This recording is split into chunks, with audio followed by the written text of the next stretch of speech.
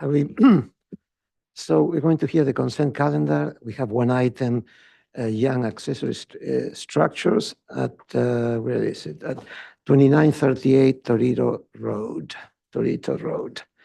Do we have an applicant here? No. Hi, Alex, this is Yes. Jennifer Siemens. I'm on Oh. Zoom, and then our architect, Mark Kirkhart, is there with you guys today in person. Okay, very good. So we liked the project before. I guess the crucial question, have you changed anything? We have added the detail you guys need to see with color and materials. Okay. And we have a small kind of native landscape plan to go with it based on recommendation from our biologist, Okay. which Mark can show you here. Great.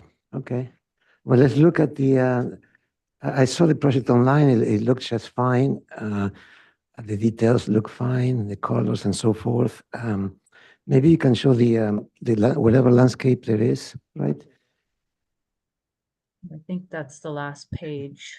As Jennifer Of the just mentioned, plan. we included a small little landscape plan for some understory under the oaks as per the recommendations of the biology report. All right. Would you like to take a look at that? And you have to, if you kind of enlarge that, you could see it. Your microphone. Yeah, your microphone. I think And- you're and- zooming on over on the right. Yeah, and they're referenced over here.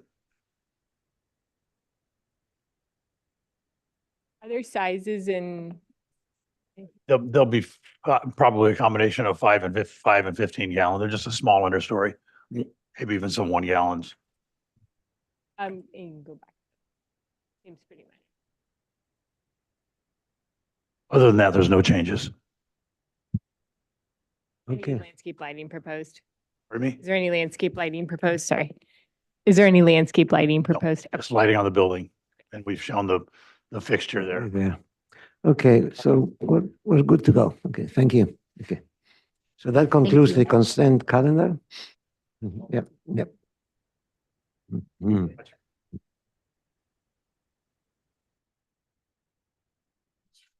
Far apart.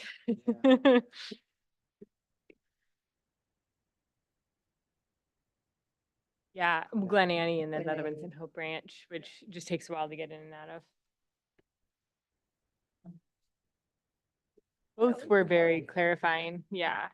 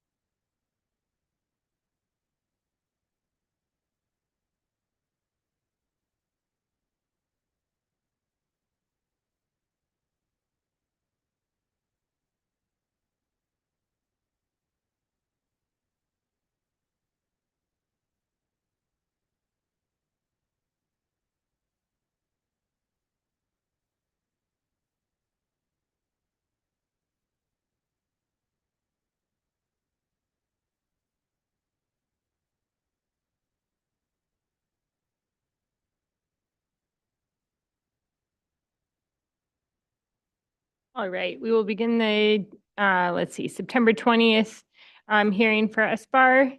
And we'll begin with any public comment not pertaining to anything on the, or to any of the items on today's agenda. So anyone in the audience or online?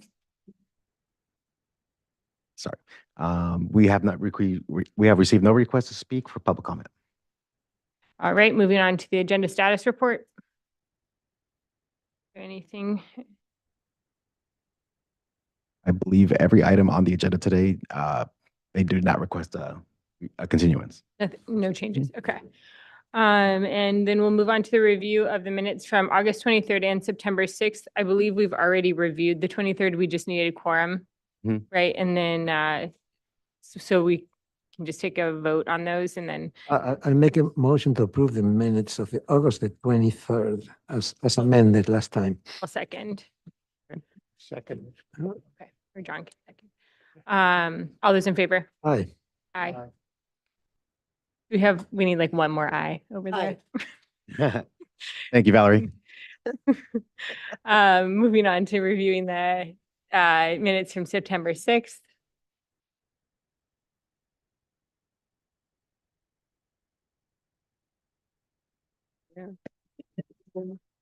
We have a very long agenda today, so if hopefully everyone reviewed these ahead of time and has notes so we can. Okay, does anyone have any adjustments to the meeting minutes from September 6th? No? Anyone want to make a motion? I make a motion to approve the minutes as submitted. I'll second. All those in favor? Aye. Aye. All right. Perfect. Moving on to SBAR members' informational briefings. Does anyone have any? Okay, Nobody has to recuse, nobody, I don't, leave early. yeah, does anyone? I need to leave by 3:30, but I think we'll be done by then. Hopefully. Fingers crossed. Yeah. Does anyone have any recusals today? I don't think I do. Okay. All right, and then we'll move on to the staff update. Good morning, Madam Chair. This is Joe here, and no updates for me this morning. Updates, all right. Okay, and we had one consent item, well, we had two site visits, which we'll revisit in the agenda items.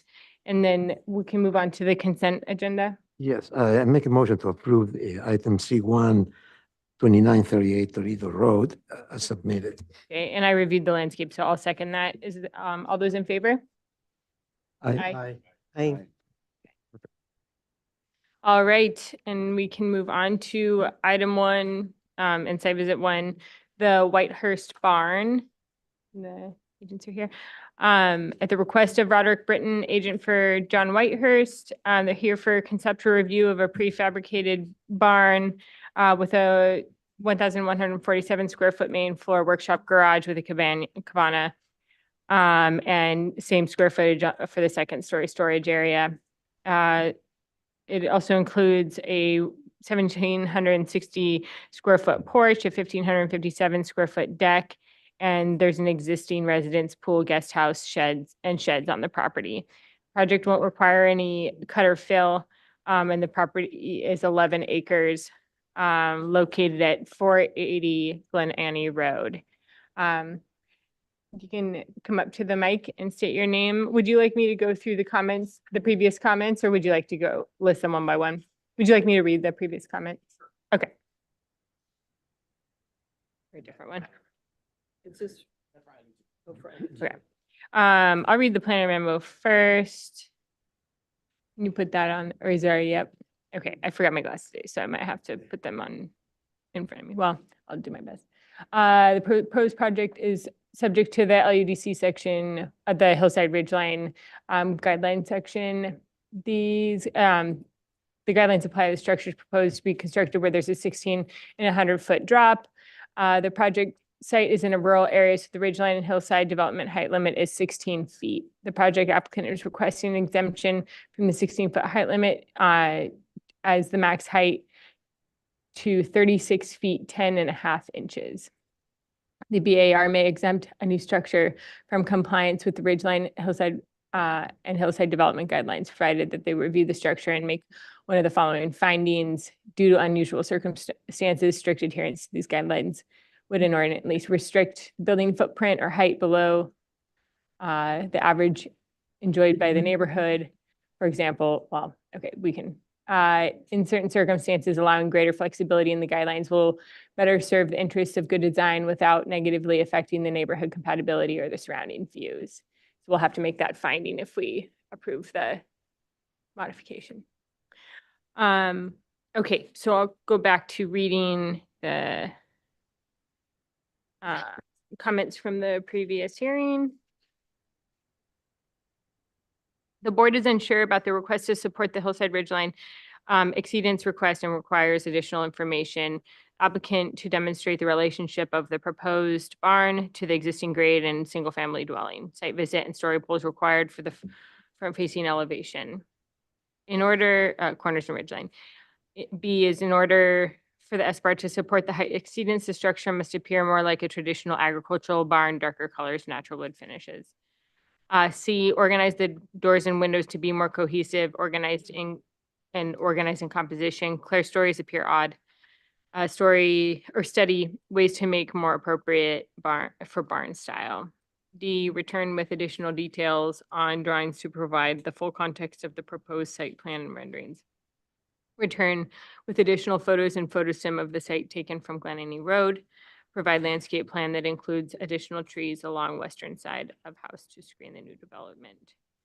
And you can go ahead and state your name and give us your presentation. I'm Rod Britton, the architect. And I'm John Whitehurst, the owner. You can go ahead and I would recommend going through Sure. our concerns from last time. We've added, if you scroll up a little bit, or now down, the proposed photographs from the company Timberline. One sheet up. There. Blow up there. And you've just seen those photos at the proposed site. We've also added a color scheme as per, that's on A5, as per your recommendation, make it look like a barn. So we've taken the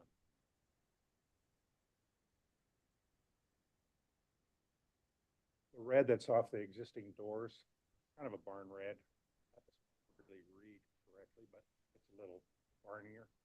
And then we'll have a sort of slate roof on there, and then there'll be a gray trim, and then black windows. So that's sort of the color scheme. We've held off on the landscape to do that. We'll hire a landscape architect. We'll have that ready for limit. And did you address the comments about the windows and? Yeah, we've revised all the windows and kind of made them more cohesive. They're much more symmetrical than they used to be, particularly on the north elevation, where we had there were leftovers from the so we've made it much more symmetrical, and this is kind of package that also comes from. We put a steel cattle grate fence around, railing, I should say, around the deck, kind of get that rural ranch kind of feel. Very simple. And that's about it for the elevations. Okay. Does that conclude your presentation? Move on to Yeah. questions. Okay. Does anyone have questions? I have a question. On your drawing, it showed it recessed into the grade in your perspective that you showed me this morning. Oh, right. Photograph. Uh-huh. That's from ours isn't like that. This is just a photograph from. Ah, okay. Ours will be sides. Hillside, you can see at the back of the. Okay, that was my question. We'll regrade that. Any other questions from the board? On your drawing here, you have a thing that says maximum building height of 35 feet, and then in the memo, it said the max height that a building can be here is 16 feet. So I just was wondering if there's clarity on what those two. When we started the project, told it was 45 feet, and it went to 35 feet, at 16 feet. So that's why we're applying for this, see if we can, and this is, if you go to the next section, the building section. This is that's their drawings. Up 2 drawings, my last drawing. It's, it's kind of a kit of parts. There's one rather large beam on the bottom side, and we kind of held it, 2 actually, at, I think it's 8.7 or something like that. So the way these things stack, tremendous amount of wood in here. The heights are kind of fixed. Then as far as the second floor, at the header or the plate at 10 feet, we drop that down anymore, then we'll be able to see out of the windows. The eaves on the side. That's kind of driving the height. I mean, it looks a bit, but that's kind of what we're stuck. Any other questions from the board? Yes, Change just the to pitch of the clarify, the height limit is 16 then, is that what it is? That's the hillside ridge The hillside ridge line is, that's right, is that what the planner said in the memo? And you want something close to 38, is that right? Okay. Hillside did apply to ag property. Hold back.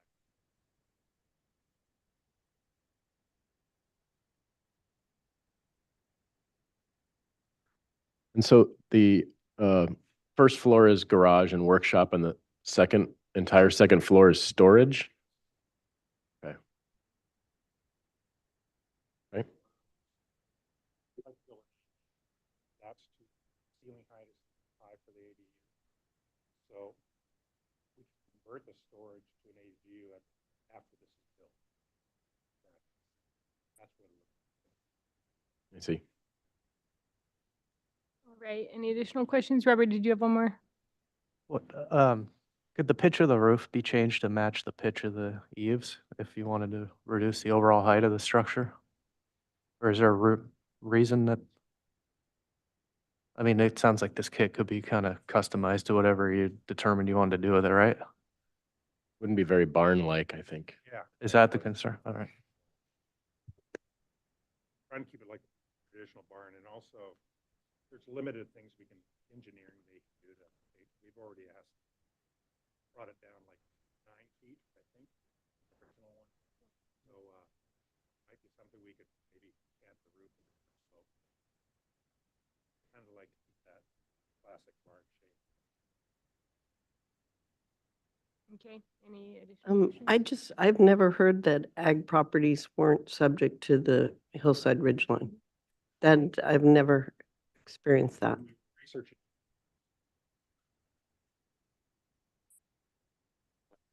I don't think it was a recent change. Is the planner online? Because that, I mean, that kind of does have bearing on whether it changed this year or not. But I've run into hillside ridgeline on ag properties for a long time. Madam Chair, I can weigh in on this. So the planner memo does indicate what should happen with this project and what jurisdiction the BAR has in this regard. So ag properties are subject to hillside ridgeline, and so the memo does indicate that the BAR has the ability to make the findings to allow exemptions from the hillside ridgeline standards. And so if you look at the memo, it does indicate the findings that would have to be made in order to allow for that. If it's due to unusual circumstances, strict adherence to the guidelines would inordinately restrict the building code. So those are the findings that you would need to make. Yeah, I think we're clear on that issue. We're more curious if that was a change this year or if ag properties have always been included in that section, in that requirement. I believe there is not, I'm not aware of any changes to that section. Okay. Okay. Okay. Any other questions from the board? All right, we'll move on to public comment. Is there anyone in the audience or online? If anybody has a public comment on this item, please raise your hand in the chat. And I see no one in the audience. We have no request for public comment. We will move on to comments from the board then. We'll start with John. Okay, well, generally I support the project. I think the geometry is nice and the location, et cetera, et cetera. Of course, it's high. The one thing that I question is the choice of red. I mean, to me, to sort of mitigate the height of it, it would be better painted the house colors. So that would be my opinion.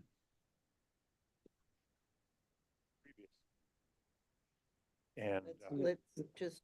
Yeah, I'll give you a minute at the end once we make all our comments. Thank you. All right, Alex?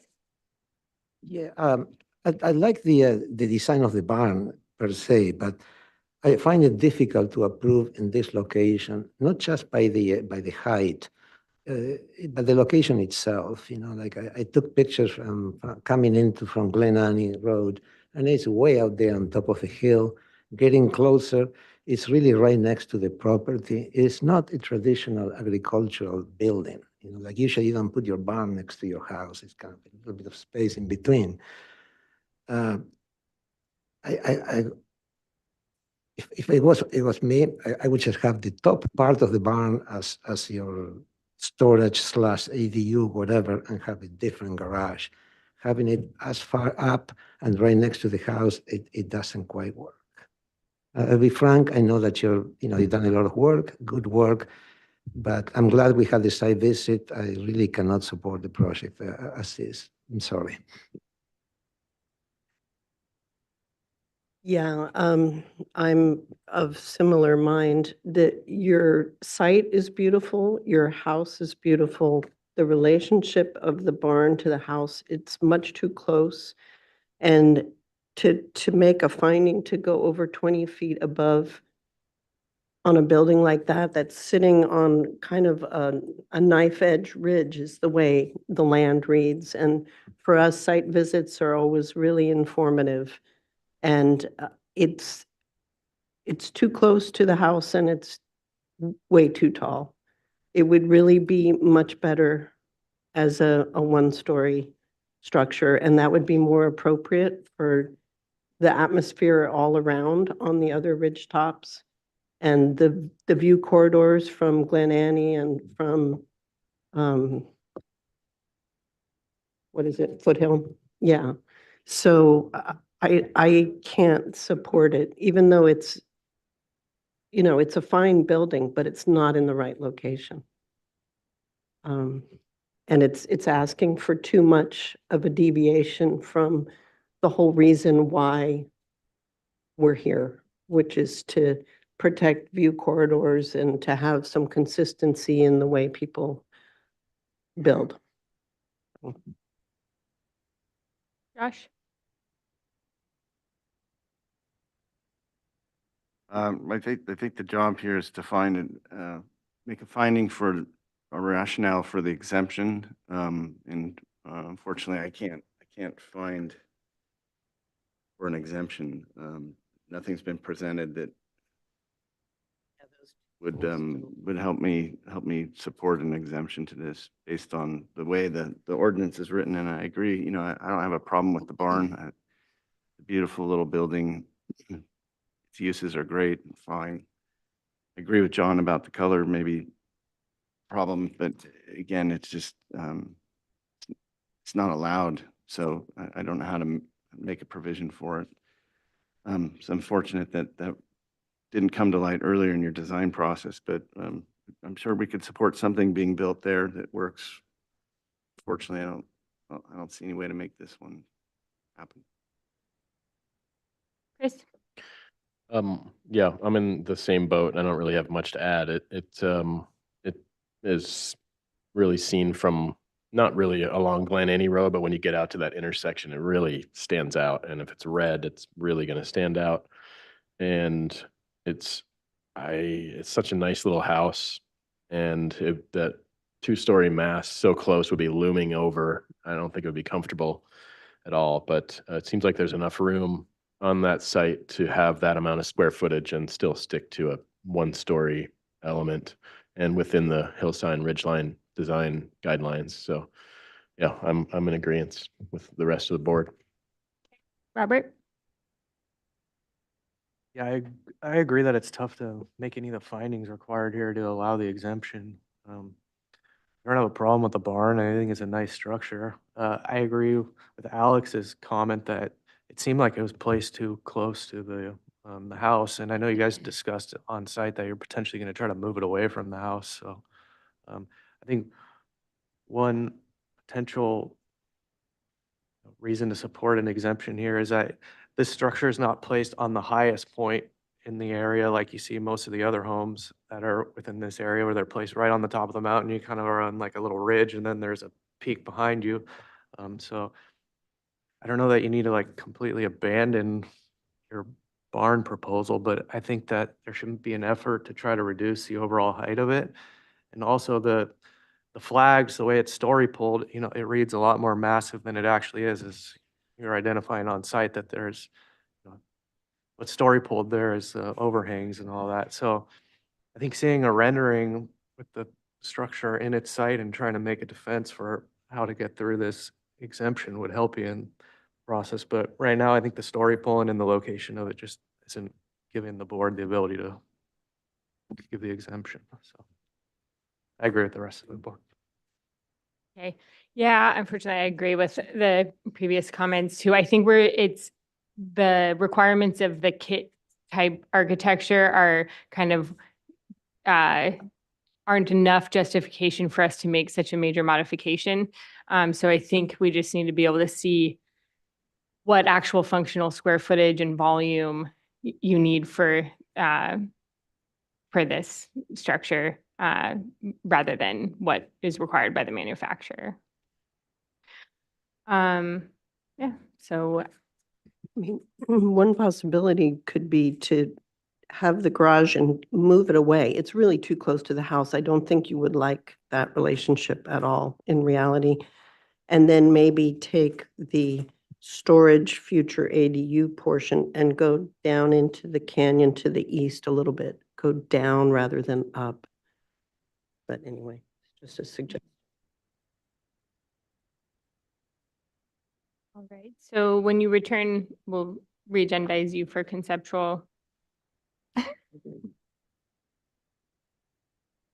I did say I'd give you one more minute to respond. Yeah. Yeah. I mean, the original, I think I said this before, but the original cause or how this came about was I wanted a pool house, realizing that, you know, when I built the pool, that people had to go through my house to get to the restrooms and there's water all over. So that was the beginning. Then I realized I didn't have a garage, you know, and it really could use a garage. I have some nice cars. And so that seemed like the best place. Instead of putting the garage on the driveway side, you block the view from the house of the ocean and that. So it really makes more sense to go behind the house with the garage. And I agree, it seems to be cramping the house a little bit.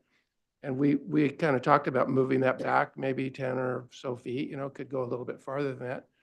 And then as far as the looks go, last summer I was driving around Switzerland and I saw all these beautiful little farms and everything, and they have their house, and then really close to the house, they have their barn. And it just, and of course, they keep it really nice and neat, and it's just beautiful, you know, nice and green.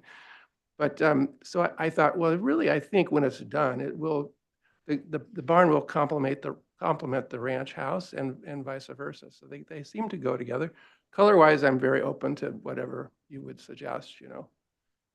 But I really think that the height, if I've looked at it from distance, and you know, it's really about this big from the road, and you have to actually stop on Cathedral Oaks to see it, you know, and most people don't park there at all. So I just don't think that it's really affecting the view. The neighbors have not, complained or said anything at all about it. So, yeah, that's my say. Thank you. All right, well, we will see you when you return then. Thank you. All right, moving on to item 2, the White Fence Co-Pergola, request of Michael McGuire, agent for the owner White Fence Company LLC, to consider for conceptual review outdoor kitchen of approximately 720 square feet, outdoor kitchen and other pergolas already approved. The following structures exist on the property: main house and stables. See existing buildings, building numbers for proposed work. The property, it requires no cut or fill, and the property is a 3.4 acre parcel located at 4200 Marina Drive. And is the applicant online or audience? This is the first time we're seeing it, so there's no notes. I have one request. I don't see the applicant online. Is the planner online by any chance? Planner for this item, let me see. Mhm. Who's the planner, Sam? Sam Brotherson? Yeah. No, I asked because it seems like it's a lot of stuff that we have already approved something here, and there's a whole series of things being added to it. Is that right? Seems like we're only reviewing Hmm. the outdoor kitchen, but I don't, until they present, I'm not Yeah, sure if there's mhm. additional Mm. things. And other pergolas already approved. Yeah. Doesn't make a lot of sense. And we do have one public comment for this item, so Yeah, it's major site redevelopment. I don't know if we're looking at all that or not either, but yeah. should know. I think we need a presentation for it. I don't think we can review it without. So let's move on to item 3 if that applicant is here, and then we'll. Back. Anything, we're running behind, so I'm surprised they're not on. Okay. Item 3, Sherwood Holdings SB LLC, request of Arthur Israelian, agent for the owner Tom Bell. Here for conceptual review of a second-story addition of 805 square feet. The following structures exist on the property: 2,040 square foot, 2-story, single-family dwelling. The project will require no cut or fill. It's a 0.48 acre parcel located at 249 Sherwood Drive. And this is the first time we're seeing this as well. The applicant, yes. Is this on this? It is. on. Yes, the green means you're good. So go ahead and state your name and give us. My your name is presentation. Tom Bell. I'm the owner of the property. And we're not raising the height of the property at all. We're just kind of matching what's already there. And I need some additional space. I have a big family, so this is my architect. Hi, I'm Arthur Israelian. All right, you can go ahead and give us your presentation.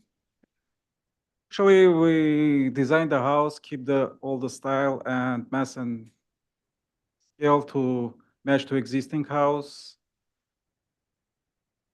We're using the same material, and actually we came up with the design to keep exactly the same look of the house, not changing, and we're not changing the height, and we stay below the existing house. Okay. We're mostly concerned with exterior elevations, so if you can take us through what's existing and proposed. Actually, I believe I missed the existing elevation on my plans. Okay. Yeah. It's kind of. Sorry, can you clarify real quick, If Madam it's Chair? possible, we check Question. the existing house. Okay, one moment, what was that? I had a quick question. You both said you're not raising the height of the house. Right. That's correct. The So existing. you're adding a second, No, it's already, it's already a 2-story house. right. So there's, You're adding a lot more of a second story to it. Right. that's right. There's Yeah. some empty areas on the second story. Got it. We're filling them in. Okay, thanks. the And exi- actually, the existing, there's a little tower, as you can see on the, so we're Mhm. below that tower. Let's go to the existing photos then.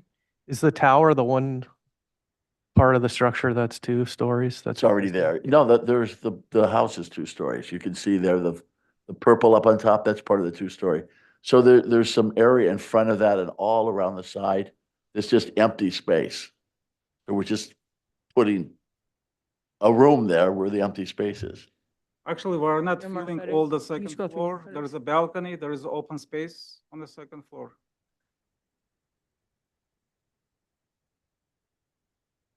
Just, it's a lot easier when you have the existing elevations. Yeah, Yeah. or barely Actually, delineate. online, it was, everything is there when I'm sorry, direct with the email, then when I upload it, I think it's something. Mhm. Okay. Didn't upload. Happens. They're still here at conceptual, so if they email me them, I can put up the whatever. Yeah, I do have existing. it, that you're able to email it from your phone or anything so that Jonathan can put it on the screen. Do it on your phone or? On the phone, no. It's okay. Okay, no I problem. have on a laptop's in the car. Okay. I have, Just trying to give you the option. Okay, let's keep scrolling through the photos. Okay, then we can go back to the, check. should we go to the floor plan changes on the second story so we can see what's added? Well, on the rendering there, how much of that is the new second story? I mean, there's nothing that's Go showing. to existing floor plan, I'm sorry, it's kind of, yeah. We're adding 805 feet to a Yeah. 2,000 something square foot house.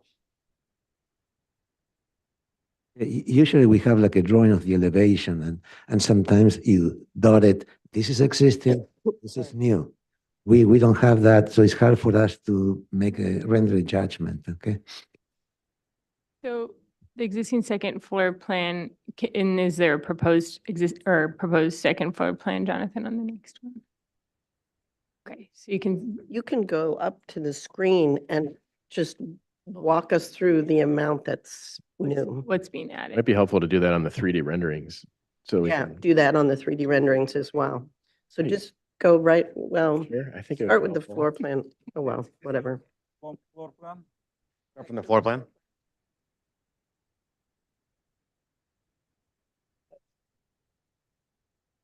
one more, for existing floor.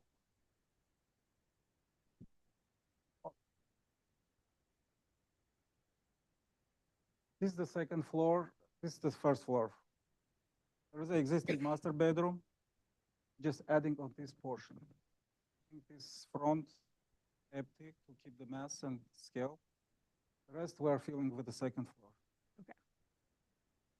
Yeah, Jonathan, go to the proposed. Having some deck on the front and then the, The front, right, okay. there's a balcony on the back. Mm-hmm. Okay, so you're adding 3 bedrooms. Right. Okay. Let's go to the rendering. Oh, it's in the middle. Master bedroom was existing. This is the Is back. it, Is there a rendering of the front too? Do you have a rendering of, oh, no, okay. that the- Here, Uh-huh.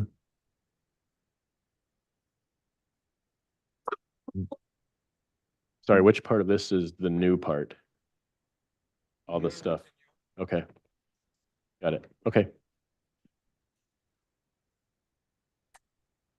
We can't possibly read 3D renderings. Thank you, Mr. Bloomer. Okay, I think we have a picture of what's being proposed then. Is there anything additional you'd like us to see on the plan set? Is there any additional sheets that you'd like us to run through on the plan set? Before we go to questions? section and Okay. about, How about the side plan with the adjacent, with the neighboring structures? Yeah, let's see how it's Yeah, like associated. the neighbors, where are they? Okay, there we go. Zoom in on that context. Yeah, keep going, keep going, keep going. Okay.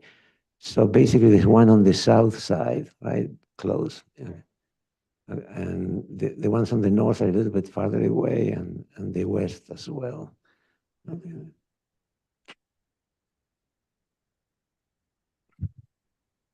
Okay. Since All it's right. For a little conversation, we'll move on to questions from the board.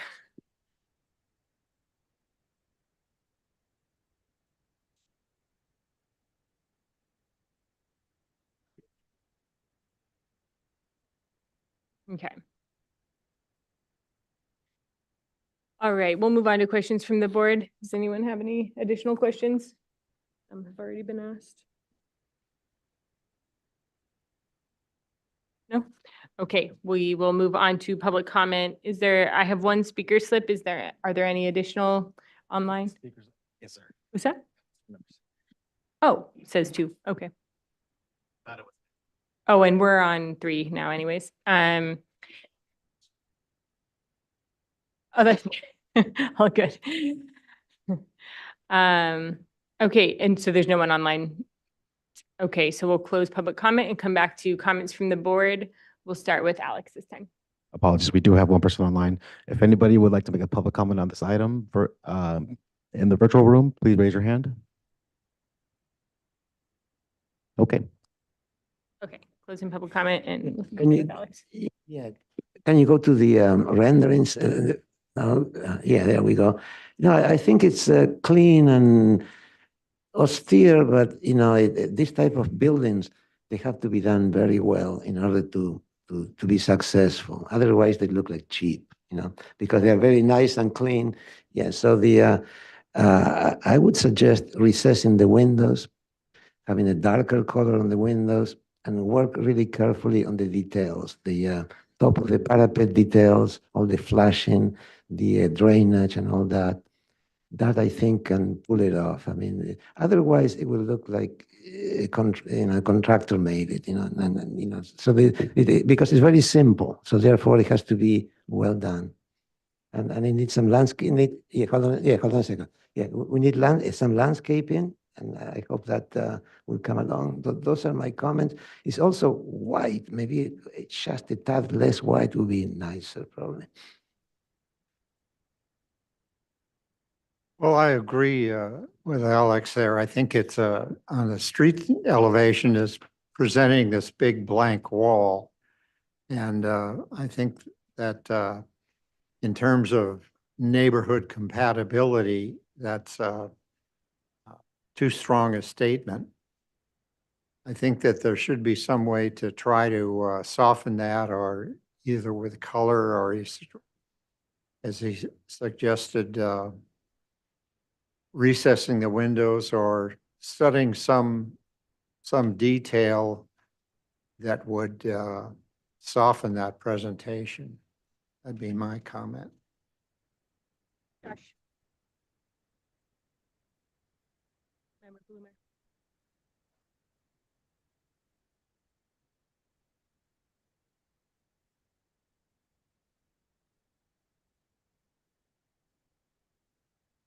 Well, I think the architectural addition is consistent with the existing architecture. So, in terms of the addition, and it's like mass bulk and scale and architectural correctness, I think it looks fine. I did have one question. Is the applicant's intent to repaint the building with the same color scheme, with the light blue and the kind of off-white?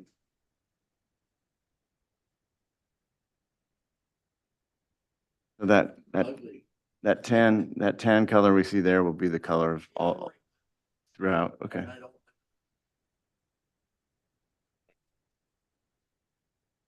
Which one, this one here? Yeah. No, I don't want to match the color of this ugly van that's parked in front of my property. So I'm in favor of doing something, tan color, not white. Okay. And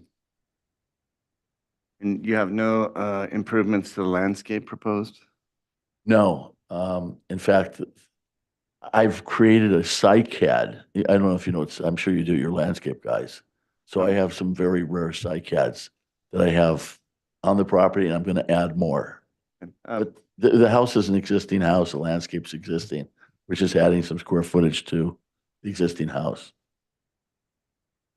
Oh, I think I would just echo the comments from Member Pouchot about just making sure the window details match the existing and recess the same. Just the continuity of the existing architecture being preserved seems to be working in your favor here. So other than that, I don't have any concern about the project as proposed. Like mass bulk and scale look to be appropriate, and general compatibility in the neighborhood, given that it's just an addition to an existing architecture, seems to be fine.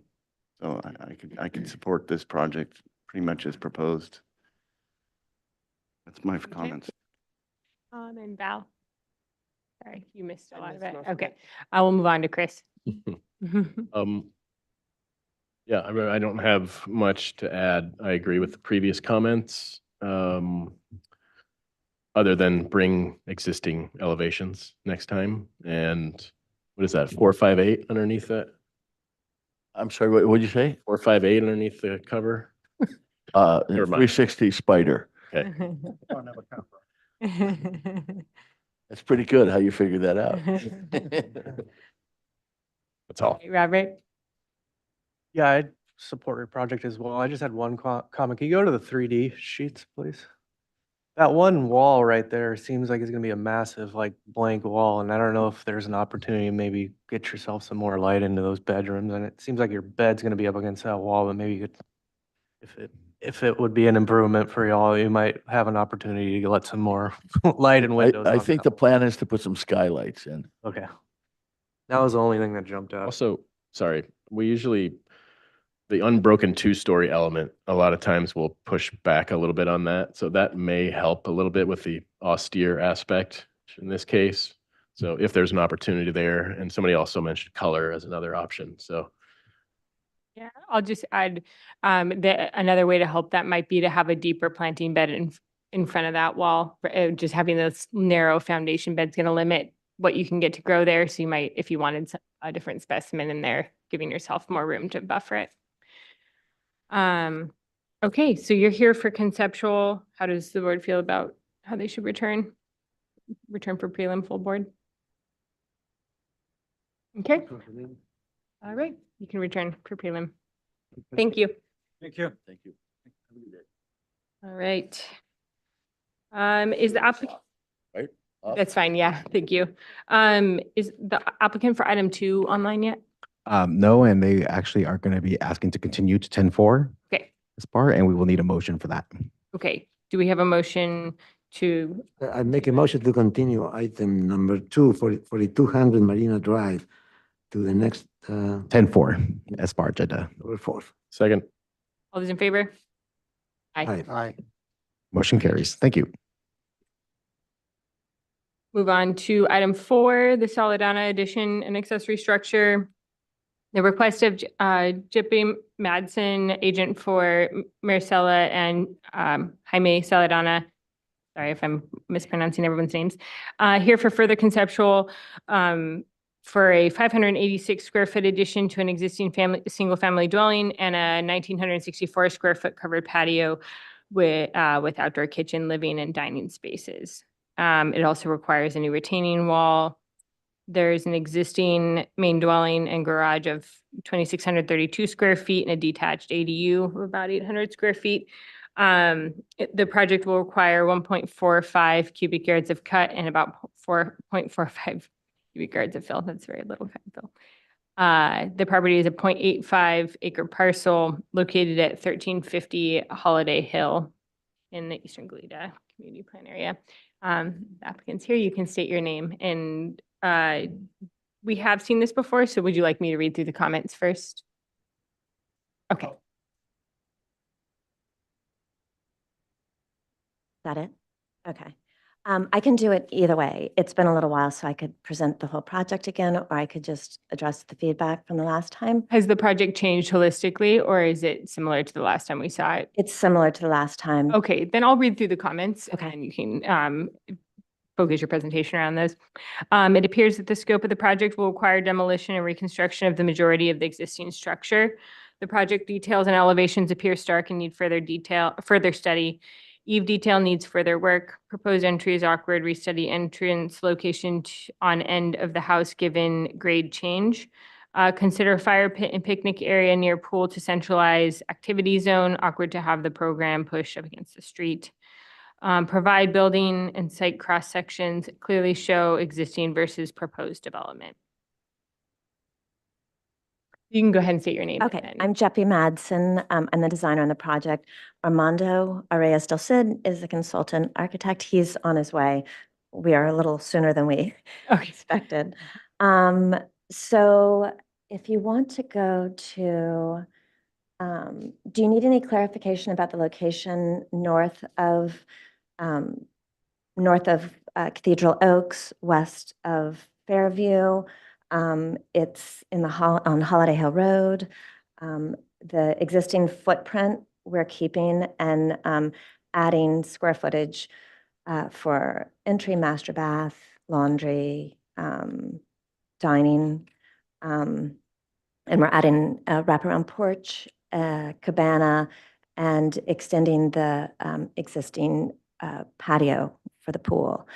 The entry is really what you guys focused on last time, and we had proposed the current entry to the property is up, so people park, when they come to the property, they park on the street, they walk up the driveway, past the garage, past the family parking to a recessed entry area into the home. The home is a 1958 ranch-style home.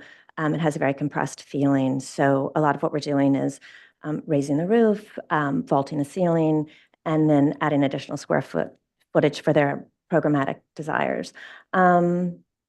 So the entry, we've, part of the problem and part of the reason it's taken us so long to get back to you is that the septic system, the existing septic system, was on the west side of the home between the house and the driveway parking area. So for us to move and expand the square footage for the entry on that side required a lot of digging. And we went down the septic rabbit hole, we're out the other end, and the solution has been to move the existing septic system to the far side of the driveway from the house. So that frees up our ability to work with the square footage addition on that west side of the property.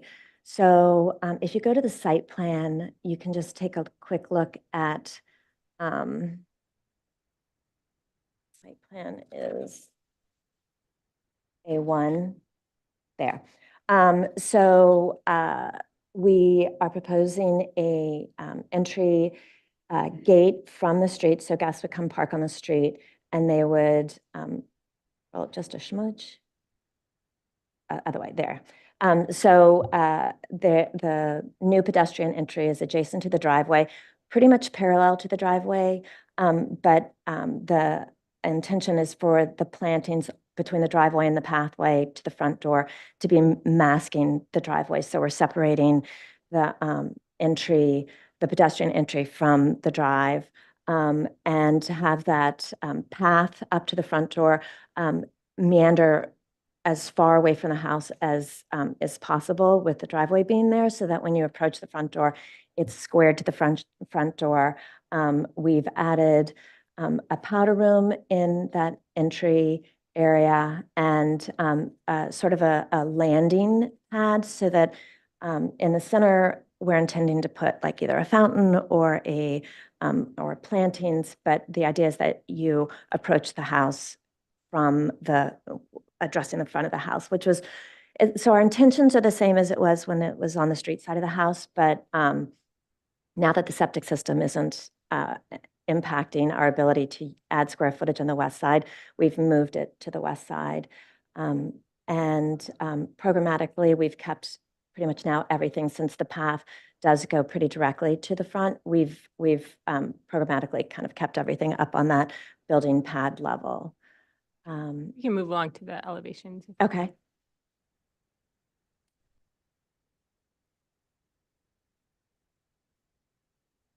Those are existing.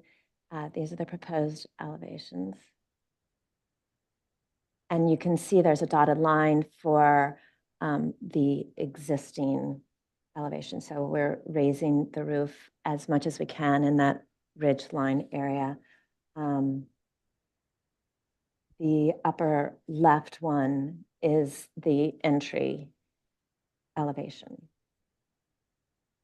And then if you scroll down, aesthetically, the Saldanas, the owners, really have an affinity for a Spanish hacienda-inspired home. So our intention is to use high quality, hand-hewn sort of materials. It's a relatively kind of simple structure, but A lot of the detail is in the finishes, the hand-troweled stucco, the Spanish tile roof, the exposed wood beams, both interior and exterior. So happy to answer any questions. If you scroll down, there's some more, those are sections. You guys had asked for site sections, so you can kind of see how the house sits on the property. All right. Does anyone have any questions from the board? And then, yeah, if you scroll down, you can start to see some of the renderings that sort of convey the intention. So, which one is the front door? Is that the one on the top page, Yes. on the page? That's the front door there now, which is now on the west side of the Uh-huh. home. Okay. Are you planning to do a landscape plan? Yes, yeah, we have a pretty good handle on the intentions, but we had spent a good bit of time and the client's money on a landscape plan for the previous one. So before we sort of got into the meat of that, we wanted to make sure that this was more in keeping with the feedback that we got. Okay, any other questions? But yeah, last time there was a lot of discussion about the fire pit and things down closer to the road. Yeah. We're not looking at that today. No, we're not looking at that. That was, the intention of that was to sort of make that path more logical. And now you have a different. And now we have a completely different Okay. path. So we're really trying to, like, instead of it being programmatically along the path, we're more, oops, sorry, getting to the top of the sort of where the pad is and then having all the programmatic stuff up there. Okay. All right, we will move on to public comment. Is there anyone in the audience or online? I have no speaker slips for this one. If anybody would like to make a comment on this item, please raise your hand in the chat. Seeing none? Okay, we'll close public comment and move on to comments from the board. Val, would you like to start this time? Well, it looks like the approach toward Mediterranean is good. I'm curious how you are going to detail the eaves because you have no overhang on a lot of these roofs. So are you going to do the scallop kind of traditional On the look that doesn't really show on these renderings? There's a, if you scroll up, we included some photos Details? of details. Sorry, down, scroll down. Keep going there. There are some of the sort of details that. Okay.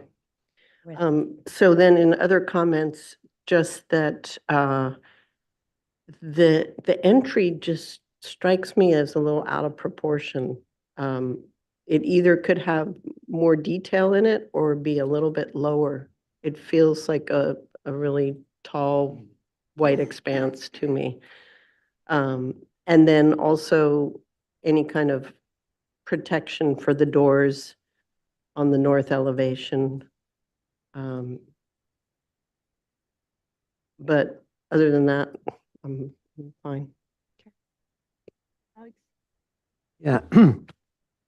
I think that the comment A should remain, like, the scope of the project will require the demolition and reconstruction of the majority of the existing structure. So it's clear, it's not, so that should remain here.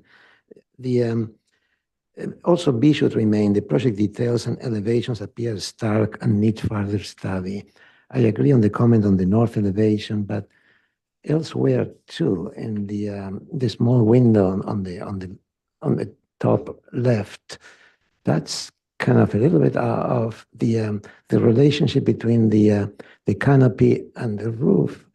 It's low, like maybe I should go. Yeah.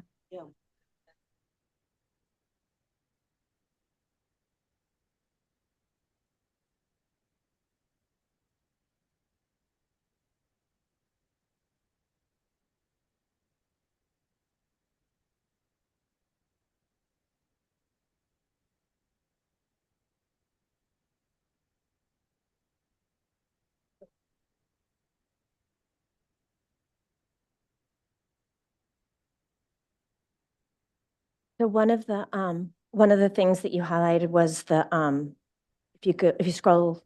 Yeah, down. yeah, let me finish, yeah, yeah, yeah, yeah. And provide building and site cross sections. I don't think we've seen them.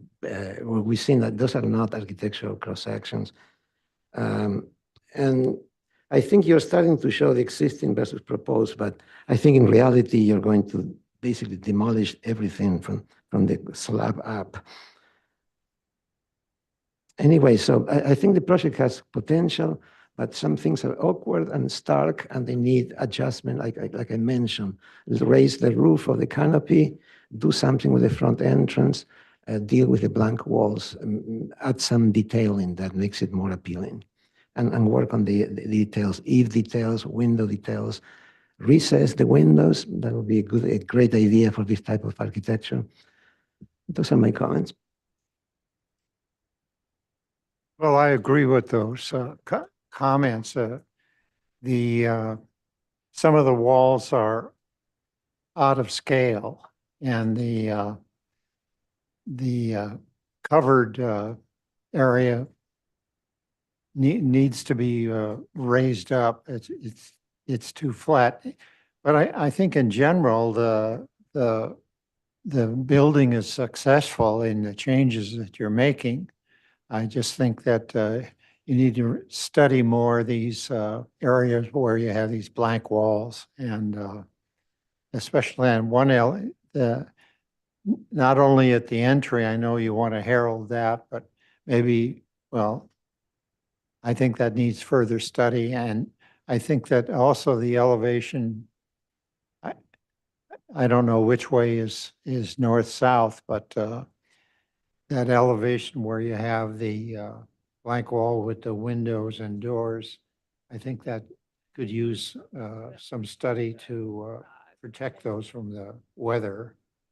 But I think in general, it's a successful effort, and I think it'll come off very well with a little more work.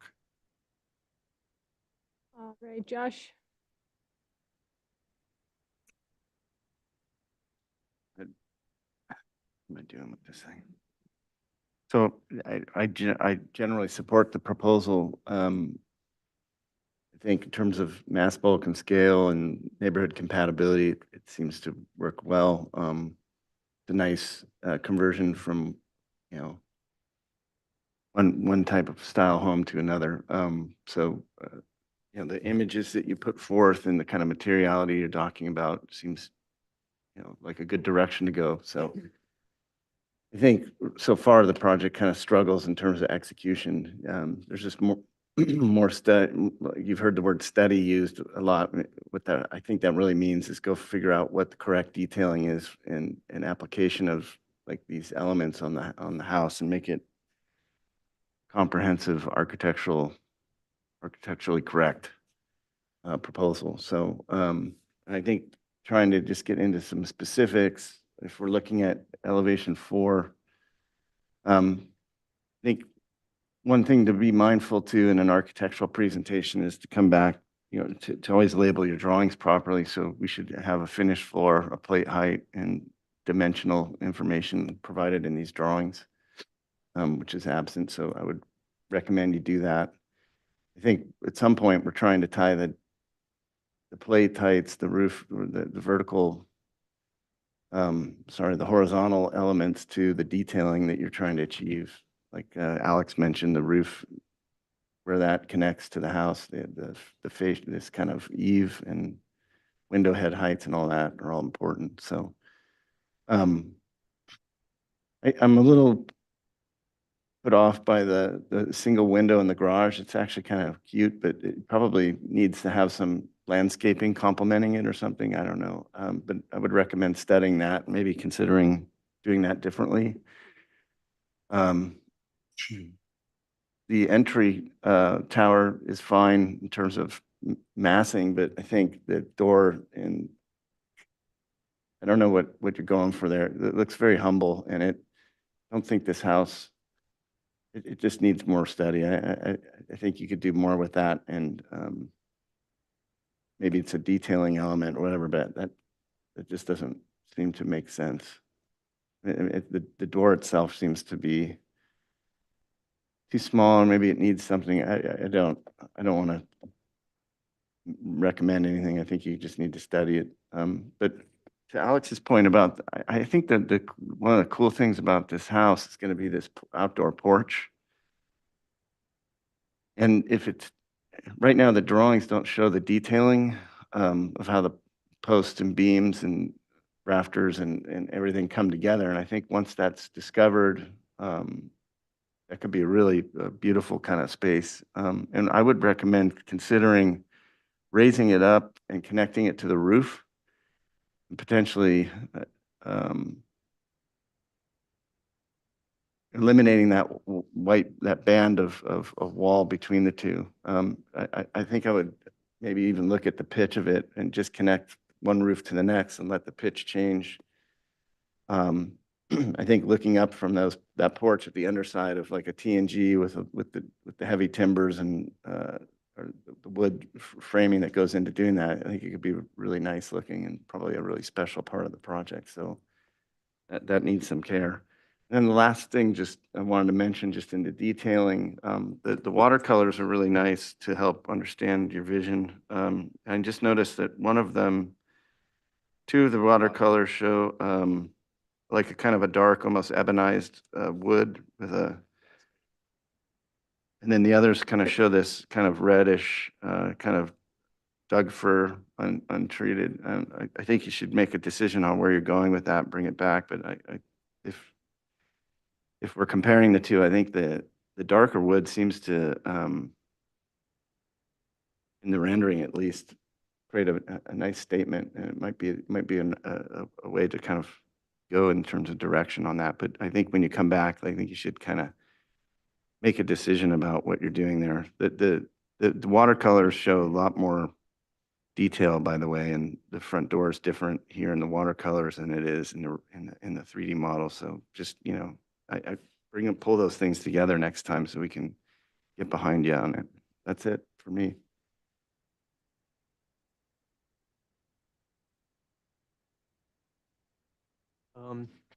Yeah, I'm not going to comment on the architectural part of the house. It seems you got plenty of comments. I generally support it. And, but I know you guys are going to develop a landscape plan, but could you go to the second sheet, please? I think that the way that, maybe zoom in on that bottom image.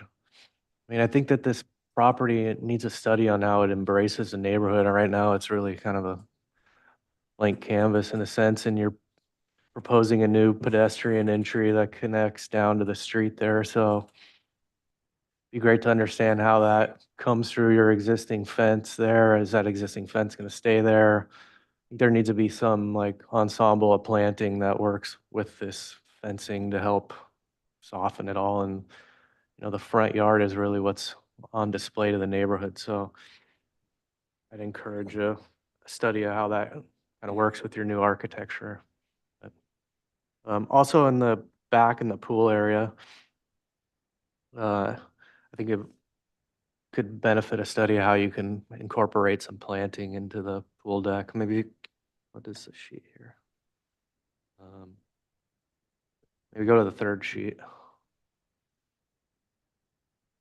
Maybe there's some opportunities to cut some planters into that big pool deck you guys are proposing and have it work with the covered porch area. And I think there's some more like site planning that can be had here too, like the circulation from the front of the house to the back. How does that work around the side of the house? And, you know, there's opportunities to kind of detail the landscape that I think are going to be had probably when your landscape architect starts. So, and you should show the existing fencing on your site plan too. So those are my comments. Great. I'll try not to rehash a lot of what was said, but I agree with a lot of it. Look forward to a landscape plan. One thing, let's just start with this sheet maybe. You have this label as existing demo and proposed floor plan, and it makes it very hard to read. So I think just show an existing site plan or the survey and then do a demo plan and then a proposed so that it's clear what's existing, because I'm having a little trouble reading this and given that, I guess that raises a question. Number 4, upper above and to the right of the pool, what is that? It says porch. Yeah, that's the covered dining, kitchen, and living space. Okay, and does that connect to the house then? And is that, It connects by the wraparound porch. So the cabana, the covered porch, has a feature that wraps around the whole exterior and then goes I out see, to okay. create that covered living area. got it. Okay, can you go to the elevations then, Jonathan? There you go. So shown on that south elevation, then it's off to all that area off to the right is that covered porch. Okay, thank you. Got you.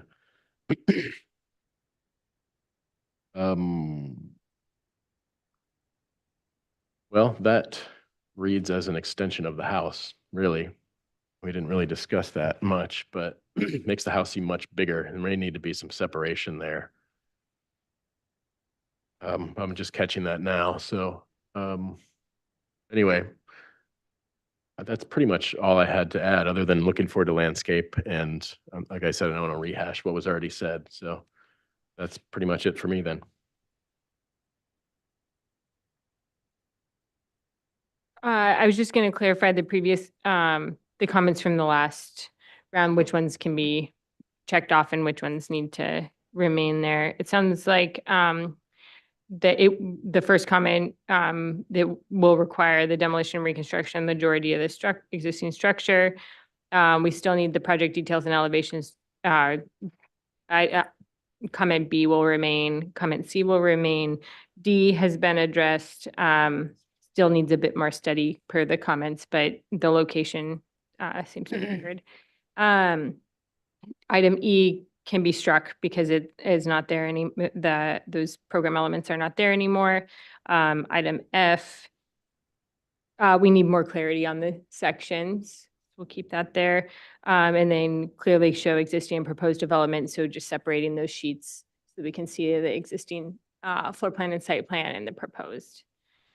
So you are here for further conceptual review. How does the board feel about how? There are site sections. If you scroll down, if they don't suffice, then we can do it differently. I think we need them to extend further through the site so that we can see how it nestles. And normally we have the like a plate height elevation called out, the ridge line elevation. Those are called out on a different sheet. If you go up to they're called out. Okay. All right. Does the board feel like that those are sufficient? I think the sections are, yeah. Okay. Then we can. Yeah, Madam Chair, yeah, I think the comment on the connection of the outdoor trailers and the house, I mean, I also missed it too. There is something not working there. The point where the wood structure connects to the house. Maybe it's fine to have a wood structure, but the connection is not well worked out, and it's anyway.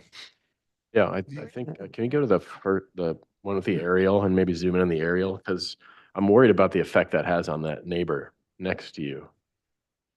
I guess second sheet maybe.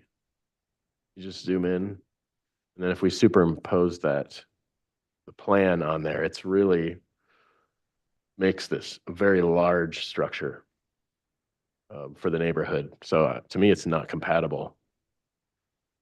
I mean, we're talking about 2,000 square foot covered patio is what is shown on the agenda here anyway. So just again, showing the existing and the new will help with us understanding what's really happening there being proposed. Well, and is the grade of the neighbor the same? No, It's down. It's lower? the The neighbor to the neighbor's east. higher. Higher. Like when you stand on the Saldana's patio, you cannot see the neighbor at all because of the slope of the property. Yeah, if you go to the third page, Jonathan, a proposed and existing site plan. You can see the topo lines going through that. So Uh, that's something that can be shown on the site sections. You know, the site sections continue and you show the neighbors to the top, the bottom, the street. You know, you have site sections, but they're more like building sections. Site sections extend. So you can show that relationship and you can prove, no, this is not affecting your neighbor's privacy or anything like that, or whatever you want. Okay. So they got to extend the sections. Okay. But the Saldana's really, that's part of why they want to redevelop this property, is because it is very private. And as far as the north elevation, it's a very dark elevation, which is why we didn't provide any shade, because as it exists right now, it's very dark. So we can definitely restudy it, but I don't think we want to provide any shade on that side because it is so dark. Yeah, it's more just weather protection for the doors when it's raining. Okay. You know, that you're not right out in the rain when you step Right. out. Okay. And the other piece that you guys, if I can, am I allowed to? Yeah, get- just 1 minute. Okay. The separation between the roof of the structure and the roof of the wraparound, that was intentional because we looked at when we connected the roof to the wraparound porch, and it's got a mass to it that is a little overwhelming. So we did intentionally separate the two to make the wraparound porch read as an addition, an additive piece to the structure. So we did look at the massing of the roof when it was connected, because that would have allowed us to use the same pitch for the roof to extend it out. But it was much too bulky. So is it connected or is it not connected? There's a separation between the roof of the structure Okay. and the roof, although the material is the same, it's still So the, then we would also want to see a roof plan, which is not shown in here. okay, Yeah. okay. Okay. All right. How would the board like this to return for further conceptual / prelim? in case- Yeah. Yeah. One other thing to add to that, like ultimately probably a building section to define some of the details that Alex and I were talking about would probably suffice. Can you go up to the photos of the inspiration images at the top real quick? I just want to reference one particular, wherever those are. There are some pretty pictures of it to clarify what we're looking for. There you go, right back. Okay, the center one, that's it. That one right there, I think that's what you're going for, and I think that would be really charming. So if you can help us understand how you make that work, I think you'll have more success with the board approving the project. Okay. Thank you. All right, thank you. All right. And before we move on to the next item, I just wanted to check with the board. Should I think we're going to need a lunch break around noon or 12:30. And so should we say after item 9 will be after lunch? Well, maybe we'll get, I just don't want anyone past item 9 to have to wait around. We have 5, 6, 7, and 8. Huh? What? That's safe. Is that safe? It's possible that we might not get to 8 or even 7. It's possible, but I don't want them to leave well, I guess we could Yeah. take an early lunch, but I wanted to give them a time Sure. certain. So anyone here for item after 9, you probably won't get to you till after lunch. 9 and after, yeah. So which will probably be, we'll plan to resume at 1. I think we'll just have a Ish. 1-ish. So just saw everyone filling in. I didn't want everyone waiting too many hours. Okay, we'll move on to item 5.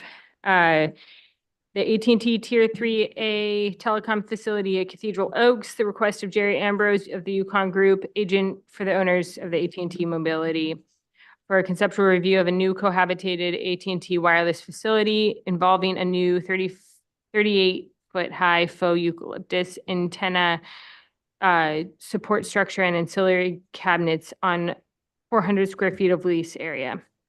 There's an existing ag farming on the parcel, 3 cell site facilities. Crown Castle and Verizon have existing tower sites here. The proposed project will require no cut or fill, and it's on a 48.45 acre parcel located at 6600 Cathedral Oaks. And is the applicant here online? Okay. We have not seen this before, so the applicant can go ahead and state your name and give us your presentation. Yeah, hi, good morning. This is Jerry Ambrose here for AT&T. That was a great summary of the project description.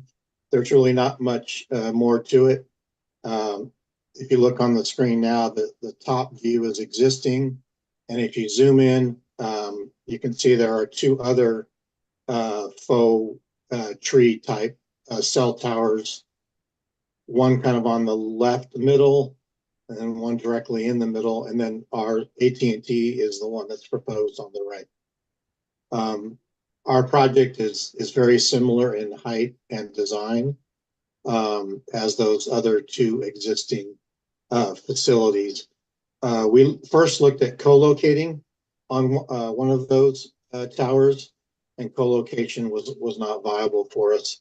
So we are having to propose our own project. And again, it would look very similar to the existing facilities that are there. We do have ground equipment like we normally do. At the moment, it's not proposed to be screened because it is behind all of the existing trees and shrubs, et cetera, that are on the property right now. You can't see it from the street. It's roughly 900 feet from Cathedral Oaks. And that's kind of the summary. I can answer any questions you may have. I have a question. Jonathan, go back to the that one right there. Which ones are the existing antenna? I mean, I know the one that looks like a glass, like a cup. If you go to photo simulation number 3, the last one, and you look at the proposed, if you zoom in, a number of clicks. So so sort of in the middle to the, that's one of them. That one's currently being redesigned to accommodate Dish Wireless. So I presume that in that effort, the county is going to make that look more like a faux tree than whatever it looks like now. And then to the left, if you scroll over to the left, if you can. Yeah, that was it. Kind of in the middle, that's a T-Mobile faux eucalyptus. Same kind of design that we're proposing. And again, from the naked eye, you can't see those antennas there from Cathedral Oaks. It's a very zoomed in photo. But anyways, so those are the 3 facilities, how they relate to each other. I have a question. Was there any study done to see if your facility could be nestled into the so they would have the backdrop of the existing ukes? Because that is what is disguising those existing facilities, I believe. Yeah, we did look at that. We worked with the property owner as well. He wants us in the location where we are. There's also some potential interference issues that could happen if we're essentially in between those 2 towers. There needs to be enough distance to prevent interference. So that's how we wound up at that location. Okay. Are there any additional questions from the board? Yes. It's the same idea. Can you plant eucalypti next to that new facility? So it blends just like the other one seemed to be working fine because of the vegetation. But this one, I don't want to criticize, but it does look like a wine cup, that where it's narrow on the bottom and wide on the top, which is not exactly what trees do.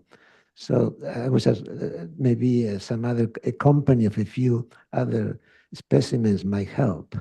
Can you do that? I think so. Yeah, I know some jurisdictions don't want us planting eucalyptus, but if Santa Barbara County is okay with that, we can definitely look into that.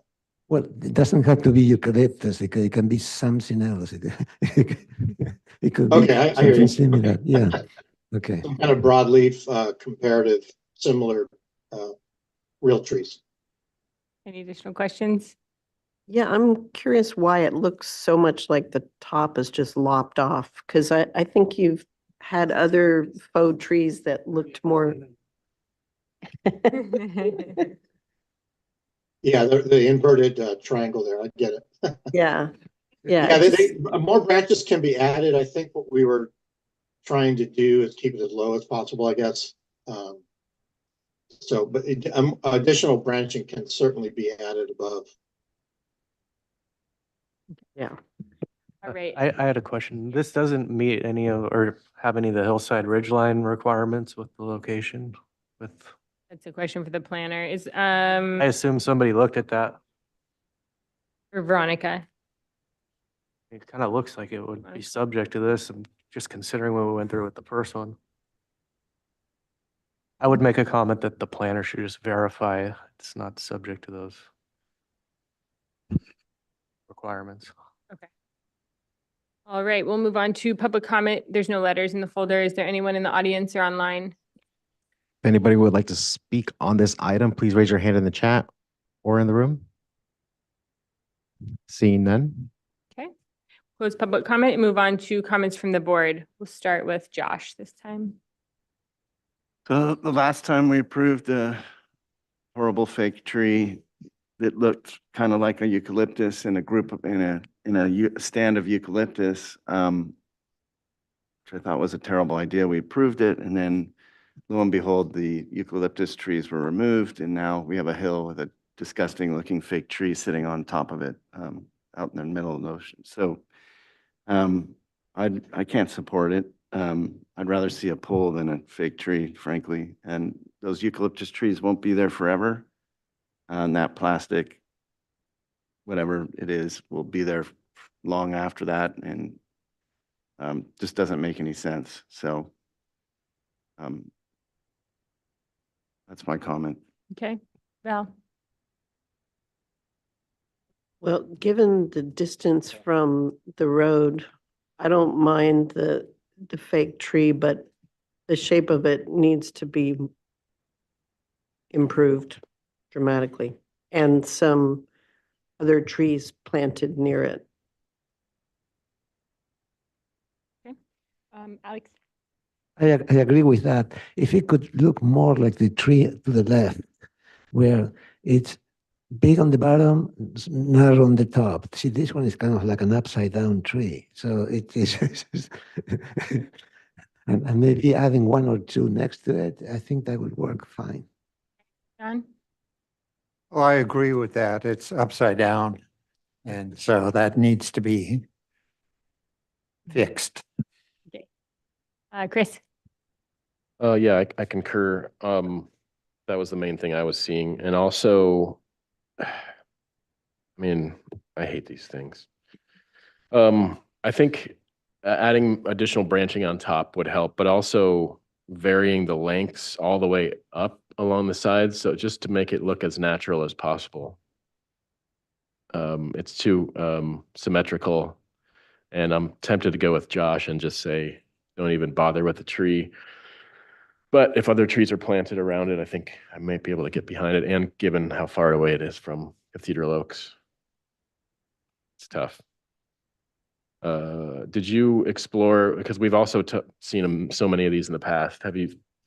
What's the height, Jerry? 38?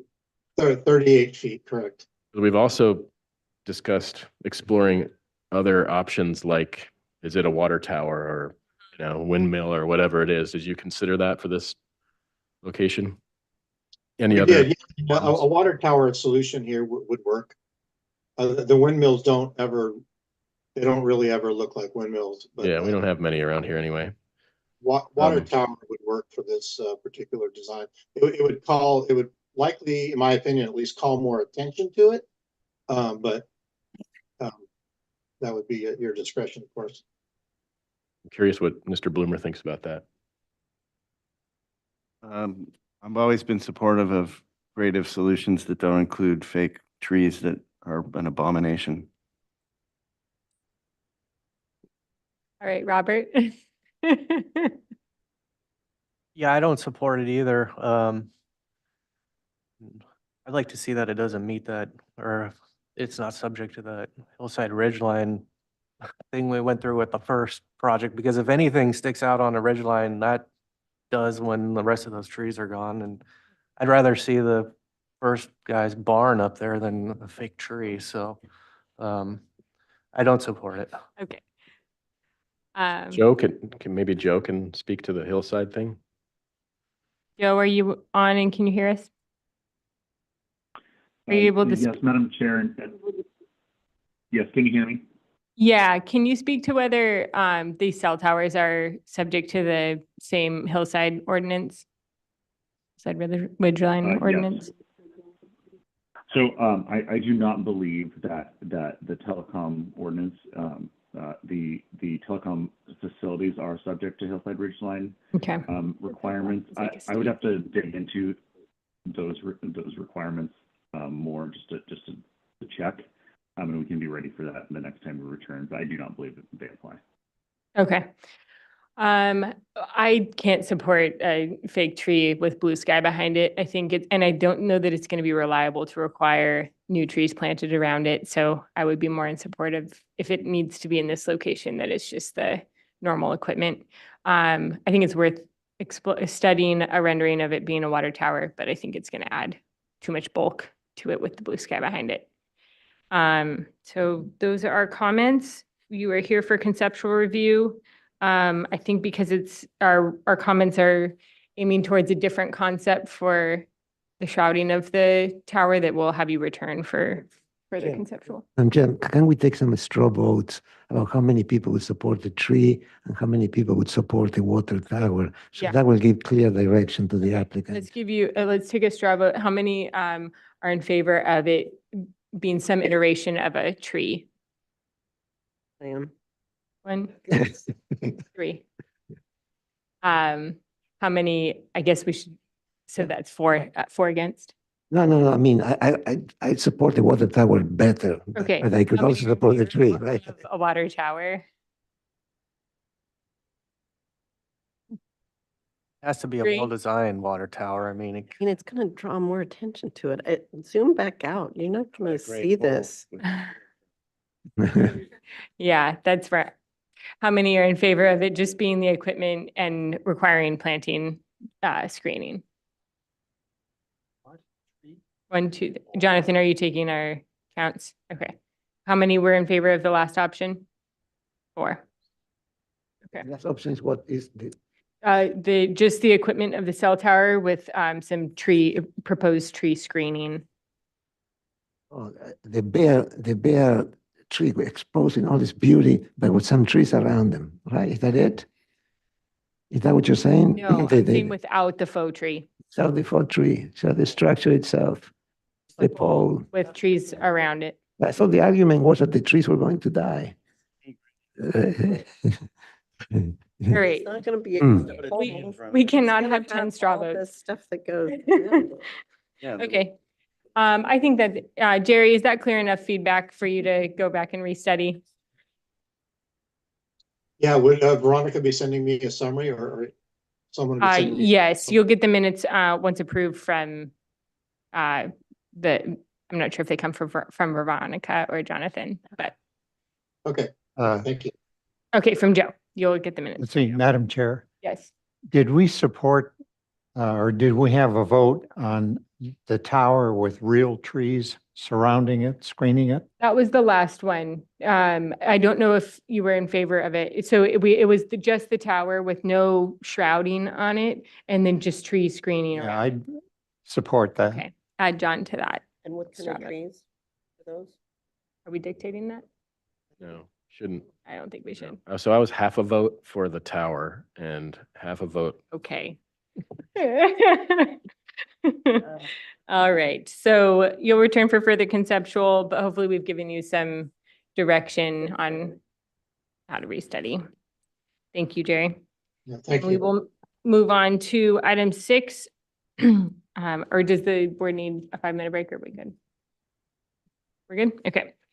Item 6, the Blatt Family Trust ADU at the request of Heidi Jones, agent for Blatt Family Trust, Ben Levy, to consider for further conceptual and preliminary review of a proposed attached accessory dwelling unit requiring a setback modification approval.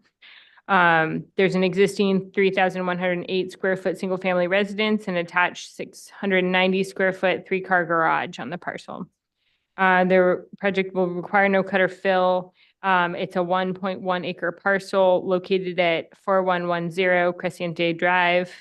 And there were previous comments. Would you like me to read through them, or would you like to go through them one by one?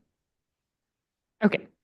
The board was not supportive of the request as presented and requires more information to evaluate the project. Marina Drive is an iconic Santa Barbara road, and the proposed project would project 39 feet into the setback. Return with additional photos of the project development area from the street, including the simulations of the proposed addition. Provide photos of story poles, include elevations of both existing and proposed development. Return with additional details regarding Hope Homeowners Association review comments of the proposed project. And this was one we did a site visit for this morning. Go ahead and state your name and give us your presentation. Thank you. Heidi Jones here with architect Angie Huff. Thank you for those that came out this morning for the site visit. I think it was appreciated. We're back with the project that came before you with some supplemental and I think helpful background information. If Jonathan, you can pull up the supplemental slide deck. We do have a planner memo as well. Okay, I can read through it now.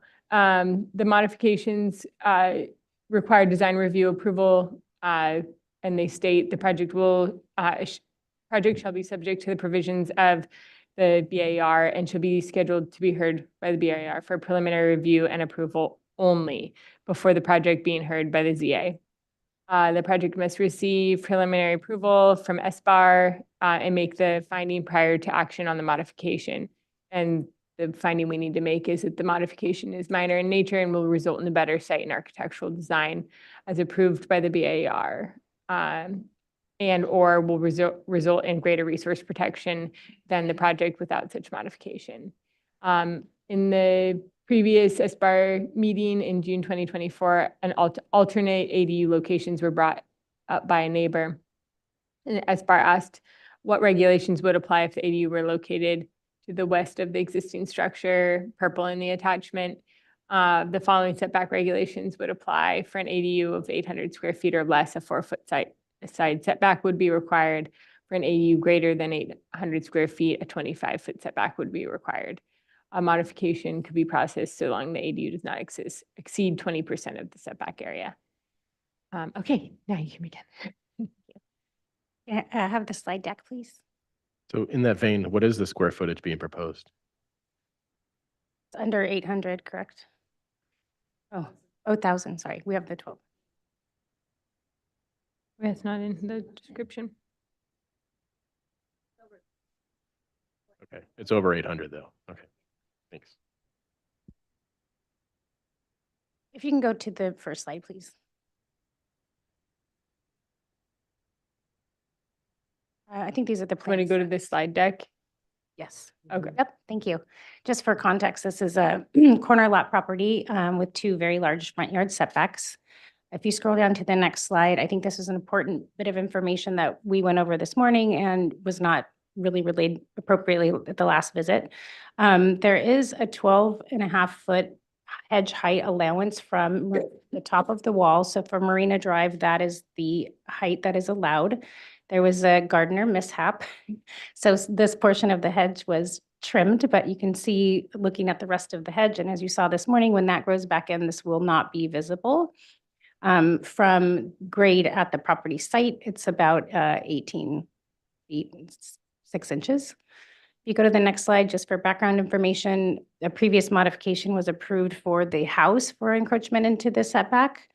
It made sense to us to pursue a similar mod for the ADU in the same footprint, in the same location. It made sense architecturally, compatibility, and less disturbance, given the site constraints.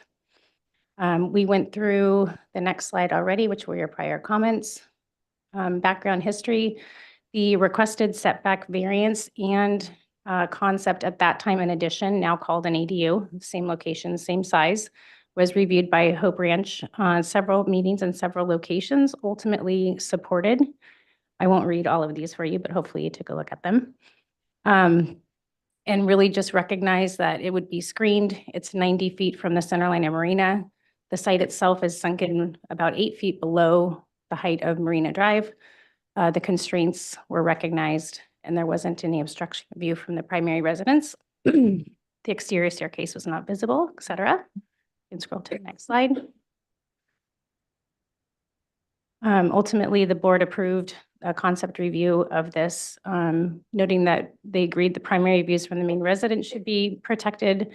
It was the favorable and best option was the addition above the garage and not alternative locations. You can scroll down.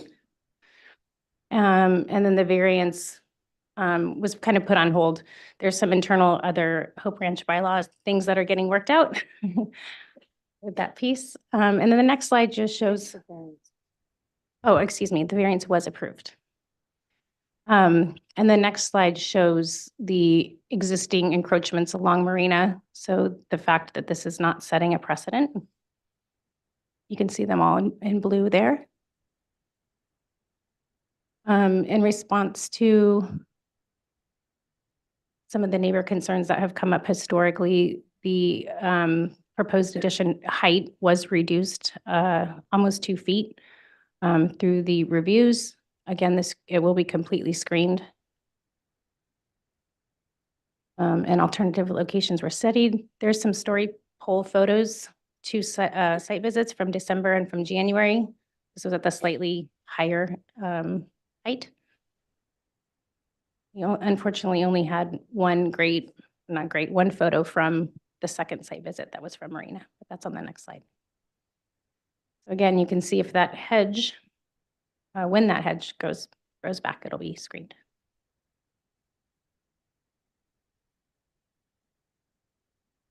This is just a graphic to show really the building envelope, that small yellow piece. The existing encroachment of the garage in gray into the Marina Drive setback. Alternative locations that could be, an ADU could be proposed in the rear yard. It just doesn't make sense. The furthest square would still be in the setback. It would also need to be pushed further in the setback because the footprint of the ADU, the second story where it begins. The other locations, if you scroll to the next slide, are immediately adjacent to living spaces. Kitchen, bathroom, living room would not be great for light and access. And Angie, do you want to add anything before we jump to the plans? Go back to the one that shows those 3. Yes, that one. That one, yeah. So the orange footprints that are shown are actually smaller than what we've got proposed. You can see the dark gray with the lighter green. That's the actual second story footprint. So those don't even really truly represent the scale of the proposed ADU we would like to do anyway. So for us to be considering this side yard area, or I guess you could call it, it's really a side yard, right? Yeah, technically it's a side yard. So it has a 25-foot setback. It would be really hard to try to get that same amount of massing in that area without, like she said, those constraints of light and ventilation and access on that side of the house. We also have a grading as you get towards the pool, which is south. The grade actually starts to come down and slope. So it would be a lot more impactful site-wise to do grading, drainage, all that. And we just felt like building on top of the garage is just an easier and less environmentally impactful solution. We don't have to pour a whole new foundation, use extra materials for the concrete, just slightly upgrading the footings on that. So that's why we studied everywhere on the site, and it really is because it is a constrained site. We just feel like this above the garage is the best solution. And it also is really only encroaching 35 feet. The stairwell, I don't think is supposed to be included in that. So 39 feet is really not correct. It's really supposed to be 35 if I'm not mistaken. Okay, let's go to the elevations, I think, to better.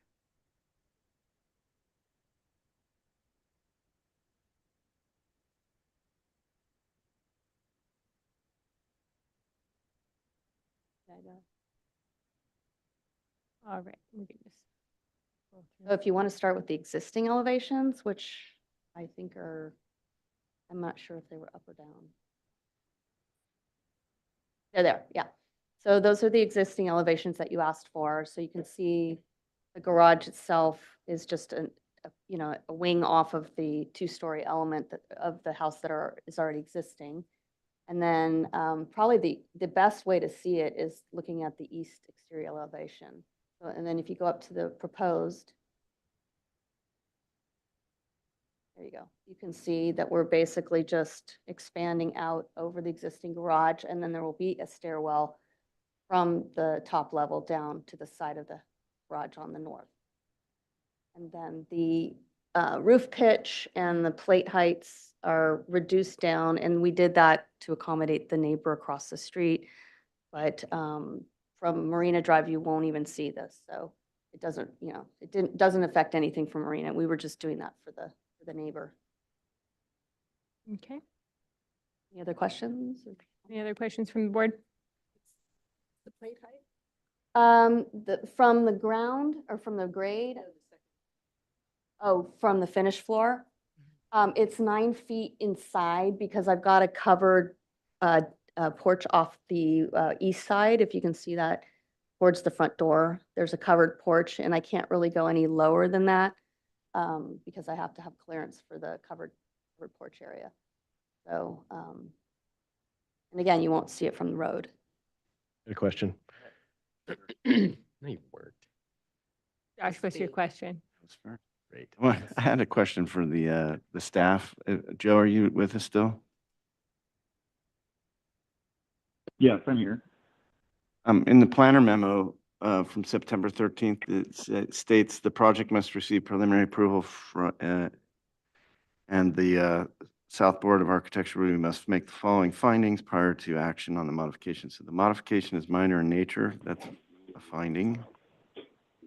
And will result in better site architectural design as approved by the Board of Architectural Review in compliance with section. And then it says, and/or will result in greater resource protection than the project without such modification. Can you define for us what is generally meant by resource and and protection specifically? Like, what is the resource that is referred to here, or the Right. resources?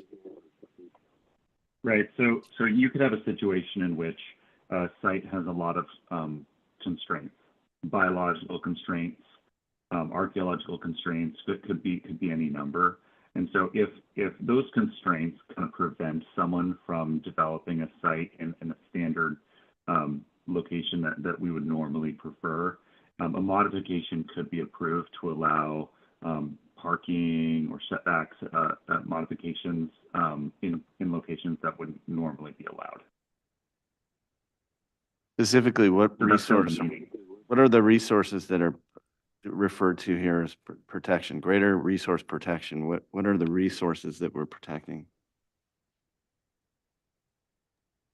Or allegedly protecting? Willow, the planner, I can speak to that.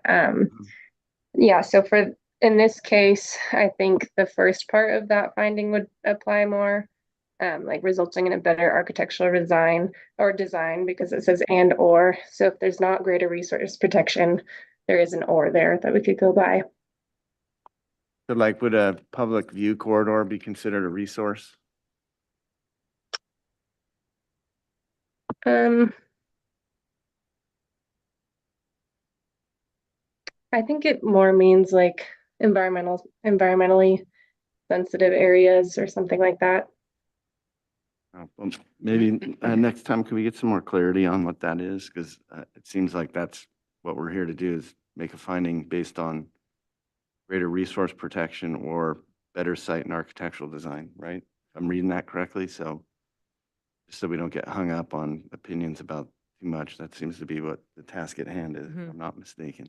Just for clarity, there's no ESH on this property or any other constraints, correct? There's no. That's correct. Okay, any other questions? Yeah. Yeah, does the applicant have an answer to that? Have they researched that and have a rationale for how we might make that findings or those two findings? Thank you. I haven't thought about it in that context, but I would think in this case, based on what I looked at in terms of general plan, community plan, county, larger policies, this Marina Drive was not considered a public view resource. It may be, or some category to be protected in that larger context. That's my understanding. Just to build on that, then the finding you're hoping for is more about the architectural. Correct. Okay. Okay. But no, go ahead. Waiting patiently. The overall, from the finished grade up to the top? When you Plate say height. plate height? Oh, it's 9 feet because we have the door, the doors are existing, you have to clear those with the garage door mechanisms, so it's an existing, it's as low as I could go. I went as low as I could go. Actually did reduce it a little in that whole, when we revised it, I was only able to come down a few inches, but I got it as low as I could. So it's like, I believe it's 9 feet inside. Okay. But the garage is also a little bit lower than the house. Any other questions, Chris? I have a question. The exhibit in your supplemental with, what's it called, neighbor concerns and comments, or it shows the other encroachments into the setbacks along Marina Drive. Are those 1 or 2 story? Jonathan, can you go to the slide deck and the Well, you encroachment sheet?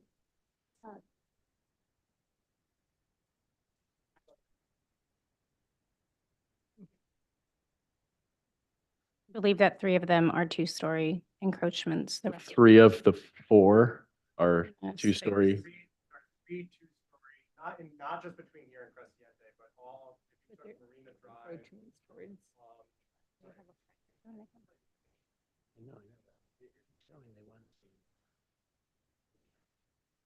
I'll push it. This is Ben Levy. I'm the homeowner. I will get the addresses here, but if you were to take, this exhibit only shows Marina Drive, where there's the sort of Cresciente circle. If you go beyond that to like Alisal, which is like another, whatever, quarter-mile down, within that corridor between our place and the place, I think, a third of a mile down, there are 3 2-story encroachments into the Marina Drive. I'll pull up the addresses here. I'm not sure which ones of those are shown on this exhibit because I don't have the addresses, but I can find them. But there are, to be clear, there are 3 on our just sort of main stretch there of Marina. There are 3 2-story encroachments into the Marina Drive setback. Any other questions from the board? Yeah, I have a question. Jonathan, could you please open up the comment letter that was in there and go to the 4th page in it? And I just wanted to see if the applicants could respond to this Hope Ranch palm tree preservation recommendation that states to limit plantings in a 15-foot zone behind the palms to shrubs and small trees that will reach no more than 10 feet in height. This is Ben Levy again. So that was never enacted. That was a recommendation. It did not apply to our property or frankly to any other properties in Hope Ranch. That was dealt with. So our property went through the Hope Ranch View Committee. And there was, I think we talked about this morning with the hedges and the hedge height. There was a finding that the Hope Ranch palm tree preservation recommendation, which are these sort of was like a 1-sentence thing from a board meeting 20 years ago, was never enacted, never applied to our drawings, was never a part of like a final plan or anything with respect to our property. So that was just an erroneous claim in the neighbor's letter. Does this not exist? It does not exist. And what was the approved hedge height The 18 feet, 6 inches from Marina Drive And is there some kind of documentation of that? of the application of consent. We have the, I didn't understand the question, sorry. Documentation of Of the that. view, yeah, we can give you the view committee findings. That'd be good, because this just says the Hope Ranch Board of Directors has enacted the following guidelines. You're saying this is Not true. fabricated? The Hope Ranch, this is not accurate. And we can give you the Hope Ranch whole finding on this point. They actually wrote a separate exhibit that just sort of specifically says this never happened. Well, I think it's kind of an important part with your guys' case here, because you're trying to say you have an agreement to maintain a hedge that would screen off your proposal, and then we probably need to see that there's, Yeah, we're happy to provide that. that Hope Ranch has stated that that's work. Sure, that's easy for us. Great. Any other questions from the board? All right, we'll move on to public comment. We have, let's see, one. Yeah, one slip was presented as, because they thought it was the second site visit as item number 2, but it's actually number 6. Okay, so we have one, and then is there anyone else online or anyone in the audience that hasn't? Yes, we have, I'm sorry, Adriana Schul that would like to speak as well. Okay, so we'll begin with the speaker slip we have, and then, so we'll call it Brianna McCarthy.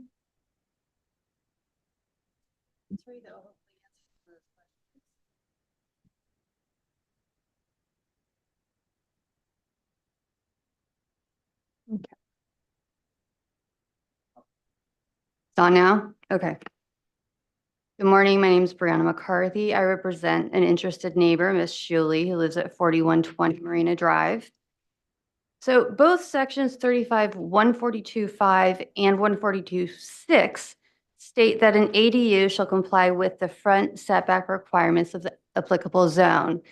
Shall require. It is mandatory that they comply.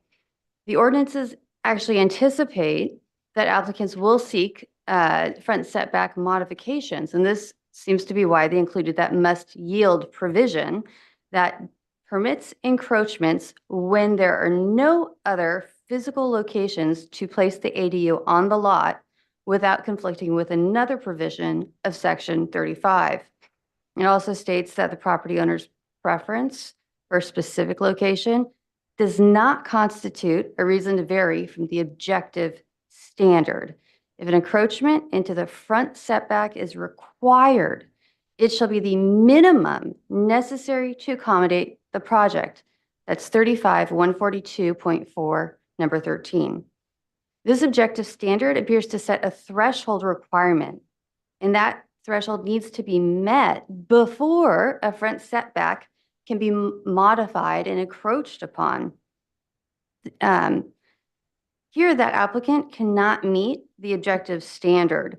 As Ms. Shuley's diagram points out, the one that I'm sure you've seen before with the, where this ADU could be positioned on this property, there are other locations that are available that would not encroach on the front setback to Marina Drive and which would not offend section 35. Here, this front setback encroachment is not required or necessary. I also take issue with the modification provisions of 35-179 because given the must yield provision of 35-142, that modification under 175 is not intended to provide an end run around this objective standard. But let's look at, notwithstanding, let's look at 35-179.6. It requires that 7 findings be made. And as the planner's memo points out, the 4th one is of huge importance here, that the project is compatible with the neighborhood and does not create an adverse impact to the community character, aesthetics, or public view. Here, that 4th finding cannot be made. First, the Marina Drive, where this the front setback that they're seeking to encroach, is a mapped public trail corridor on the county's PRT map. It's protected also by the Eastern Goleta Valley Community Plan. Policy PRT EGV 5.1 requires that all opportunities for mapped public trails, such as this, shall be protected, preserved, and provided for upon approval of any development or permit requiring any discretionary review or approval, as far as discretionary review or approval. Second, there are no other two-story encroachments of the front setback on Marina Drive, certainly within this Crescente circle.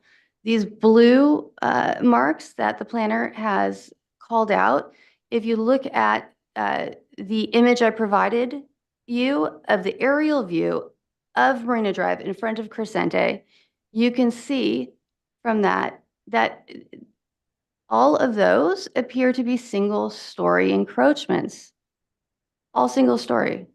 So we've got a protected trail corridor. We do have some single-story encroachments, not two-story. Next, let's talk about the history, because they did talk about that. Just very briefly, if you look back at the approval from the zoning administrator in 99 for the detached garage, his fourth requirement that you guys are dealing with here, he said the encroachment would be allowed because the single-story garage, which was only 12.5 feet, would be located at a lower elevation than Marina Drive due to the topography and would not impact public views. He found the project was compatible with the neighborhood since the other properties fronting Marina Drive have portions of structures within the front yard setbacks. But as you can see here, all of those are single-story, and this second-story element on top of the garage is going to loom over this trail corridor, and it will impact the public view.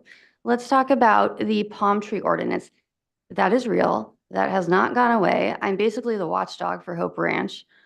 I don't know why they think they don't have to comply with it or if they got some special letter, but it was most certainly enacted. And I believe in Ms. Shuli's letter that she submitted to you, she actually attaches one of the plans from 1999. And that plan annotates that the hedge shall comply with the palm tree ordinance. And if it wasn't her September 17th letter, it's certainly in the May 15th one.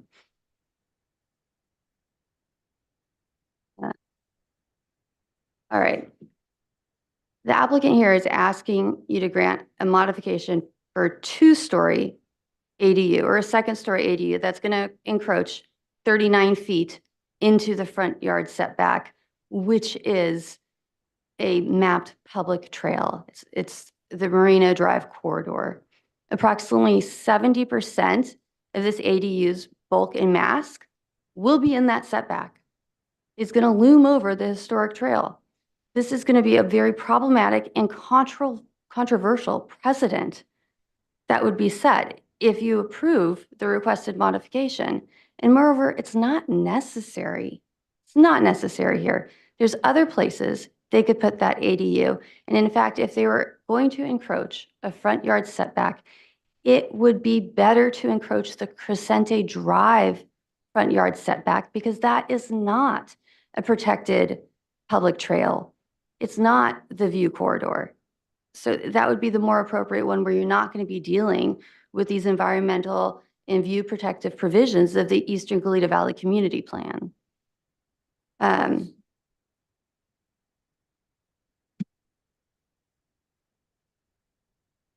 think that's everything I have to say. Oh, a few more things.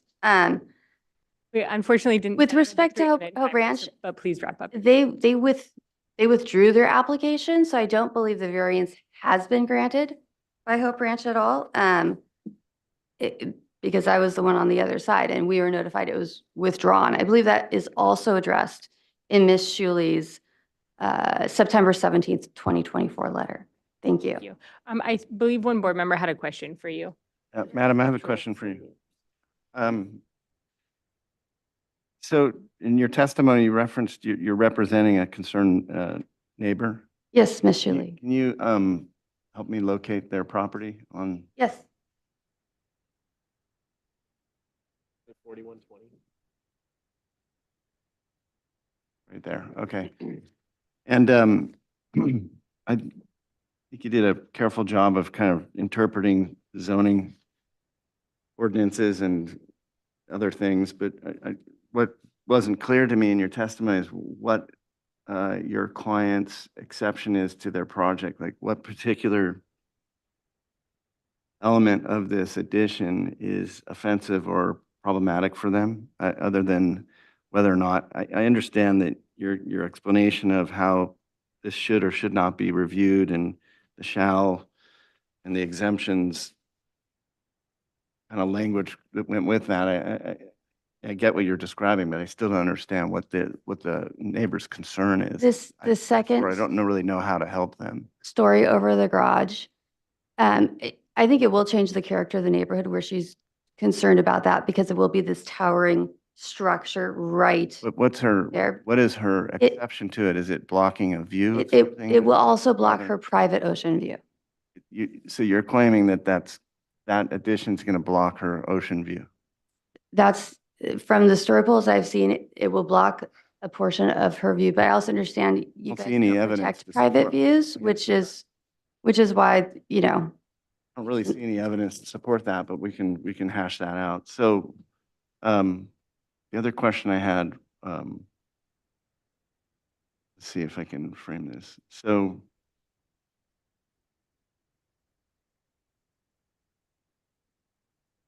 or I guess instead of block, obstruct, it's going to interfere with it.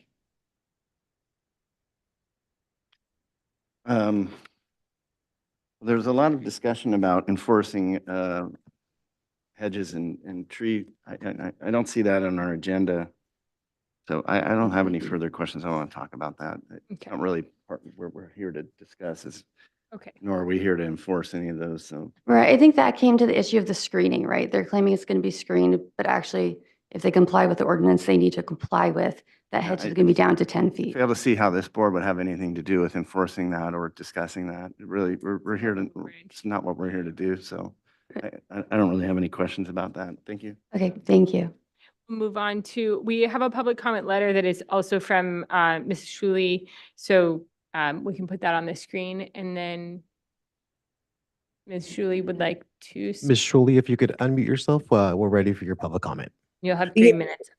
Hi, I'm sorry I'm not there today. I'm taking care of my daughter who just had surgery.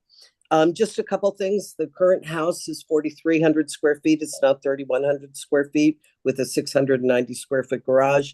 But that's the one thing I just want to say is those hedges are supposed to be 10 feet high. It's actually an antidote on the county plans to implement the Hope Ranch palm tree preservation. It is a scenic route. This would tower over it.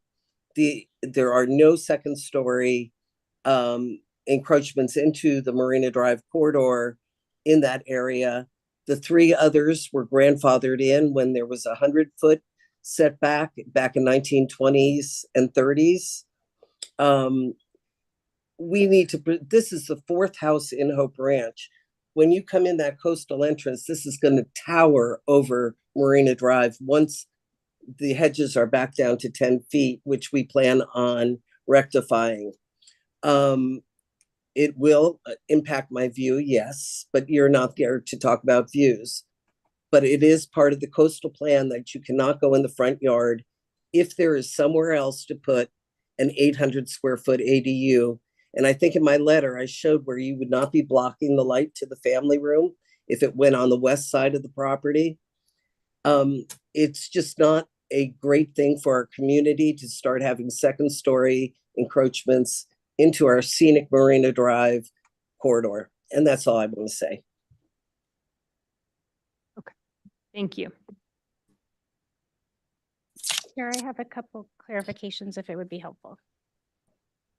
Okay, yeah, go ahead, 1 minute, and then we'll go on to comments. Normally we give your clarifications after our comments, so. Appreciate it. I just want to clarify that we do have, I just got the email of the view committee approval of the hedge height at 12.5 feet, if that is helpful in the future, above the wall. We have that. And 2, the view from the neighbors is from a guest house, not her primary residence, which was referenced in the ABR minutes. Okay, thank you. All right, we'll move on to comments from the board, beginning with Alex.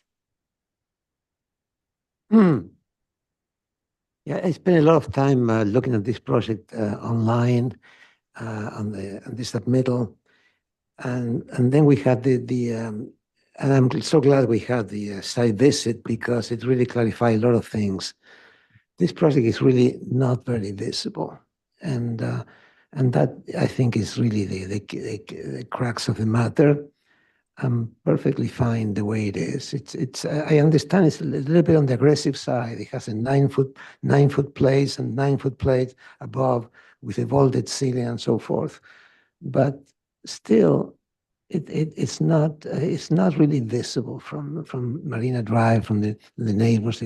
Maybe if you're higher on the neighbors, you'll see something, but it's not something that will shock you or will people notice that it's there. That's my take. John?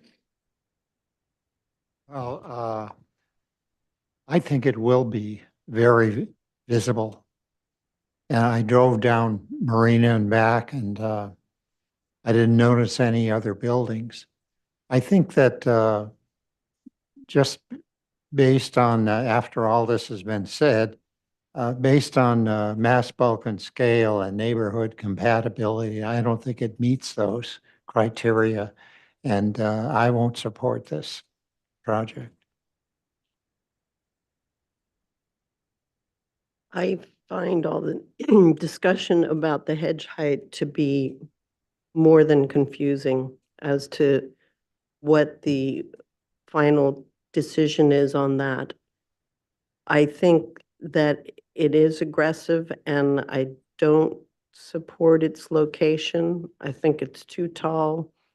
I think the hedges would be better at the original hedge height agreements. And I think that Marina Drive is a very striking road because of the palm trees. And I assume that there is a lot of documentation on protecting that view corridor. So I don't support the location. Okay, Josh? As far as the mass, bulk, and scale and the assertion that the second story addition is going to be somehow looming or leaning over Marina Drive, I have a hard time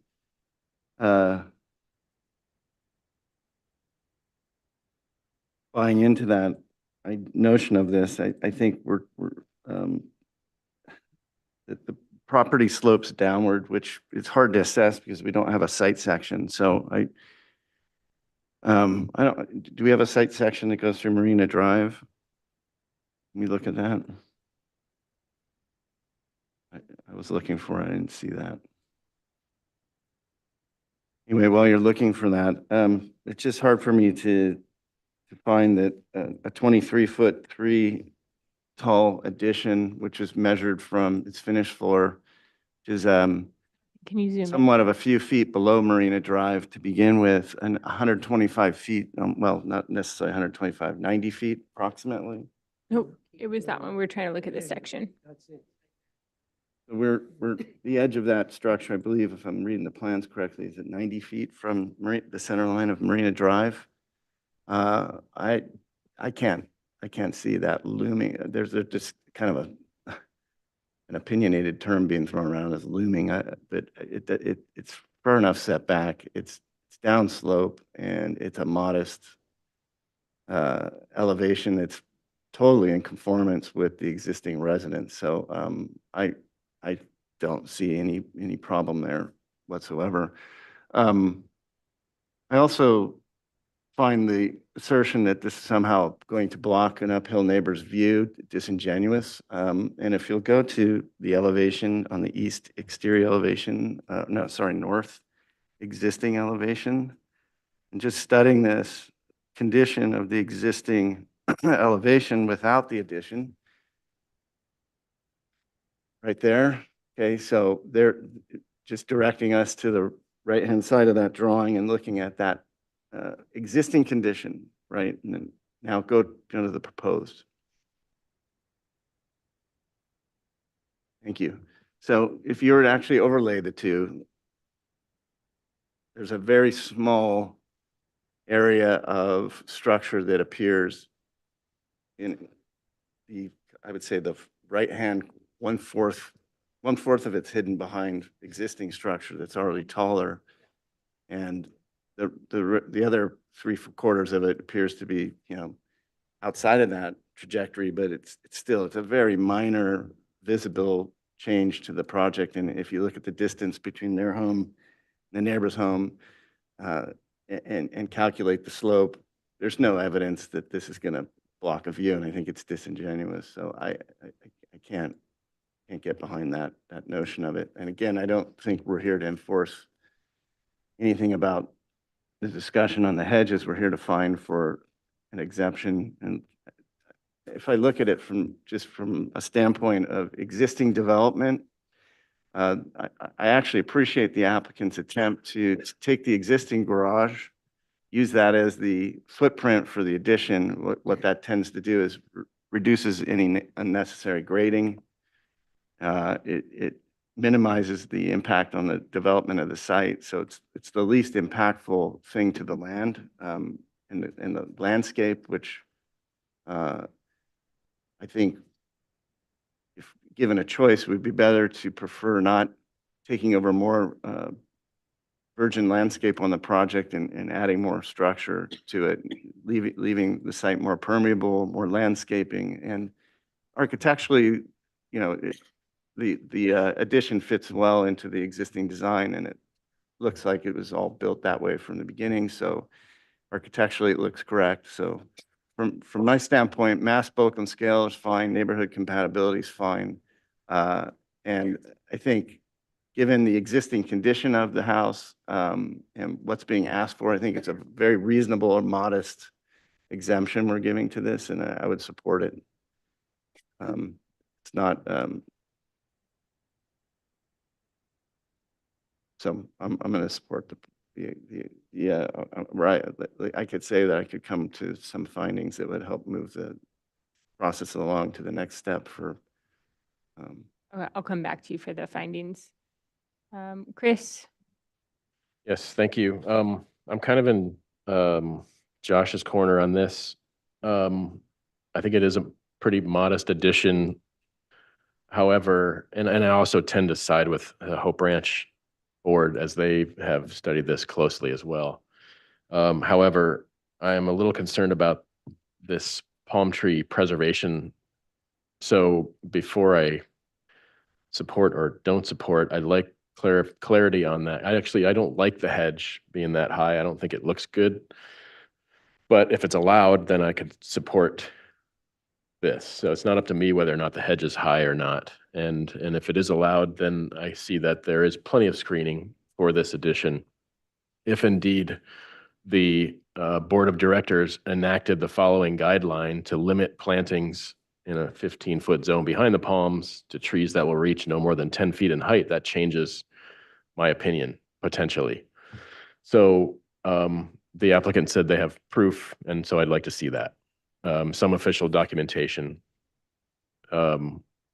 And so I'll reserve my final finding until then, but otherwise, I think it's modest. Robert? Yeah, the discussion of hedges here is, as Valerie put, more than confusing.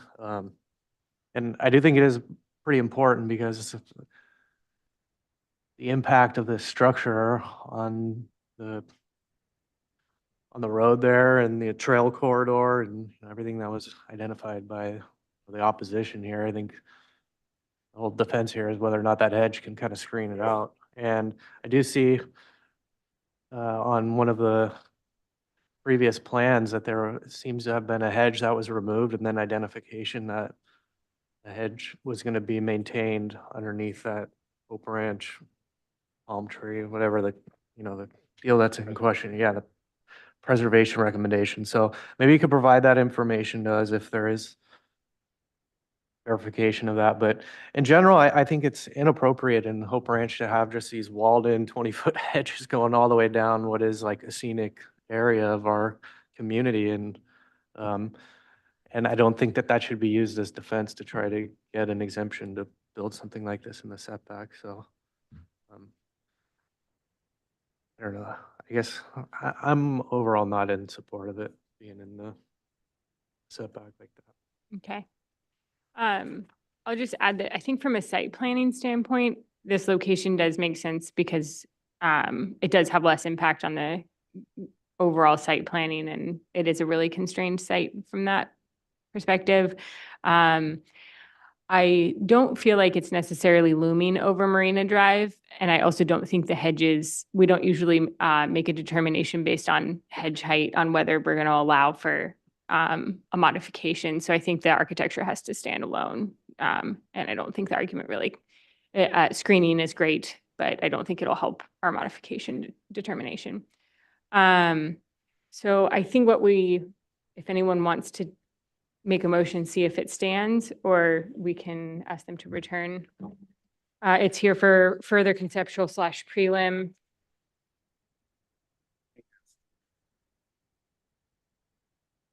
With a finding for the modification. Madam Yeah. Chair, Yes, go ahead, Joe. Madam Chair, I just wanted to make a couple clarifications just so that it's on the record for this.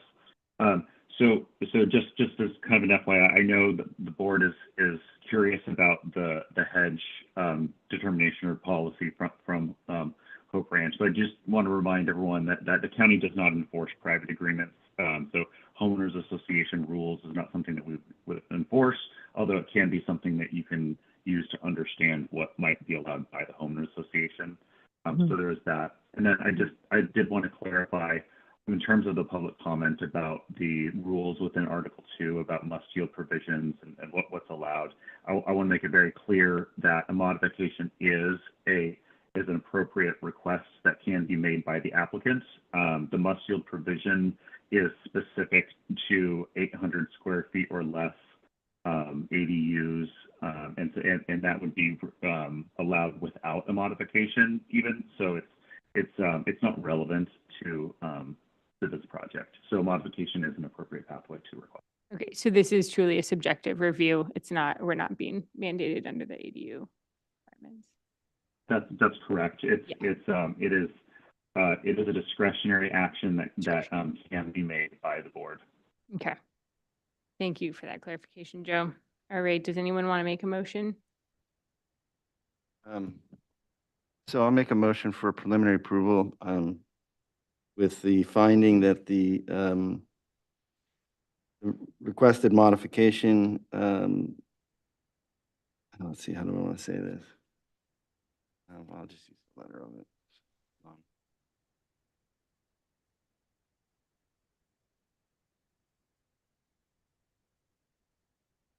This number's. You want to pull the planner memo back up so that Josh can reference the modification verbiage? With the finding that the addition on the second story over the existing garage results in a better site design. It's basically defining site or architectural design. I guess you could say both, but I would be up to amend that if anybody wanted to revise that. So for now, I'll just say site or architecture, site and architecture design. Okay. Do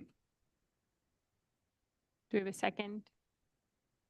I would like to second the motion, also to add that the visibility of this proposed construction is not grand. Let me phrase it some other way.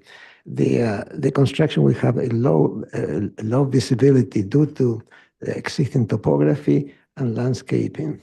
I would like to add that to my second. If that's okay, it's okay with the maker's motion. Again, Alex, sorry. The construction,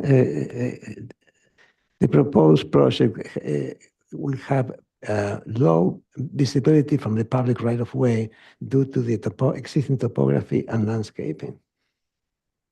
Yeah, I'm okay with those additions to the motion. Okay, so we have a motion and a second. All those in favor? Under discussion, real quick. Yeah. I would actually add that there's also greater resource protection by putting this over the garage rather than disturbing. Natural resource protection that we are referring. I wondered if the maker of the motion would be amenable to. Yeah, I'm still not clear about what resource we're protecting here. That's why I was trying to ask for that before, but, so I Land. prefer to leave that out. If it's okay with you, unless it's a deal Okay. killer. No, I think it's pretty straightforward what it means. Plants, how do you- water, land, physical, undisturbed landscape. Yeah, my issue with that is those are private resources that are germane to the property and not public, and that's where I was kind of looking at through the lens of like what publicly enjoyed resources are being affected, and it doesn't seem like that's. Okay, really part of that's that. fine. Just wanted to. I could be wrong about that, but. All right, all those in Madam Chair, favor? Yes. Go ahead, Joe. I can make this quick. So it does not have to be a public resource. It could just be a natural resource, even if it's on Okay. someone's So private property. I'll amend my motion to include language that the project's location above existing developed area preserves the on-site natural resources that are preferable to be left alone or enhanced. Okay. All right, all those in favor? Aye. How many? Or Four. So motion carries. You're gonna say opposed? You gotta find out. Abstentions. Name. I'm giving a nay on it. Opposed. No, no.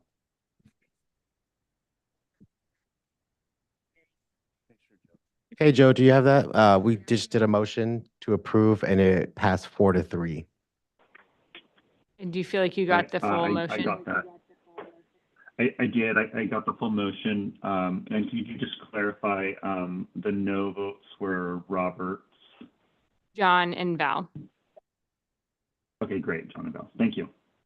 Yeah. Madam Chair, Thank you. just for the applicants and those in the public, we won't ratify this until our next meeting, so you can, if there's any concern about the language of the motion, how it's approved. Yeah. Contact your planner. Yeah, contact the planner and we'll address it at our next meeting. All right, thank you. I think we probably should adjourn for lunch. Okay, so it's 12:20. We'll return at 1:20. Okay, What number did we? I even- apologize. Sorry to the applicants who waited. A lot. Great job. We will continue with item number 7 at 1:20.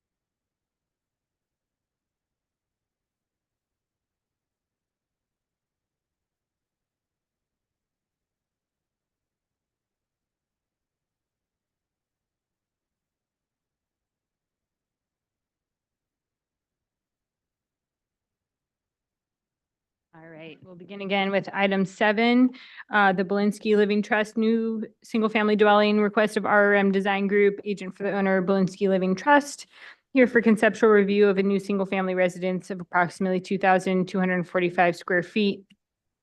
And a garage. The following structures exist on the parcel. Oh, it's currently vacant.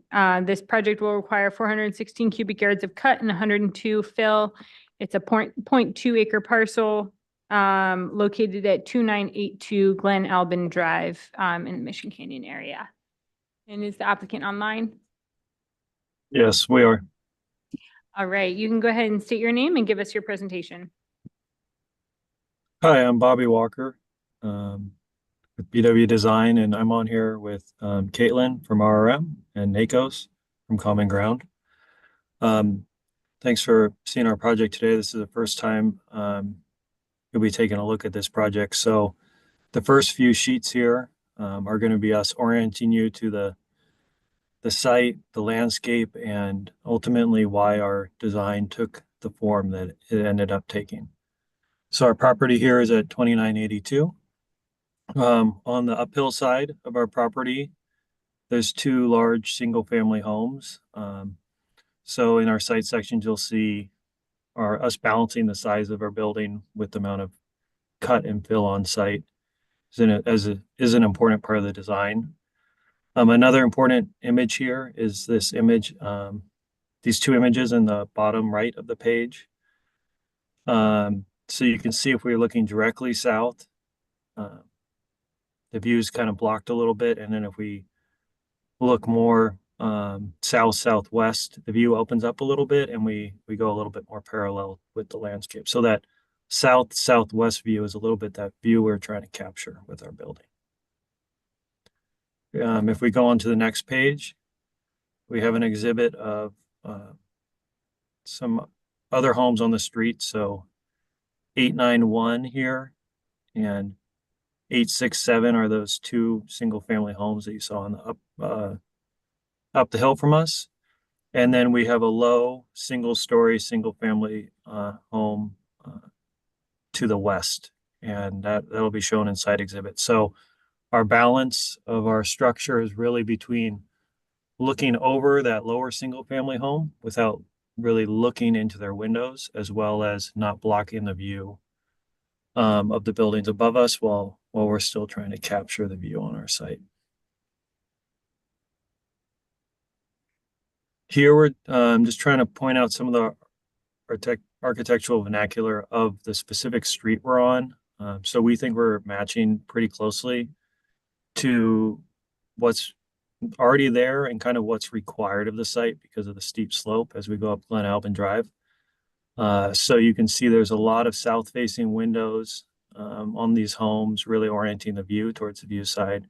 There's a lot of white or off-white house colors with plaster siding, and then site walls are a big feature of this just because of the nature of the sites going up the hill. So a lot of stucco finished site walls, and then more contemporary detailing is seen often. So horizontal metal railings, pergolas for covered decks. And then you can see there's kind of tiered building structures as a common theme on this street as well.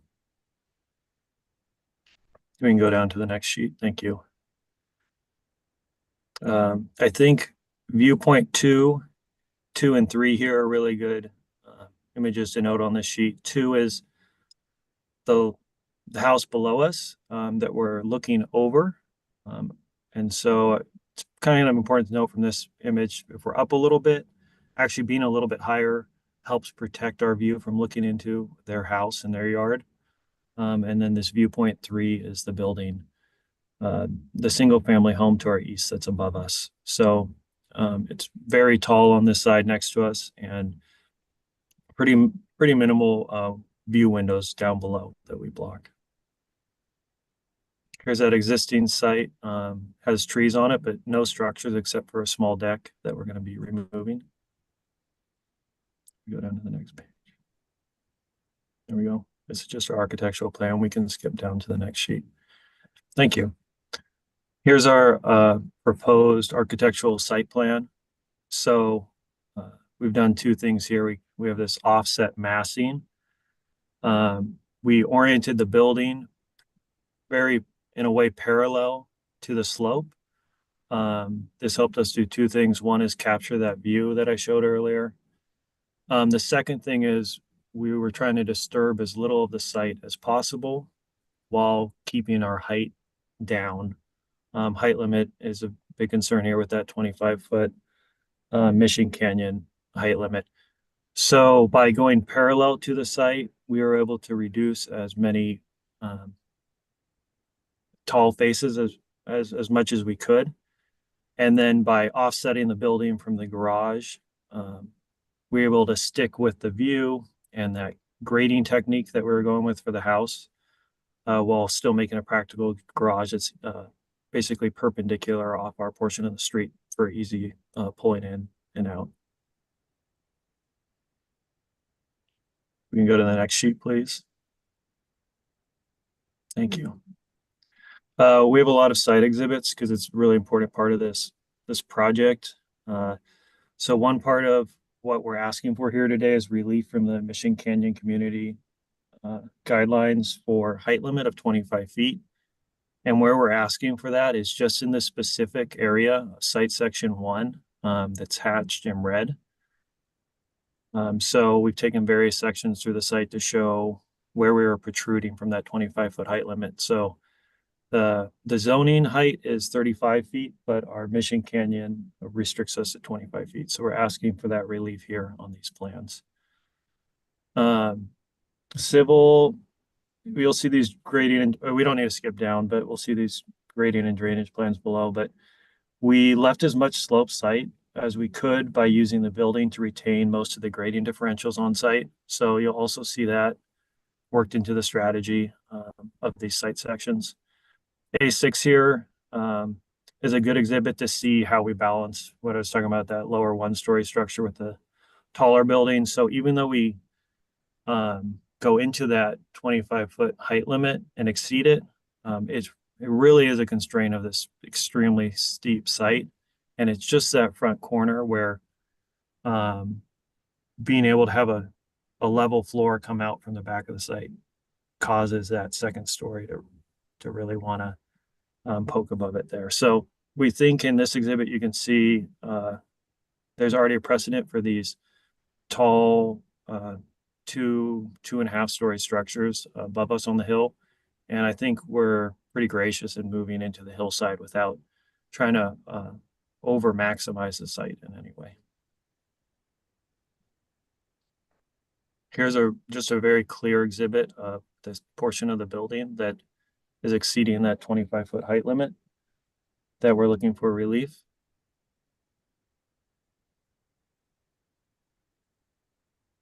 And here are some concept massing views just quickly out of our 3D software to show how us nestling into the site actually works with the grade. So the first top left image, number 3 there, you can see that would be if you're at the neighbor's house above us looking over. We believe that kind of from their site and where they're at grade, they'd really see right over our house for the most part. And then, yeah, the view 2 here does a good job of showing how the levels of our site, we work closely with the civil team to really glide up the landscape so that where each level is, it mixes in well with where the actual grade of the existing site is to reduce our retaining on that uphill side. Go to the next sheet, please. Thank you. Okay, so these are floor plans of the house. I think this house is a good example of form and function. And when you see the fenestration on the outside of the house, it's really a direct reaction a lot to the use of the interior spaces. So the egress windows and doors for the bedrooms, and then large living room windows that are on that view side. And then where able on the north and the east side, we have some windows for light to reduce glare, but really minimal windows on the north and east side, both because of retaining as well as to reduce the amount of neighbors looking down the hill into the house. Go to the next page, please.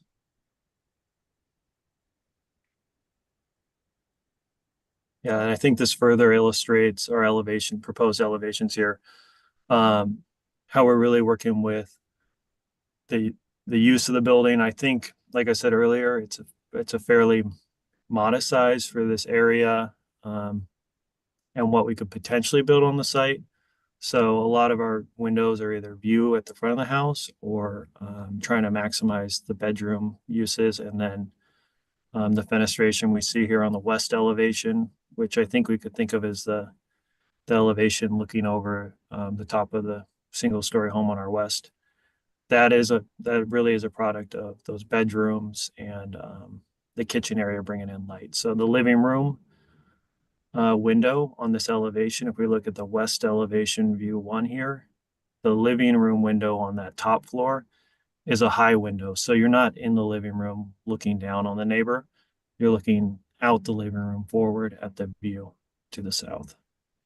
And these east and north elevations kind of further illustrate how much we're really, I don't know if bearing's the right word, but working with the landscape to reduce how tall this building is really protruding above the landscape. We can go to the next page, please. Thank you. I noticed this color and materials. Oh yeah, this is the correct one. Sorry, I must have it wrong. So our color palette is plaster, white finish with board form concrete and polished concrete. And then we're using wood as an accent color with this more contemporary style. And we have called out all aluminum black windows and all aluminum sliding door systems. So right there where that number 5 is, that sliding door system is intended to fully slide away and pocket into the wall. In order to complement that, we also have black metal guardrails and contemporary outdoor lighting fixtures proposed.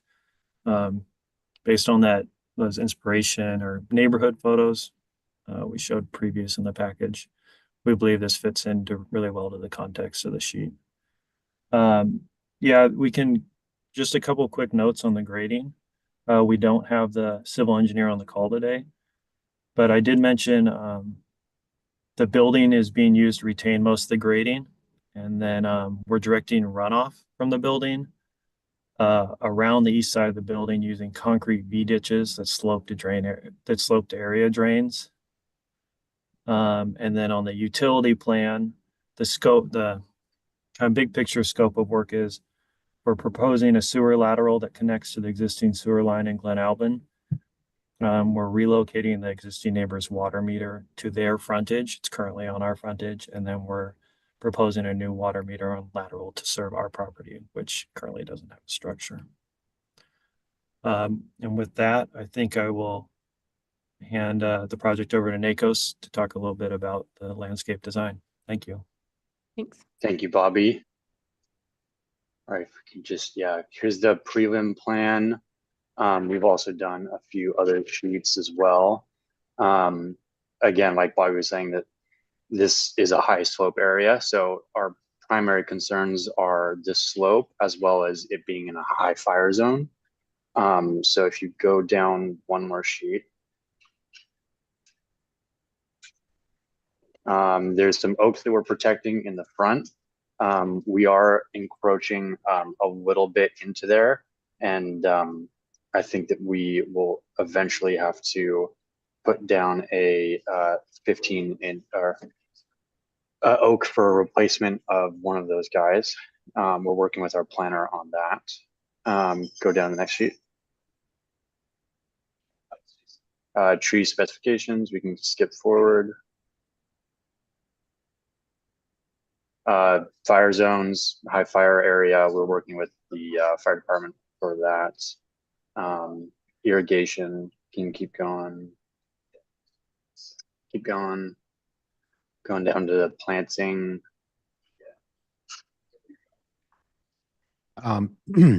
This is the last page in the set.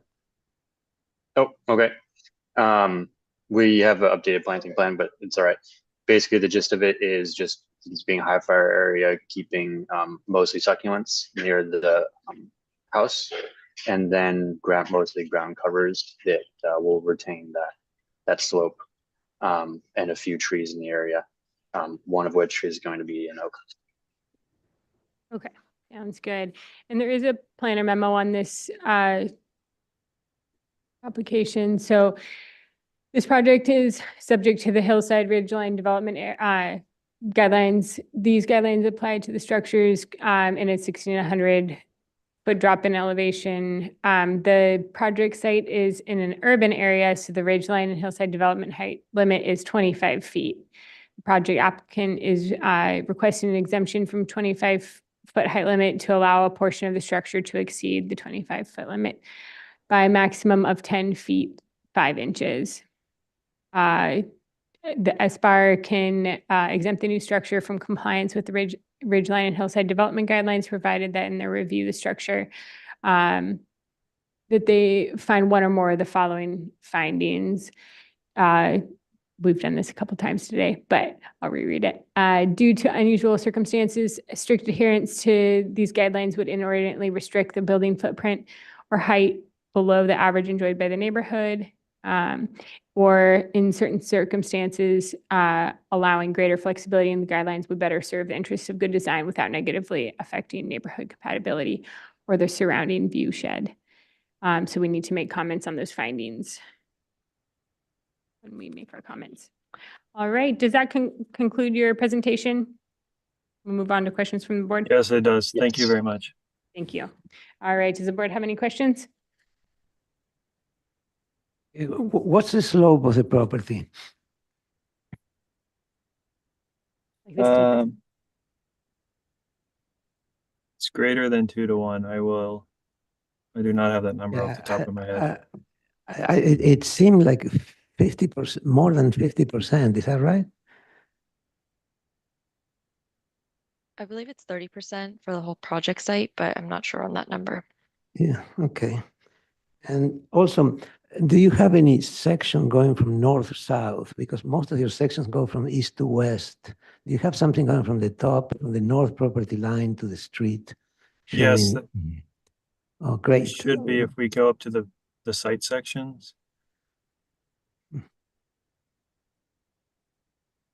We might have, there were some civil site sections. Well, we need the building. Yeah, I don't think they had the building on there. Oh, there you go. Keep going up. There should be, there we go. And one more sheet, please. Sorry. I believe we had 5 sections total. If we keep going up. Yeah, those the north south. I see on the key. Which are the ones? The ones north south. Is simply have 2 of them. Yeah, is there more above? More sections above here. There we go. Thank you. These would be the north-south sections. And there's vertical lines on either side or the property line. I see. I guess the one on the right's not showing up on section 1, but section 2, you can see both property lines, and then our height limit is the red line going from property line to property line. Red line going. Oh, okay. Yeah. And we have a couple areas you can see where we've called out whether it's fill or cut. So right below where the cursor is, for example, there's a dash line where it says cut. And so we're just kind of graphically illustrating what we think is kind of a really minimal cut and fill of the site, considering the really extreme slope. Okay, great. Thanks. I have a question. On the planner memo, it said up to 10 feet of exemption, but that section, can you go back to that site section? That doesn't look anywhere near 10 feet. The 10 feet 5 inches comes from us taking the greatest point to the top of the railing, the very edge of the building. So it's not like a consistent 10 feet. That's the highest point that we could find. Do you have a plan view that shows the area that's above the height? Yeah, well, can you go to the next section sheet? It might be right here, section 1. This doesn't look like 10 feet. We can zoom in there. Oh, that, yeah, I Oh, think that there. would be where. Yeah, so we're measuring from that point of the exterior wall where it first protrudes to the very top of where we think the handrail cap would be at 42 inches above finished floor for that rooftop deck. Okay. And in your site sections, the neighbor looks extremely large. Yeah, Is we that true? we didn't have an accurate model of that. So I will say we did our best to, we went back, we spent a little bit of time, honestly, trying to get that as accurate as we could. We think it's pretty close. It might be a little overstated, it might be a little understated, but if you look at the pictures on some of the existing photos we have, it does look like a very large face from our property. So this exhibit is more to show where we're protruding, you know, we have worked out our levels with civil. So I think this is fairly accurate from what we're proposing on our property. And the neighbor's house is definitely a plus or minus. And then one last question. What was the siding finish on the garage? That, as we have it now, is a board form concrete. Okay. Thank you. Thank you. Let me, yes, Greg, on that slide, do you know what the area is? Looks like a triangle area. Do you have an idea of what the square footage?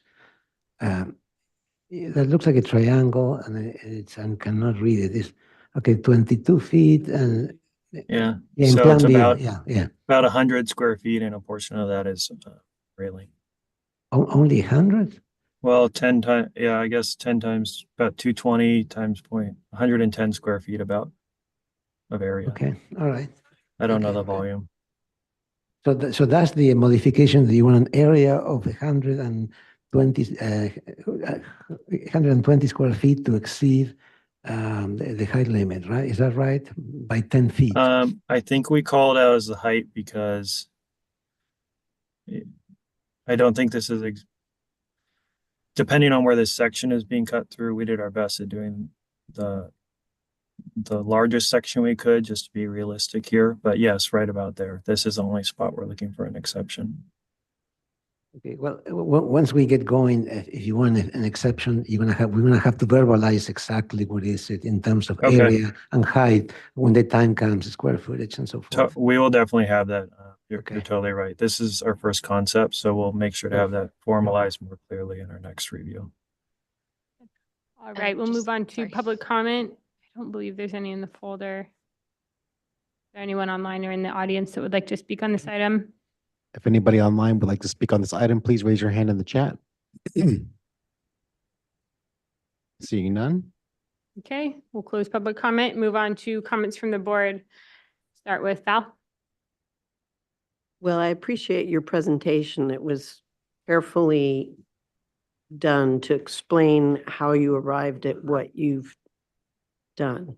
And I think it looks like a very acceptable solution, and that you can move forward with it and just get the specifics of the square footage for the exemption. Okay. Thank you. John. Well, I agree. I think it's well thought out for a very difficult site. So I think it looks good. I kind of agree. I think it's a very difficult site. I was surprised by the slope. I went to visit the site and I was kind of shocked. I said, "Oh gosh, this is really steep." I appreciate your work. I think it's very professional, and you've done a very good job attacking the problem. But it is quite a challenging thing. I must say, you're lucky that your project is not within city limits, which is a few blocks down south, because what they would consider reasonable development would be more in the area of 1,000 square feet or 1,500.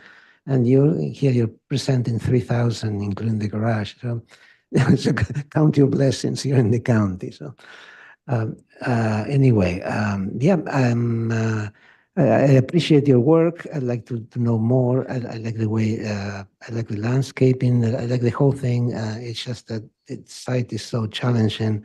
That's why I'm a little bit leery to, to give a blessing to this project at this point. Thanks. Thank you.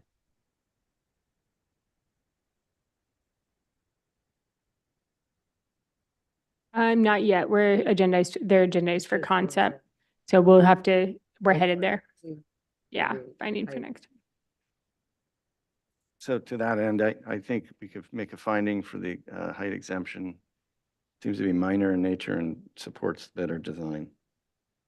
I think the size, bulk, and scale, neighborhood compatibility seem to be moving in the right direction, so I could support it from that standpoint. And in terms of architectural comments, I would say just one opportunity that may need a little bit more attention or study is the stairs coming down from or connecting to the street. I think it's a bit of a missed opportunity there at the moment. It'd be nice to see if the architect and the landscape architect combine their talents to create something a little bit more rendering. A little bit more delightful than the stair that's shown in the renderings and in the plans. It's a little bit like of a straight run. I think you could dance down that hill a little bit better. Other than that, just look forward to seeing more details so we can move this forward on a preliminary basis for final. All right, Robert. I have a question. Could you go to sheet A2? It looks like the neighboring driveway and the site wall have some kind of conflict with the proposed structure. Could you maybe explain to me the resolution? Is it showing that the neighbor's driveway comes onto your site? Yes. Short answer there is yes. There is some conflict with where their retaining wall is and our property line. So at this time in concept, I think I would say there's a conflict there that we're still working to resolve. And that we are there's talks happening, and we're confident that when we come back for preliminary, we'll have more answers and solutions regarding this area of the site. I mean, I understand your site is very constrained here, but this seems to be a pretty significant issue, and that your neighbor is going to have to probably work with you to resolve how you both access the properties. Could you go to the next sheet, please? I mean, right here, it looks like the proposed structure is like just a couple feet from the existing neighbor's house. And that what's being proposed make it so the neighbor can't access. I understand it's maybe not your problem to resolve, but yeah, part of our civil plan will be proposing a new, they have been working on this. I know we don't have a solution presented here at this time in concept, but they have been working on a solution to rework that driveway, as well as the utilities that are in the street that are in conflict. There's a power pole there as well, believe that we're removing as part of our scope of work right in the middle. so what's the difference in elevation between the finished floor of the neighbor's house and your proposed garage there? If we could go to maybe the site section. Don't have a number of, oh, here we go. This might actually, if we go to that sheet below this one here, the survey, we zoom in there. So 346 there at the house.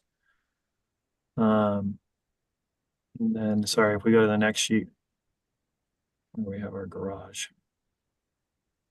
So we're grading up to 350, 353 when going into our garage. And then up another 11 feet from there or so to the house. So along the edge of the property there, how tall are the walls to make all that happen between the two properties? I think it's about 4 feet. Can you go to the site, sheet A5, the site section? We show it in here. So, I'm not gonna, yeah, I think that's an Ah. important exhibit that we'll have to add to our package. I I believe it's believe around that 4 the feet or civil so. sheets show all the height, elevations and wall heights for its sheet, C3. Thank you, Nikos.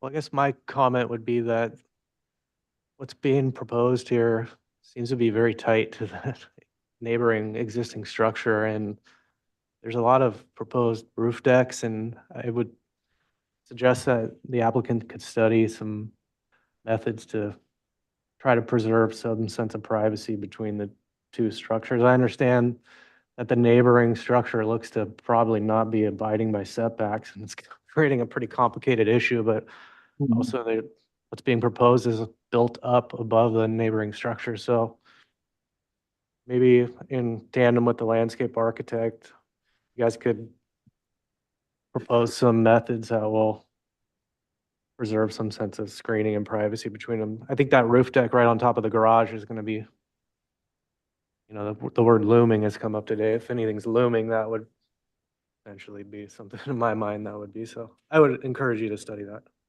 Thank you. We'll study it. All right. I agree with the previous comments. I think there's just a little bit more study and coordination with the neighboring properties and utilities and all that needs to happen. But they could probably come back for prelim if they have solutions to those things. Does the board feel when they come back for prelim or after that? At least a site visit, maybe? Yes, I visit. Yeah, I mean, I already seen this. I already seen the site, so I encourage you to go see it because it's quite a thing. Mm. Well, Alex, I think your comment about this not being in the city of Santa Barbara is accurate because the whole conflict of roof decks and people looking over neighbors comes up frequently, and this has a potential to bring some of those issues up.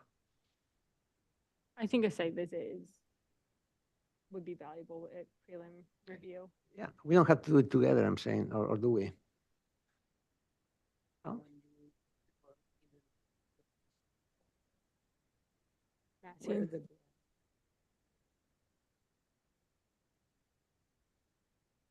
Probably be good, just knowing how it's gonna be hard to interpret because it's so steep. Yeah.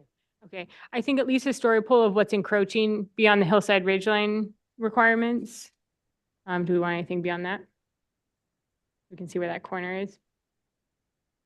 Yeah, that's actually way back compared to this. Okay. Relationship with the. So the corner of the garage and the corner of the encroachment? Yeah. Okay. All right, is that clear to the applicant? Yes, that's clear. Okay. All right, so you'll be allowed to be agendized for prelim at the next hearing if you're able to meet come up with some solutions for all of those challenges you have in the corner. Okay. All right. Thank you very much. I appreciate all the comments. All right, moving on to Thank you. item 8, the G&K Farm KG Flower cannabis processing structure, request of Jay Higgins, agent for Graham Farrar, for prelim and final of a 25,000 square foot processing structure to serve cannabis cultivation. The property is a 14.66 acre parcel zoned Ag 110 by 10, located at 3561 Foothill Road. There were only 2 comments, return with mechanical equipment details and screening, and return with colors, material palette, and lighting specs. And it's here for prelim final. You guys can go ahead and state your name, and because we've seen it before, I can. Good afternoon, Jay Higgins, representing the applicant, here with Kent Mixon, the architect for the project. It has come to you before. We did get positive comments. The project did go through the process to the ZA, then the County Planning Commission on appeal, then the Board of Supervisors on appeal, then the Coastal Commission on appeal. Hence the long duration in between visits with you all. But we're here and hoping for your approval today, and I'll let Ken present the actual building. It has rotated for stormwater and fire access, but it's the same shape, size, bulk, and scale. Yeah, if you want to go to the site plan.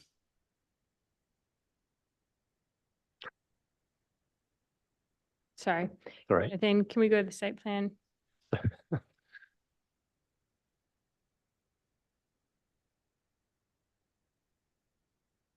It's down, yeah. Yeah, you can stop there. So our proposed building is the yellow square there. There's 6 other buildings on the existing parcel. You can see the relationship it bears to Via Real, which is in the bottom right-hand corner. And then you come up through some other properties to actually get to the entrance of this property from Via Real. And then it fronts on Foothill on the basically north, or whichever way I don't remember which way we're directing this here, but on your left-hand side is Foothill. So the 5 larger structures are the existing greenhouses, and then there's an existing warehouse to the right of our yellow square. And the yellow is the footprint of our building. The previous design, as Jay mentioned, was rotated 90 degrees, and it was about 25 feet running parallel to that existing warehouse building. And then through flood review and fire department review, they wanted to push it away, and fire department wanted full access all the way around the building. So you can see we've shown some fire trucks on there too. What it does is pulls it further away from the upper property line there, and basically centers it in the open area now between the greenhouses and that existing warehouse. You can scan up to keep going to the floor plans, I guess. So that's kind of an enlarged site area that shows the existing parking in front of the existing warehouse. And then there's a gate, secure gate, where that shaded driveway is. Parking between the proposed building and that existing greenhouse. And then you can see the interior layout of the building there. Scan up. These are you can kind of go through these. These are basically the metal building drawings. So there's like 39 sheets there that you can kind of scan through.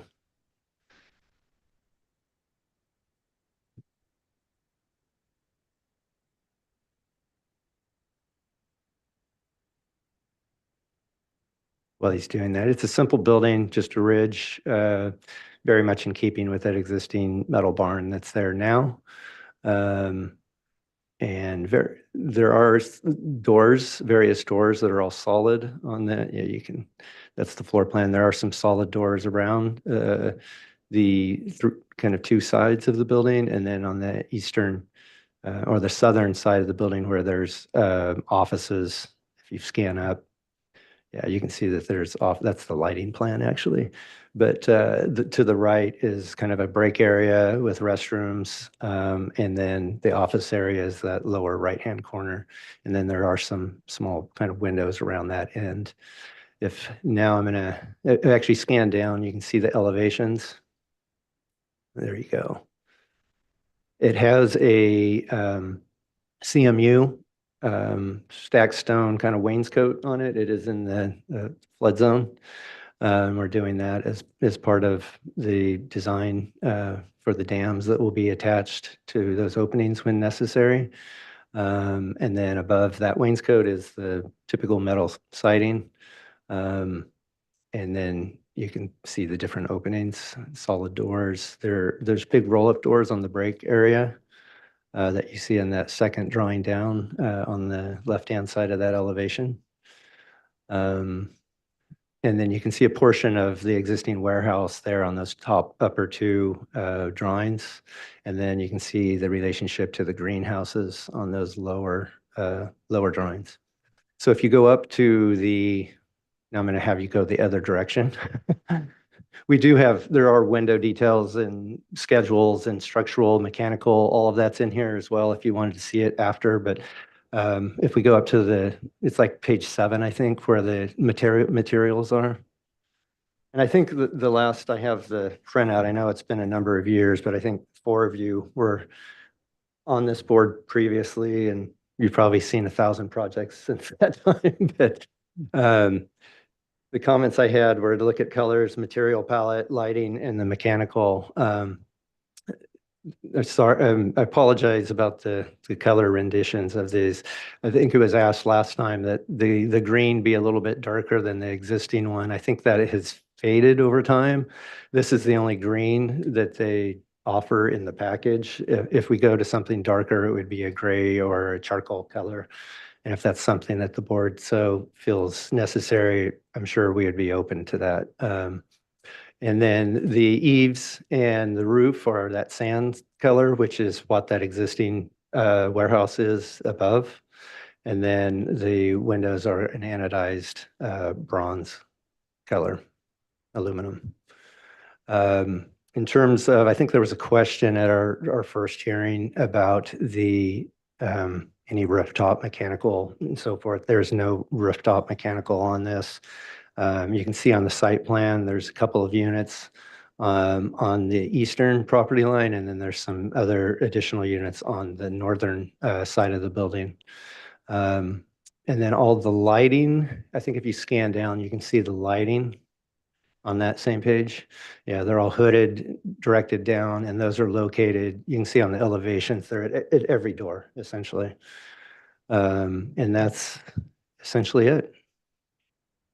Move on to questions from the board. I have one just off the bat. Do you have any views? It's a big plan set, so it might be in there, but any views of what's visible from the right away, like from Kyriel?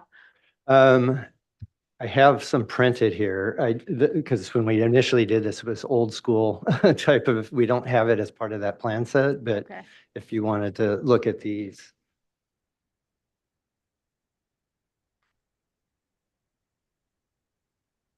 As I Question about, showed, from Via Real, you can't see because there's like a throat, and there's like a house and existing, I think, orchid farm there to the left as you come in. And then it's so far down from Foothill that there's 2 huge greenhouses in front of it on Foothill side. So That's what it looked like. That's why I wasn't sure if it was actually visible from it or not. Okay. Does anyone else have any questions? yeah, I had a question on your color. The green proposed is that dark green, yeah, not the green that's on the existing building? Is that? no, it's a little different. And I think that one's probably faded over time because that's probably 40 or 50 years old, I would guess, that existing barn. And the rendering doesn't really probably look too close, but it's a darker green. And I actually have the color sample here with me if you wanted to actually see that.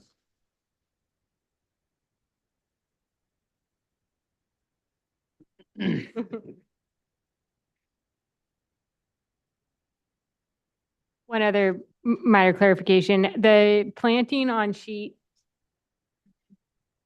Yeah, one of the site plans. 103, is that existing or proposed? I believe that was all existing, and it's for zoning for the screening of the greenhouses from Foothill. There's already an oleander hedge, you're not proposing one? I don't recall offhand. I think that's Okay. all existing. 103, Yeah, there, it says oleander hedge, it doesn't say proposed or existing on it. While they're looking, does anyone else have any other questions? I was curious too about the landscape portion Yeah. of this. Oh, sorry, sheet number 12, the sheet number on the sheet is SP 103. Yeah. It's like redwoods, it looks like, and then oleander and some ash trees. all the landscaping that's shown is existing and also associated with a different permit. The initial permit for cannabis cultivation on the property was approved in 2019. And that's where the landscape requirements come into play on that original project here with the county for exterior screening from the street. This building is interior. So the perimeter lot there from the right of way is already screened. So that, excuse me, that landscape sheet doesn't really need to be in the set? No, We it should was, not really reviewing that? yeah, it was just part of the original, this whole set was part of the original land use approval, See. so forth, so. Okay, because we're looking at Something they looking at the redwoods on Google Earth and they look to be dead.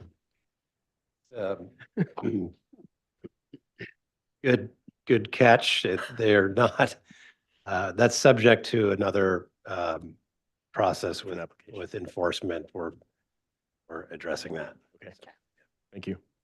All right, any other questions before we move on to public comment? I just had one more question, sorry. Around the building, it's shown, it just says existing all-weather access. Is that just dirt?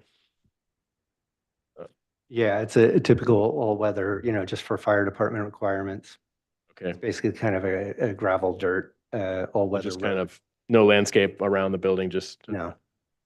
And we have some permeable pavers that you can see on that one site plan that's gray coming up from the pave. There's a concrete parking lot that's in front of that existing warehouse. And then that goes up between the greenhouses and this new proposed building for dust control. Okay, thanks.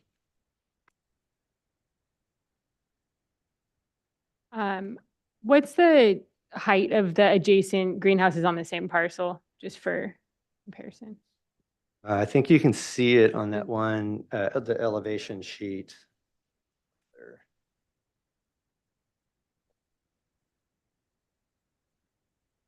Mostly just comparatively, is this taller?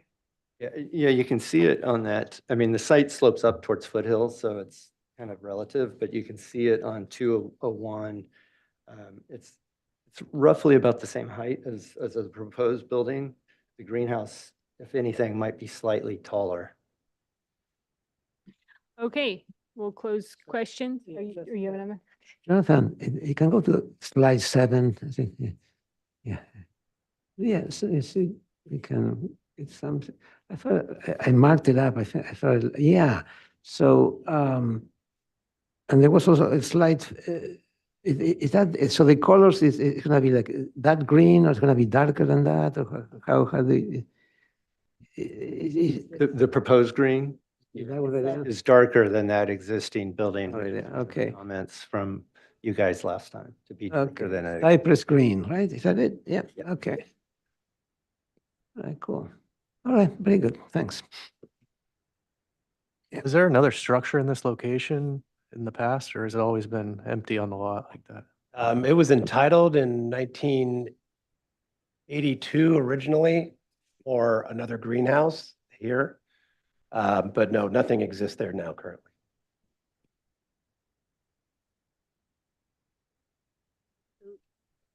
You said that the greenhouses are as tall as this? I didn't think that was the case. They're 25 feet? Yeah, I mean, if you look at the section, I don't have that line going all the way across, but if I were to come across. What page should we look at? Well, it looks like it might be a foot shorter if I line that up. The proposed greenhouse is a foot shorter. Which sheet are you? It's on A201. It's the elevation sheets that are well past all of those other ones. How much stuff? they don't 99 need? sheets. Yeah, it's past all of those. Past the floor plans. It's gonna be after these. Right there. Yeah. So if the third one down, if you take that dashed line across, it's the greenhouse is slightly shorter.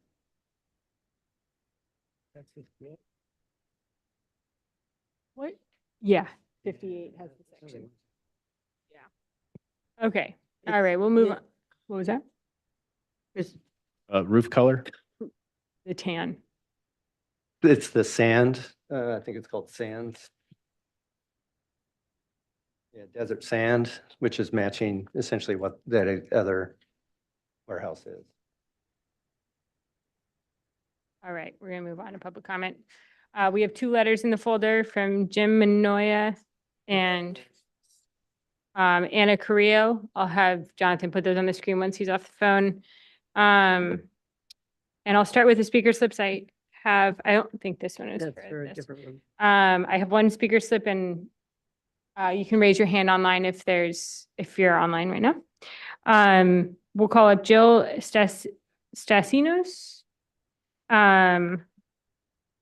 You'll have 3 minutes to speak.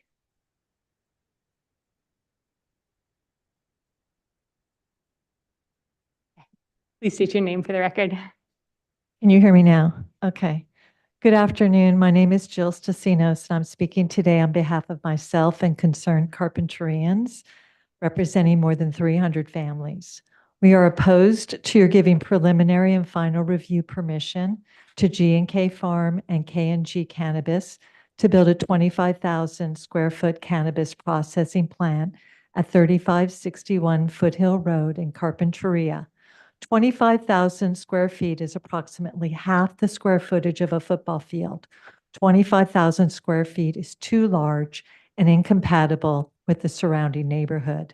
Also, public views from Foothill Road and Via Real will be negatively impacted as the proposed processing structure's height of 25 feet will be 5 feet taller than the 5 currently existing greenhouses on the property. Therefore, we urge you to insist that story poles be put up so that the neighboring community has an opportunity to comment on the cannabis processing structure's height and impact on their public views. I would encourage you all to visit 3561 Foothill Road in Carpinteria to see how ineffective the current screening is of the existing greenhouses on the property and to breathe in the skunk-like smell that permeates the air. I myself have personally submitted approximately 100 odor complaints about G&K Farm over the past several years to no avail. I'm under the impression that Graham Farrar, co-owner of G&K Farm, has agreed to put in carbon filter scrubbers in this new 25,000 square foot cannabis processing structure. And yet I'm wondering how he can be trusted when presently there appears to be little to no odor controls in place. Let Mr. Farrar get rid of the stench from his current cannabis operations before allowing him to operate a new cannabis processing plant. Another concern we have is permitting the conversion of prime agricultural land to commercial use when our community is rapidly losing prime ag land due to rezoning for other purposes such as housing. This cannabis processing plant will increase the density of cannabis structures located near Arroyo Paradigm Creek, where many federally protected species are at risk if a natural disaster such as flooding, fire, or earthquakes happen to damage the cannabis processing structure and spill chemicals into the soil and creek. Fertilizers can and do negatively harm wildlife. We urge you to deny the approval of this project based on the cannabis processing structure's height, size, negative impact on public views, conversion of prime agricultural land to commercial land, potential harm to federally protected species, and the appearance of rewarding a, quote, bad neighbor and ignoring the hundreds of odor complaints against G&K Farm. Minimally, the community asks that you postpone a decision on this matter until after story poles have been put up for the public to comment on. Thank you. Is there anyone else in the audience that still needs to submit a speaker slip or online? Is there anybody else that would like to make a public comment on this item? Please raise your hand in the chat or in the room. Jonathan, can you put the 2 public comment letters on the screen for the record?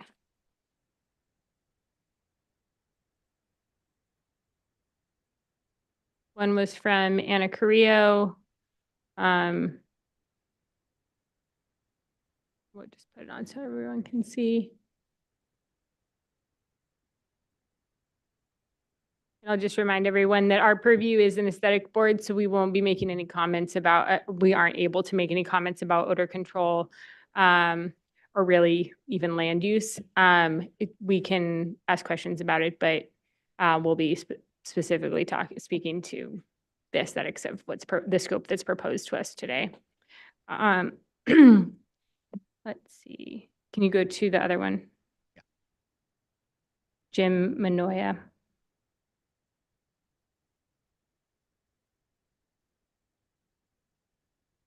Okay, and if there's no one else, we'll close public comment, move on to comments from the board.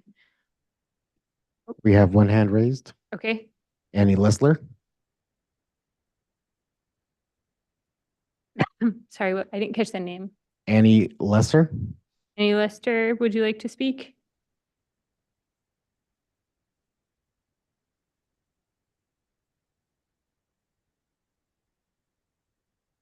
I see you've muted. Can you hear us? I can hear you. Where do I? You have 3 minutes if you'd like to make a public comment on this item.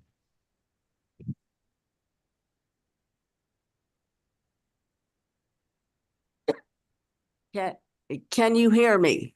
Yes, we can. Oh, okay. I'm sorry. Yes, hi. My husband and I live down the street from this project. I can tell you that consistently, this property, this cannabis operation has smelled consistently. It's one of the worst offenders. I think it's the reason that over 100 complaints have been filed against this property and this operator. I think this is very serious. Another consideration, I mean, why would you, processing is so much more odor impactful in a negative way, in every way, than just growing. This is the situation now. This is a high density residential area. You have the polo fields and you have a lot of residents. Everybody is bothered by both this property and the one next door, the Brands. Most significantly, this community, the first district voters and residents feel so strongly on this issue that they made history. They voted out the incumbent supervisor and they have put in somebody who has vowed to put major limits on this. Is this the reason that this is being rushed forward? Is to try to get this through before the new supervisor and staff are lined up? This is really against the community has spoken, and the community does not want this project. There is no dissent about this. This is, I'm sure, very lucrative and successful for the owner, but it is wildly controversial, unpopular, and unwanted by this neighborhood. And I can attest that most days it stinks. Please, at the very minimally, delay this until the next supervisor takes his seat. It's only at the end of the year and can weigh in appropriately. Thank you very much. Yeah. All right. I already made my reminder, so we can move on to comments from the board. Start with Josh. I don't think I've made you start yet. I don't know why you're starting with me because this is the first time I've seen the project, so. I don't know that half the board was here for the first time. Okay. I wasn't here either. We from can a- start with someone who has seen it before. Does anyone remember being on the board when it was? I know, I'll comment on it. I wasn't, so I just don't know who was. Limited, I don't really have any comments on the architectural scope and scale. Most of the testimony has been about issues that are well beyond the purview of this board. So unfortunately, I don't have any reason to or need to respond to any of that, although I sympathize with the concerns. The things that are being presented today are colors of paint and materials, which all seem acceptable and normal. Unless I'm missing something that another board member is hearing or seeing, that's my comments for now. I might have some more as we progress. Okay, Val.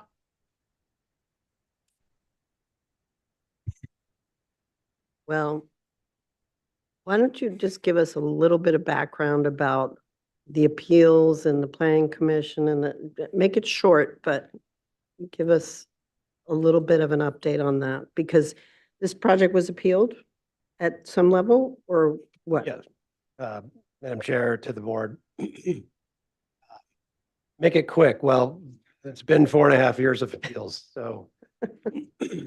Excuse me. So to the point, this project is something that the applicant has sought to make an improvement on the project relative to odor. So right now, there may be odor complaints. The processing building, this is to process cannabis on site. And there's extensive odor controls associated with this building, more so than could be incorporated into a greenhouse because it's an actual airtight building. So the second level of the structure is really where all the mechanical equipment goes for odor control. There are significant controls at each doorway and window. So cannabis on site will go right into the building rather than sit for a short period of time in the greenhouses before it gets put into a truck. And so it all goes into the building. And so that's purposeful to control or improve the odor situation on site. The rest of the question, I think, pertains to where the industry is at. There are odor control improvements built into a new ordinance that is going to the Planning Commission next week that speak to Carpinteria as well as the rest of the county that give the county more enforcement ability in terms of odor complaints, strengthens the odor control technology that is supposed to be in the all cannabis projects countywide. So the rest of the site-specific comments, these were all quote unquote litigated or adjudicated or ratified or discussed and hammered out, over many different hearings and many years in terms of the visibility of the project, the land use compatibility, et cetera. And we've been at it for a very long time and would like to get on with it, but have to come back to you obviously for what is, final approval on final architecture. And so we'd love your comments on that, and we'll do whatever you'd like us to do with respect to that.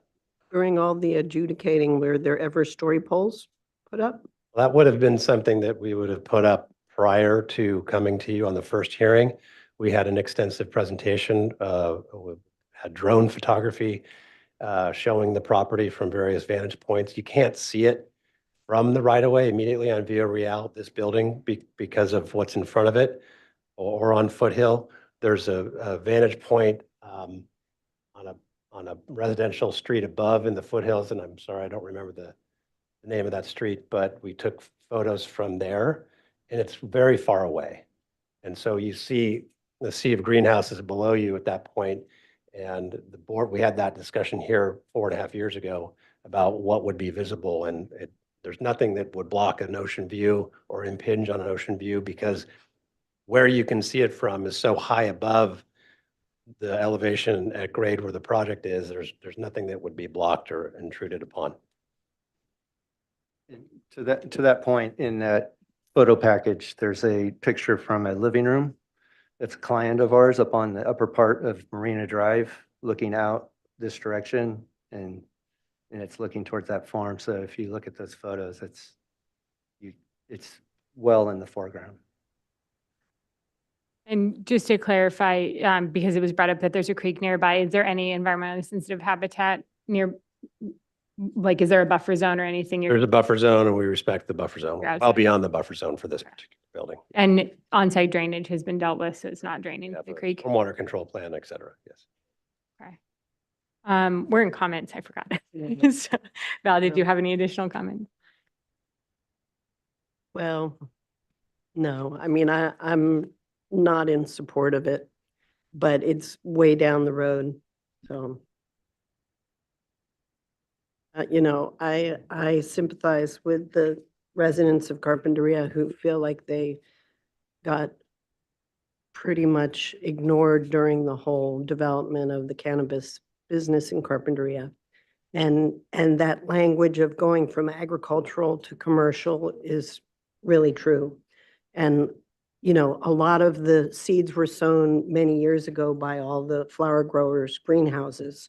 So that blight is already on the landscape. But this has just raised the stakes on it, and I don't support it.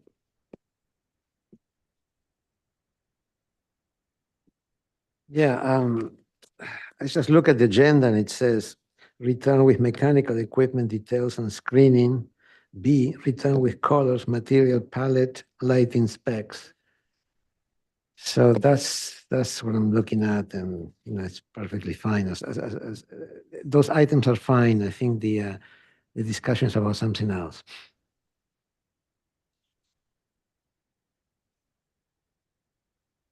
Well, I agree with the idea that it's a commercial thing in an agricultural area, which is already saturated with buildings and doesn't look much like a agricultural area.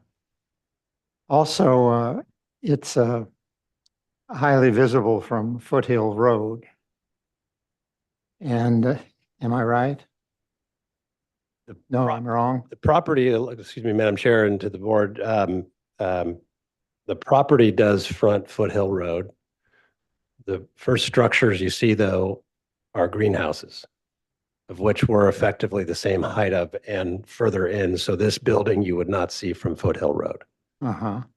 Well, I think also that the color could be darker. I mean, you submit some samples there, but this is a large structure. They paint it any color you want. That's my experience.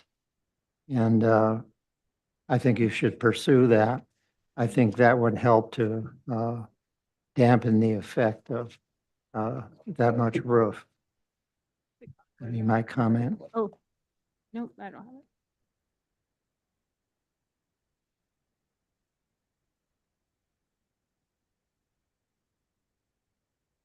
Madam Chair, I have one more comment that might help the board in terms of where the county is at in this process, if you would allow me. Okay, if it's okay, I'll finish comments from the board and I'll give you 1 minute. Sure, thank you. Just to be consistent.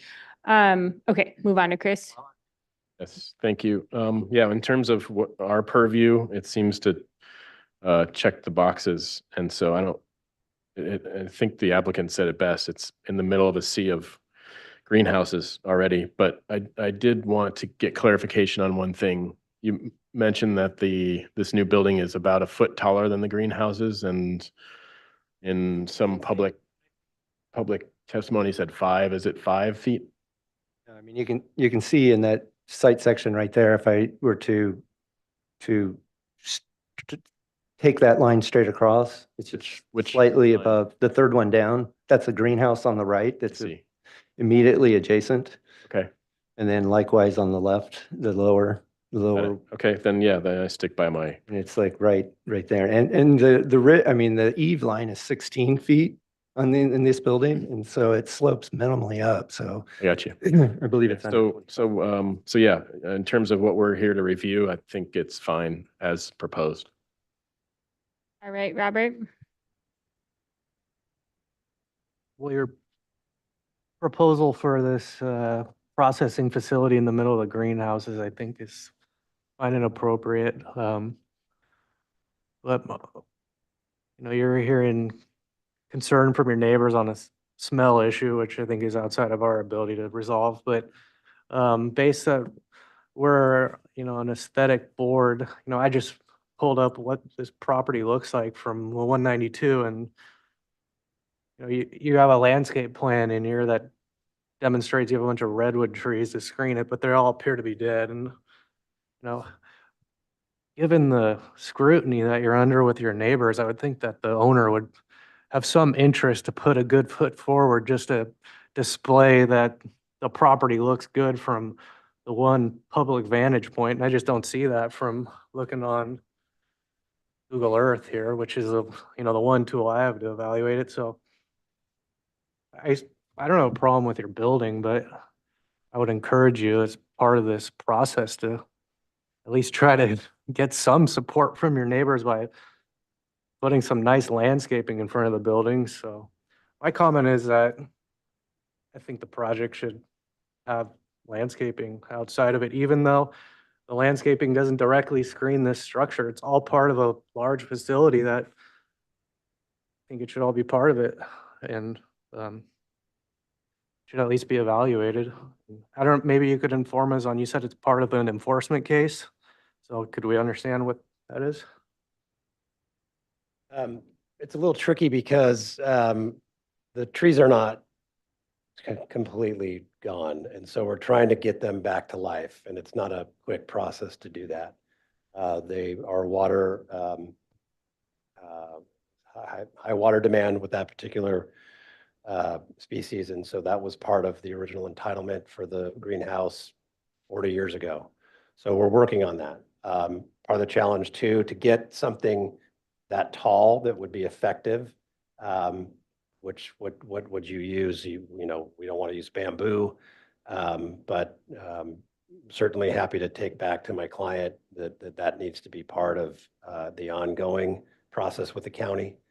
That's one of the things that So one of the things we discussed was the inappropriate choice for redwoods in that location anyway. I mean, if they were healthy, then you'd have neighbors behind that had block views. So you really need a tree that's a 25 feet to 35 feet tall. And and if they're struggling, you know, I've tried to revive redwoods before and it takes a long time. So maybe it's time to just scrap that, start with something new. Get some oaks, something native in there that's gonna get some instant screening. I'll comment on some other appropriate tree. a little bit on that because we've faced this before along Foothill. This is also well, first of all, the redwoods were not planted by us. Those were there well before with our previous owners.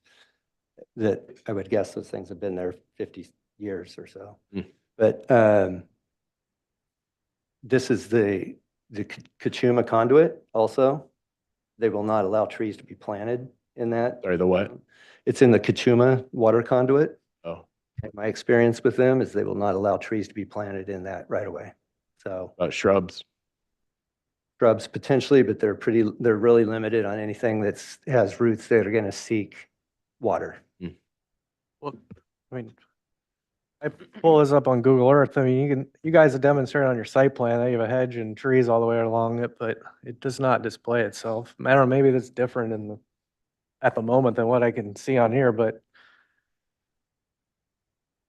I don't know that we should hold up the approval of this, but I think as a condition of potentially giving this approval should be that you guys should pursue appropriate landscaping along the street frontage for the property.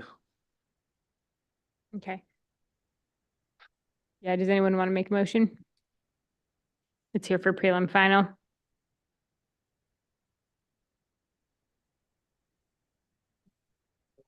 Do you want to go with the preliminary and then continue final for the landscape issue? Seems Okay. like everyone's a little bit. Okay, I'll put them, Feeling a little bit right, so I'll move to approve the application, make a motion for preliminary approval of the of the application as submitted with the change of the color to be dark bronze, if it's okay with you guys, right? Can use this one right here, it's a little bit darker, okay? And to continue to final, to study the possibility to screen the project, for better screening of the project from Foothill Road. Now, I think it comes to the full board, given the. We have a second. Maybe the verbiage could, instead of just screening the project, it could be to improve the street frontage. Is that the second to the motion? Is to just hide the buildings, but the side of the road and property, I think, could be cleaned up as visible. And sure, I'll let you respond.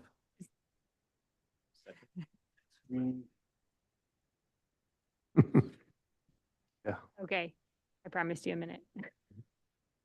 Okay, Madam Chair, to the board, to the landscaping issue, again, Kent and I have faced this on other properties, and it's germane to all of Carpinteria. How do you screen buildings that are that tall?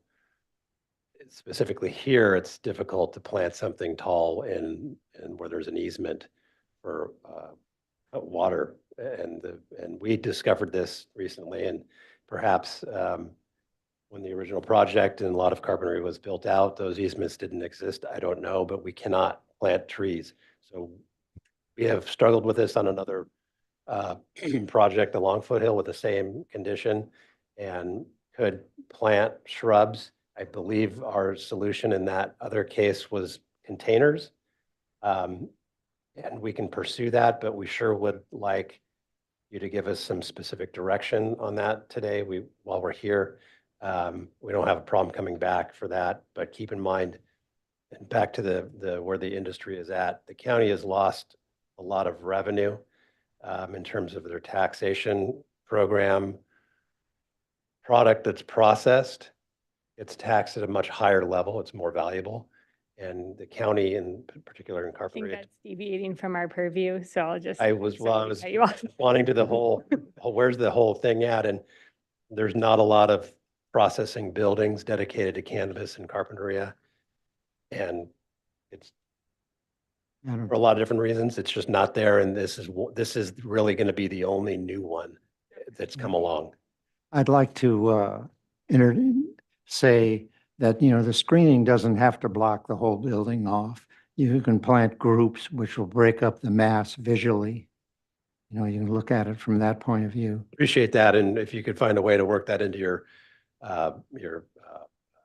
Motion. minutes or comments or motion, because that's exactly where we end up landing with P&D staff. What is We it? can do some, but we can't block it. We But can't. I think the motion is for the final to you to come up with some kind of a planting plan or something, and then it will be the final approval, right? So I'm gonna, Would you like to? I was gonna second Sure. and just try to clarify the language a little Okay. bit in that to applicant come back for final with a plan to beautify the street frontage to the best extent possible. And whether it be planting or Yeah, that could be planting and just cleaning up and stabilizing the area between the road and the fence. I mean, it just kind of looks like a mess, to be frank with you, so. Provide something that looks good to the neighbors that are concerned. All right, so we have a second, so let's take a vote. All those in favor? Aye. Aye. Aye. All those against? Nay. Nay.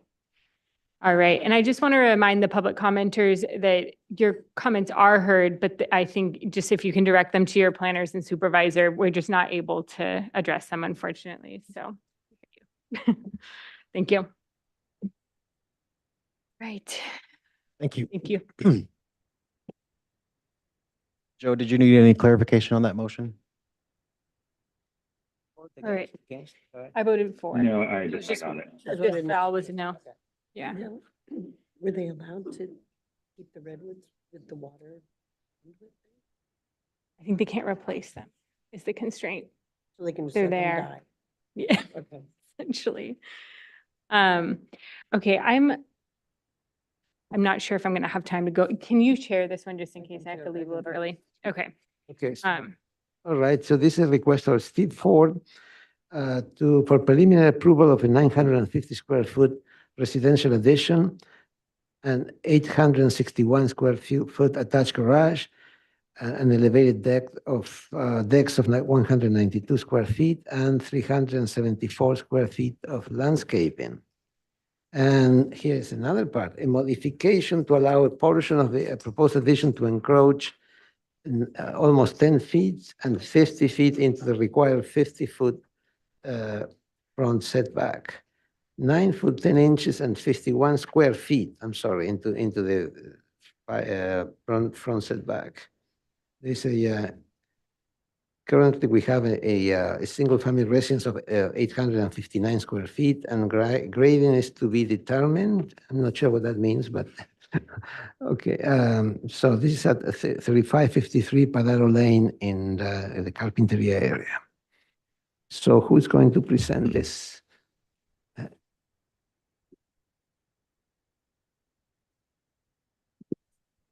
Oh, Yes. Mhm.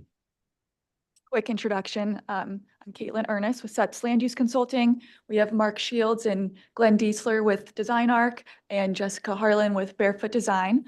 And yeah, Steve Fort previously presented this project for SEPS with Design Arc back in July 2023. And SBAR gave the project and the setback modification request favorable comments. So today we will just proceed with showing you the architectural plans again, and Jessica will present the landscape plans. And we are just requesting preliminary approval before the coastal development permit can be scheduled for the zoning administrator. So I'll turn it over to Glenn and Mark. Let me add something. Yeah, I forgot to mention that. Yeah, I forgot to read this. The modification is minor and consistent with adjacent development. So we said that, and return with landscape and civil plans. So your scope is pretty limited. So go ahead. Okay, all right. Coastal development permit and modification to the in addition that will partially encroach into the required 50-foot setback. So this has to go to the zoning modification or, yeah, okay. So we have to make this finding, right? Yep. Okay.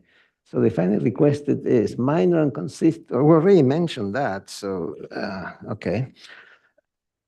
Go back, please, go back to, yeah. And return with landscape plan, no action taken. The modification is minor in nature and will result in a better site or architectural design. The project is compatible with the neighborhood, does not create an adverse impact. Okay, very good. Let's move on. All right, I think we can move on to the overall neighborhood. Just to remind you, it's been a year. It's an addition to the north side of an existing 850 square foot, really beach shack, you know, kind of old school that we remodeled 3 years ago.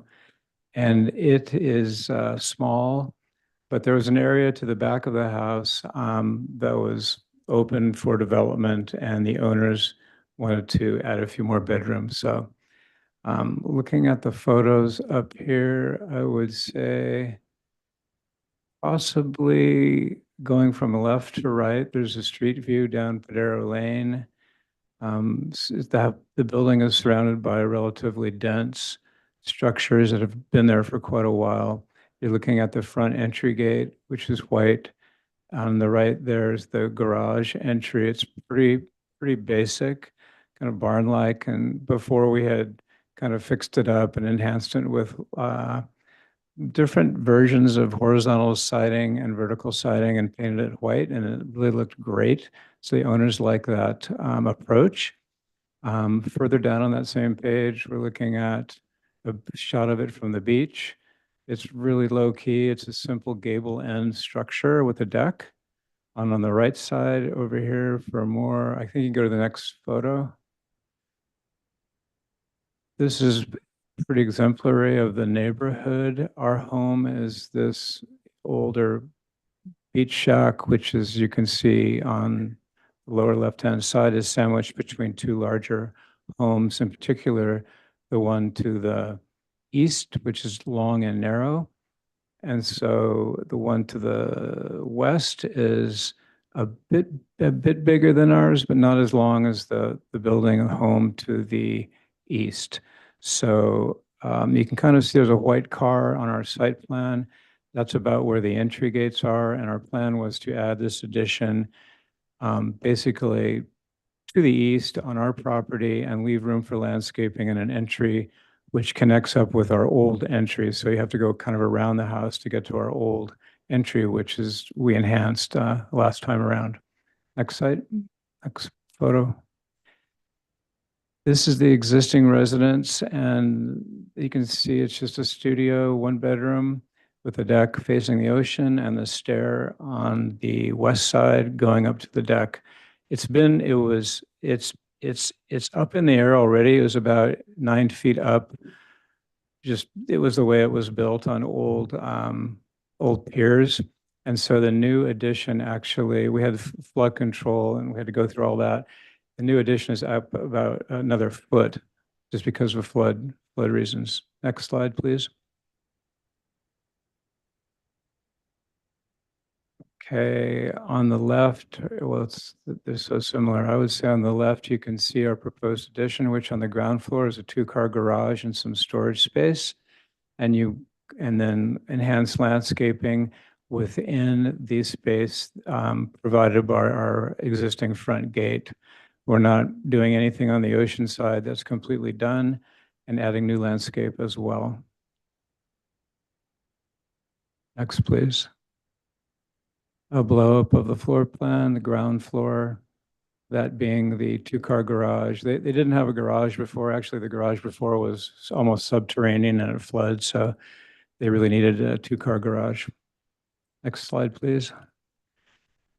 This is the floor plan showing the addition of 2 bedrooms with ensuite baths and like an open family room space. It connects through the kitchen and out to a little barbecue deck. There's a new deck proposed that faces north. And actually the mountain views from here are really nice. So we thought that was a nice way to be the antithesis of the ocean view. And so we've enhanced that with larger windows on the north side. Next. Roof plan, potential solar panels. We've got some proposed sunscreens on the western side. Those are the linear elements you see. Elevations, this is the existing home, which is vertical board and bat. It's actually hardy panel that we painted white and combined with horizontal shiplap siding. When you're there in reality, it kind of makes a neat kind of combination of collision of materials, which ended up being beautiful. This is the proposed addition. Probably the best slide to look at is the lower left-hand side, where you can see the existing gable roof that faces the ocean, and then the vertical element there is over the barbecue deck. And then beyond, there's the new living space and bedroom. The garage is clad with this horizontal siding element. And there's a combination of more white board and bat and horizontal siding and plaster. The upper view is the view from the ocean, and the minor bit of structure that you see beyond the gable roof is way back there. So you'll never see that from the beach side. The lower slide is a shot of the space between the adjacent neighbors to the east, which is really just a giant wall. And so we're kind of reacting again. There's hardly any windows on that side of their house as well. So we're kind of backing up to that. Next slide, please. Sections show probably the best section to look at would be any of them, I guess, or the lower A 5.0 shows a section through the garage, the new proposed garage, and the 2 bedrooms above. We cantilevered a small element, which you can see on A 5.0 on the lower right-hand side. That's just like a reading nook for the 1 bedroom. Next, please. Sections and details. We're on piers. Did some studies for that. So we're on typical concrete piles and then supporting TGIs spanning for the ground floor. More sections. Keep going. More sections. Interior elevations.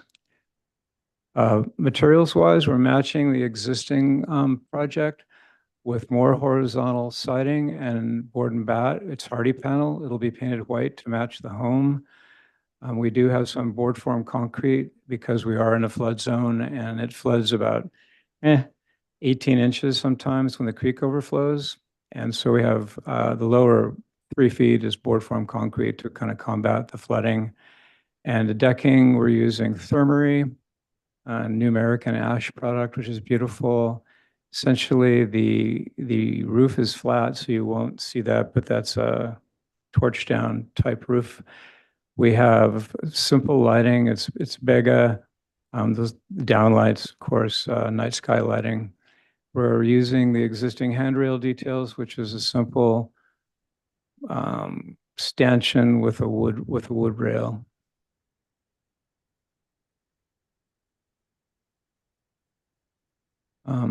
Detail-wise, we've got lots of details. Lighting, not much in the way of exterior lighting, and this is the Vega light. It's about 6 inches and 3 inches flat.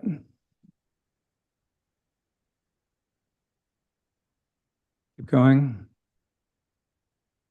Keep going. We have any I think landscaping? that's about it. I think Jessica could chime in on the landscaping. Hi, I'm Jessica Harlan with Barefoot Design. I'll wait till it comes back. Yeah.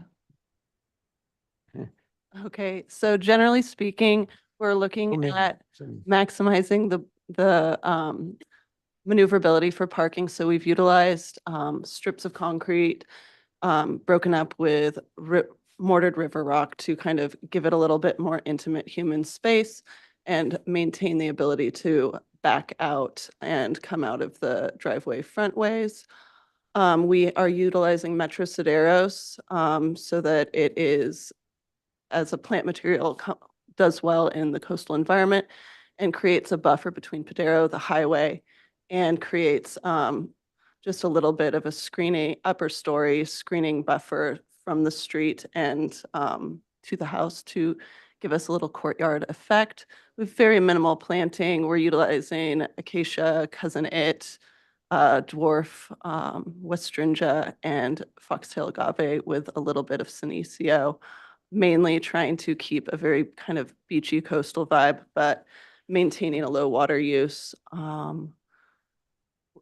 The existing hedges are to remain. We would like to kind of do our best to create screening between the adjacent properties and respect that. As far as, yeah, that's more or less my 300 square feet of landscape. Beachy. Yeah, super beachy. Very good. It's for preliminary, so this is, are you finished with your presentation? Are you, yep, okay, very good. Great. Do you have any questions from the board? Can you refresh our memory on the modification? It's that triangle there. You can go to The the, garage? yes. yeah, CAU yeah. 1.2, I think it shows it pretty well. But it's an encroachment into the front yard setback. Yeah. The proposed garage, it's about 51 square feet. Yeah. Well, once you Triangle, that, yeah. There it is, that triangle there. yeah, you had supported it before, and I think one of the reasons is that the neighbor's house to the east goes beyond encroachment, so we felt it was appropriate to ask for modification. A question while we're on this page. It's a little hard to read. Driveway is existing off of Zaro, and is there a fence, existing gate and There's fence? a white fence and a gate. That's all existing. It's existing. But you're adding a pedestrian gate. Yes. Yeah, That's we're there. adding a man gate from that off-street parking outside the fence. Okay, so that's what those 4 red rectangles are for parking. Yeah. That's construction. I see. So I guess the question would be, is there any way to soften that up a little bit out there? Currently, there's Pretty- no planter out there, and we were replacing in situ with just with the addition of a man gate, so that people who park outside can access without opening up the driveway gates. Right. But Are there any photos of that? Or maybe I could look it up. yeah, there were photos at the beginning.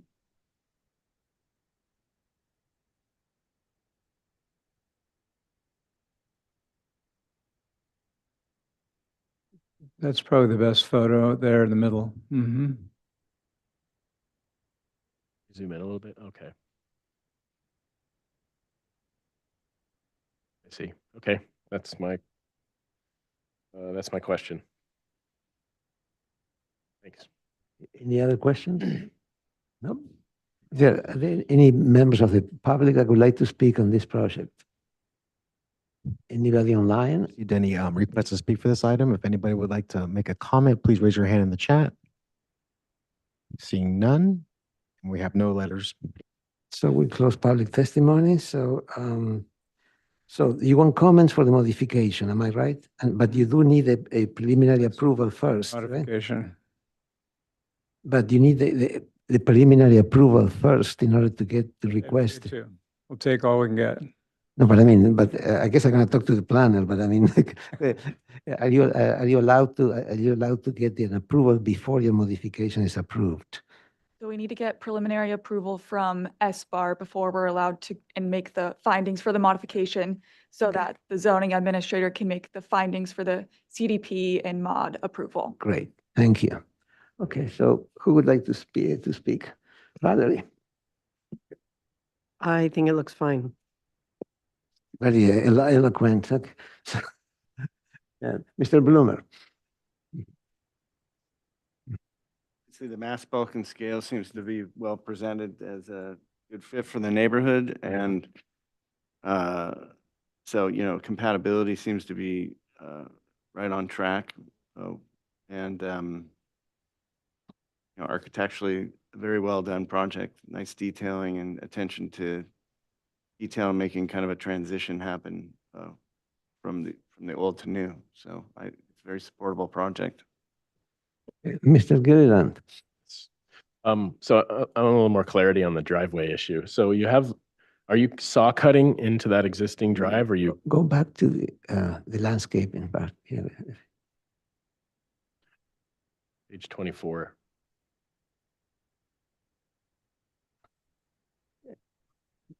So saw cutting and adding joints. Yeah, yes, exactly. Because the new structure is going in a sense on where the existing driveway was. Right. And you're carrying that out through the gate, out Through the gate, towards the street. exactly. Yes. Okay. And so then it seems like an opportunity then to put some kind of planting out in front of the wall, even if it's just a vehicle overhang with low planting, so you can still park. A little 12-inch with some Well, not Lamondra. 12, but Yeah. I mean, 2.5 feet is a vehicle overhang. So I think it would just help the curb appeal. Yeah. Yeah, soften. Otherwise, looks great. Mr. Chair. Yes, Mr. Richards? Yeah, I agree with the positive comments, and I think your modification is supportable because you have more trees proposed that will screen the minimal little bit that is proposed as Okay. approaching the setback. Thank you. Sorry, real quick, regarding the trees, 24-inch Metro Sidero is going to be little tiny guys. Do you think that maybe where you have room for a 36, you could upsize a little bit? Yeah, definitely in those the two larger planting pockets. They're really we could- slow and it'll take a long time. Absolutely. We can spec the two closest to the house as 36. We have the space. to do All right, thank you. Mr. Vertiak? Well, I think it's fine. Kind of eclectic. Very good. Do we have a motion for preliminary approval with support for the modification? I'll make that motion. There is second. Second. Second. Second by Vertiak. All those in favor say aye. Aye. Motion passes. We'll see you next time. Okay, good luck to you. Thank you. And next, we have, let's see. This is the 395 Asegra Road, item number 10, Resiliency Trust, setback modification and guest house. And so do we have a planner? Do we have an applicant in the room? He was here before. Robert Irvine, is that? No. No. No. Do we have an app? Who's here? Who is the applicant? The architect? There he is. Oh, okay. There we go. Your turn. Resiliency? Yes. There we go.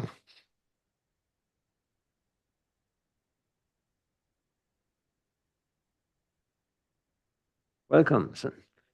Had a long day already. Some more, yes. We're almost done. Could you please introduce yourselves and present the project? I'm William Hefner, and this is Natalie Aranya from Studio William Hefner. We're the architects for the project. Very good. So tell us what page would you like to go?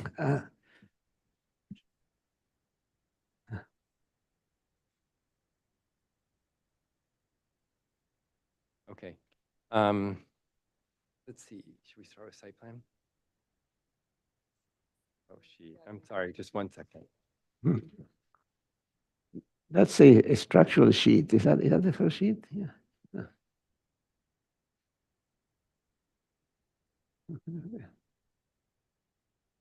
Sorry, design. Just a month. Okay. So we don't. Okay. So anyway, so we'd like to present. So we're here today. This is a project that's under construction currently that you previously approved, which is this lower part of the site over there.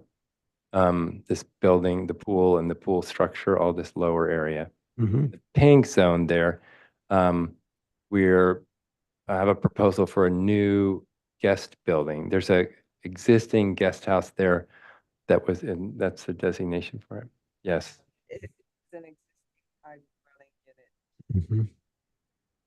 That we sort of transferred that to the other, we transferred that to a unit in the barn that's on the other, and so we're building this as a guest house.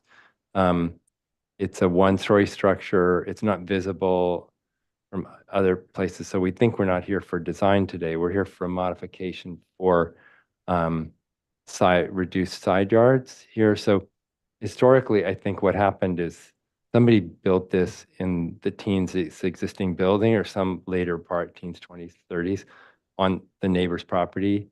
And when they discovered it, they created this kind of what they call a landscape easement, which is this green line that you see outside of there. You can see the heavy black line, dash line is the property line, but outside of it, since there's been this landscape easement dedicated, and this existing guest house has foundation problems, stability issues, and the rest, so that's why we're building a new structure. And so we're proposing a new structure. We've worked with staff over a year to figure out how to design this and propose it, but a new structure with reduced setbacks than currently required, believing that there's no negative impact to it. It's not visible from other properties. We have this generous landscape easement for perpetuity around it. And so that's why we're asking for this. Do you want to add some more detail to that? Sure. So just so you know, the existing guest house of ag dwelling is that red dotted line under, the proposed building.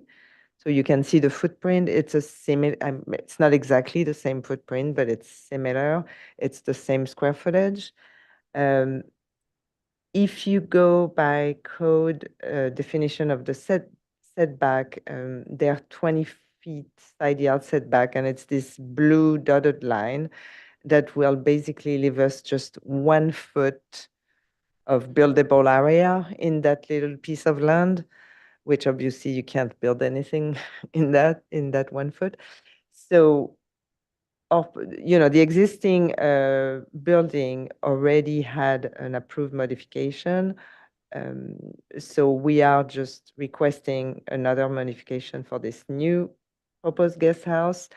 And it's within the parameter of what's acceptable as a minor modification. I think we're reducing the maximum you can reduce the side yard setback 20%, like the total area of the side yard setback by 20%. We're only reducing it by, I think, 6.7%. And with a minimum setback of 3 feet, and our proposed minimum setback is 4 feet on each side and 25.2 in the back of the building. So yeah, that's pretty much it.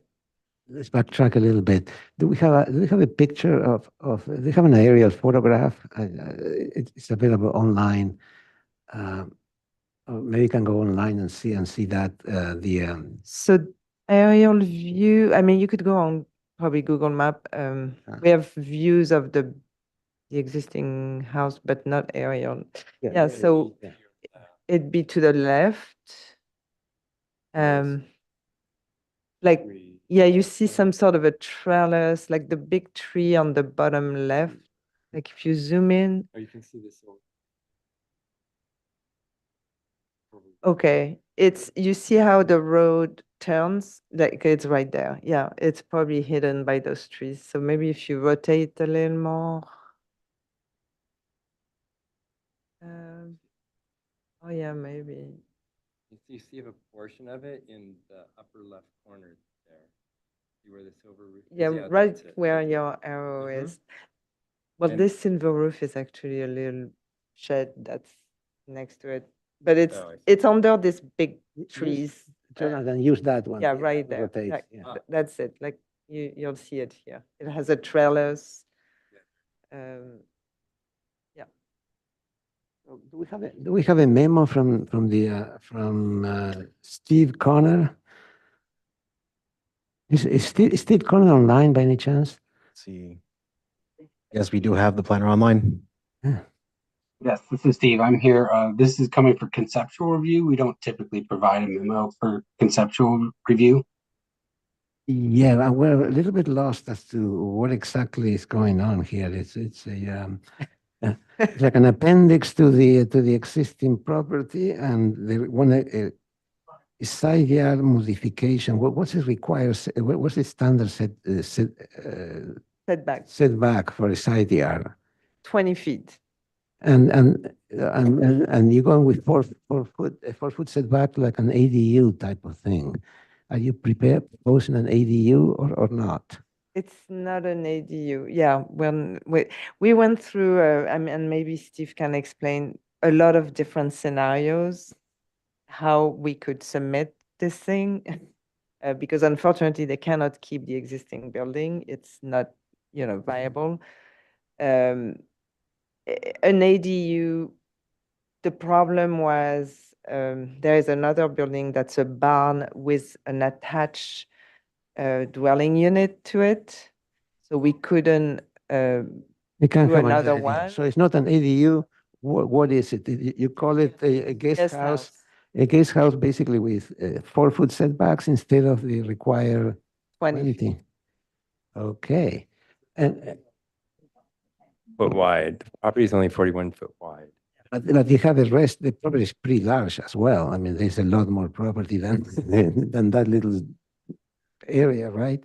Can you set the site plan, please? Can go back there. Yeah. Yeah, I guess Site, our, yeah. So and isn't there a neighbor to the north or near this proposed building? there's a steep uphill condition and you can't see that neighbor to the north from this location or the other portions of the site. They're a good bit up the hill. Okay. And you'll see there's a lot of, if you see the contours, there's a lot of slope on the site. Sloping down or up? Down. Sloping Yeah, well, down. I guess on this back building, it's a steep upslope, but there you see like there's a rectangle, there's a paddock there, like above that, we have a steep slope around the existing house we're building. There's a lot of slopes. There aren't many usable areas, and this was previously designated, used as a guest house. So anyway, yes. Is it the same owner that owns both properties? Sorry if I missed that, but. This is all one property. It's 5 acre plus, but it's one property, yes. So what we were seeing in Google Earth where it looked like there was like a horse area or something above it, that's the same owner? Is that correct? Above them? Yeah. No, above them is a different owner. So in your site plan, it looks like you have a wall that kind of wraps around your guest house and then crosses the property line. And so that would, I guess, would be I'm just trying to understand if it's like a compound with 2 properties that are Yes. one person, but it seems like there's a existing garden wall. Yeah, identified. if you go to the Google map view, you can see sort of the extent of our landscape easement. When you had a, where are we? That's,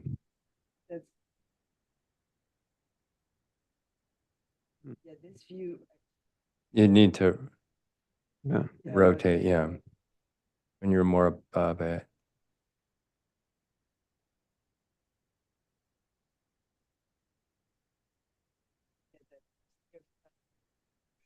The way roof is, there's a fence next to it, that's all easement. Yeah, there's a landscape easement, right. Any other comment, any other questions from the board? Yeah, which is it, the building Sorry. that's going to be torn down? We could grow some cannabis there, maybe it'd make it more fun. So, It's, You might get some opposition. Okay, all right, so would you like to move into comments, is that right? Yeah.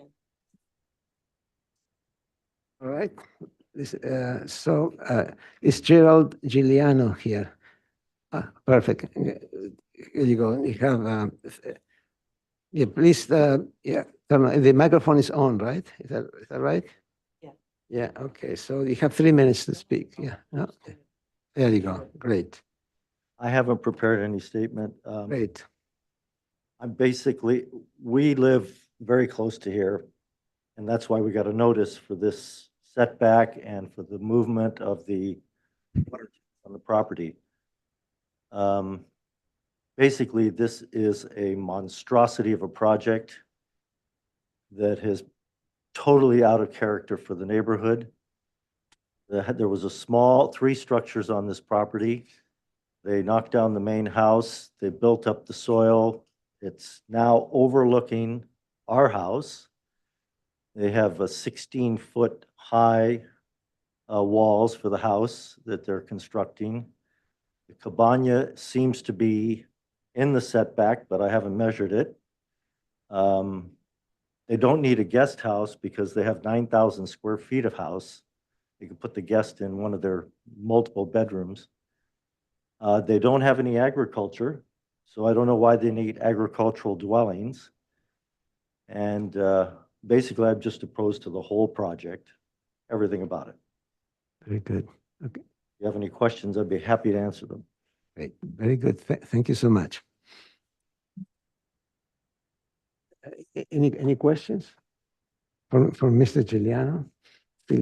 C. Giuliano. Giuliano. Okay, no, okay, very good. No. No. Okay, all right, is anybody else online that may want to talk to us about this project? Nope, okay, very good. Okay, so it's open to the board now. Mr. Gilliland. Yes, thank you, Mr. Chair. I mean, to me, the project that is in front of us today is for a conceptual review of a side yard setback modification to allow basically the replacement of a guest house in the same location. And so we're not reviewing the greater project on this parcel. And in my eyes, if it checks all the boxes that are required,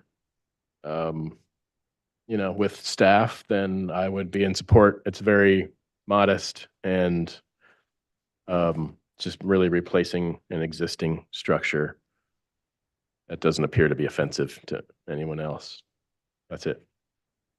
Mr. Bloomer. I don't have anything to add to that.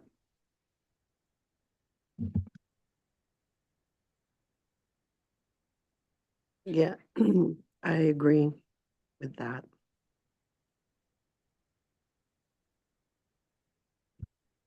Yeah, I agree. This is a pretty weird situation with the way the property lines are drawn. I guess you have a structure that's wedged into that shape, you can remove the existing one and put a new one there. Assuming that doesn't create an offensive situation to somebody. I don't know, it doesn't seem like it's increasing the use on the site, it's just replacing something that's existing, so that's the only reason I support it.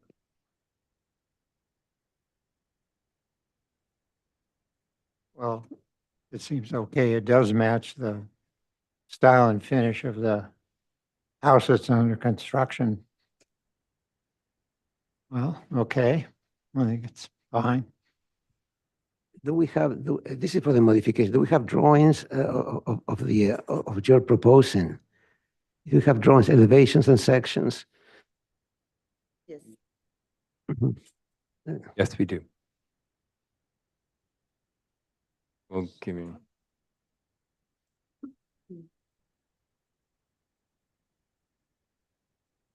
There we go.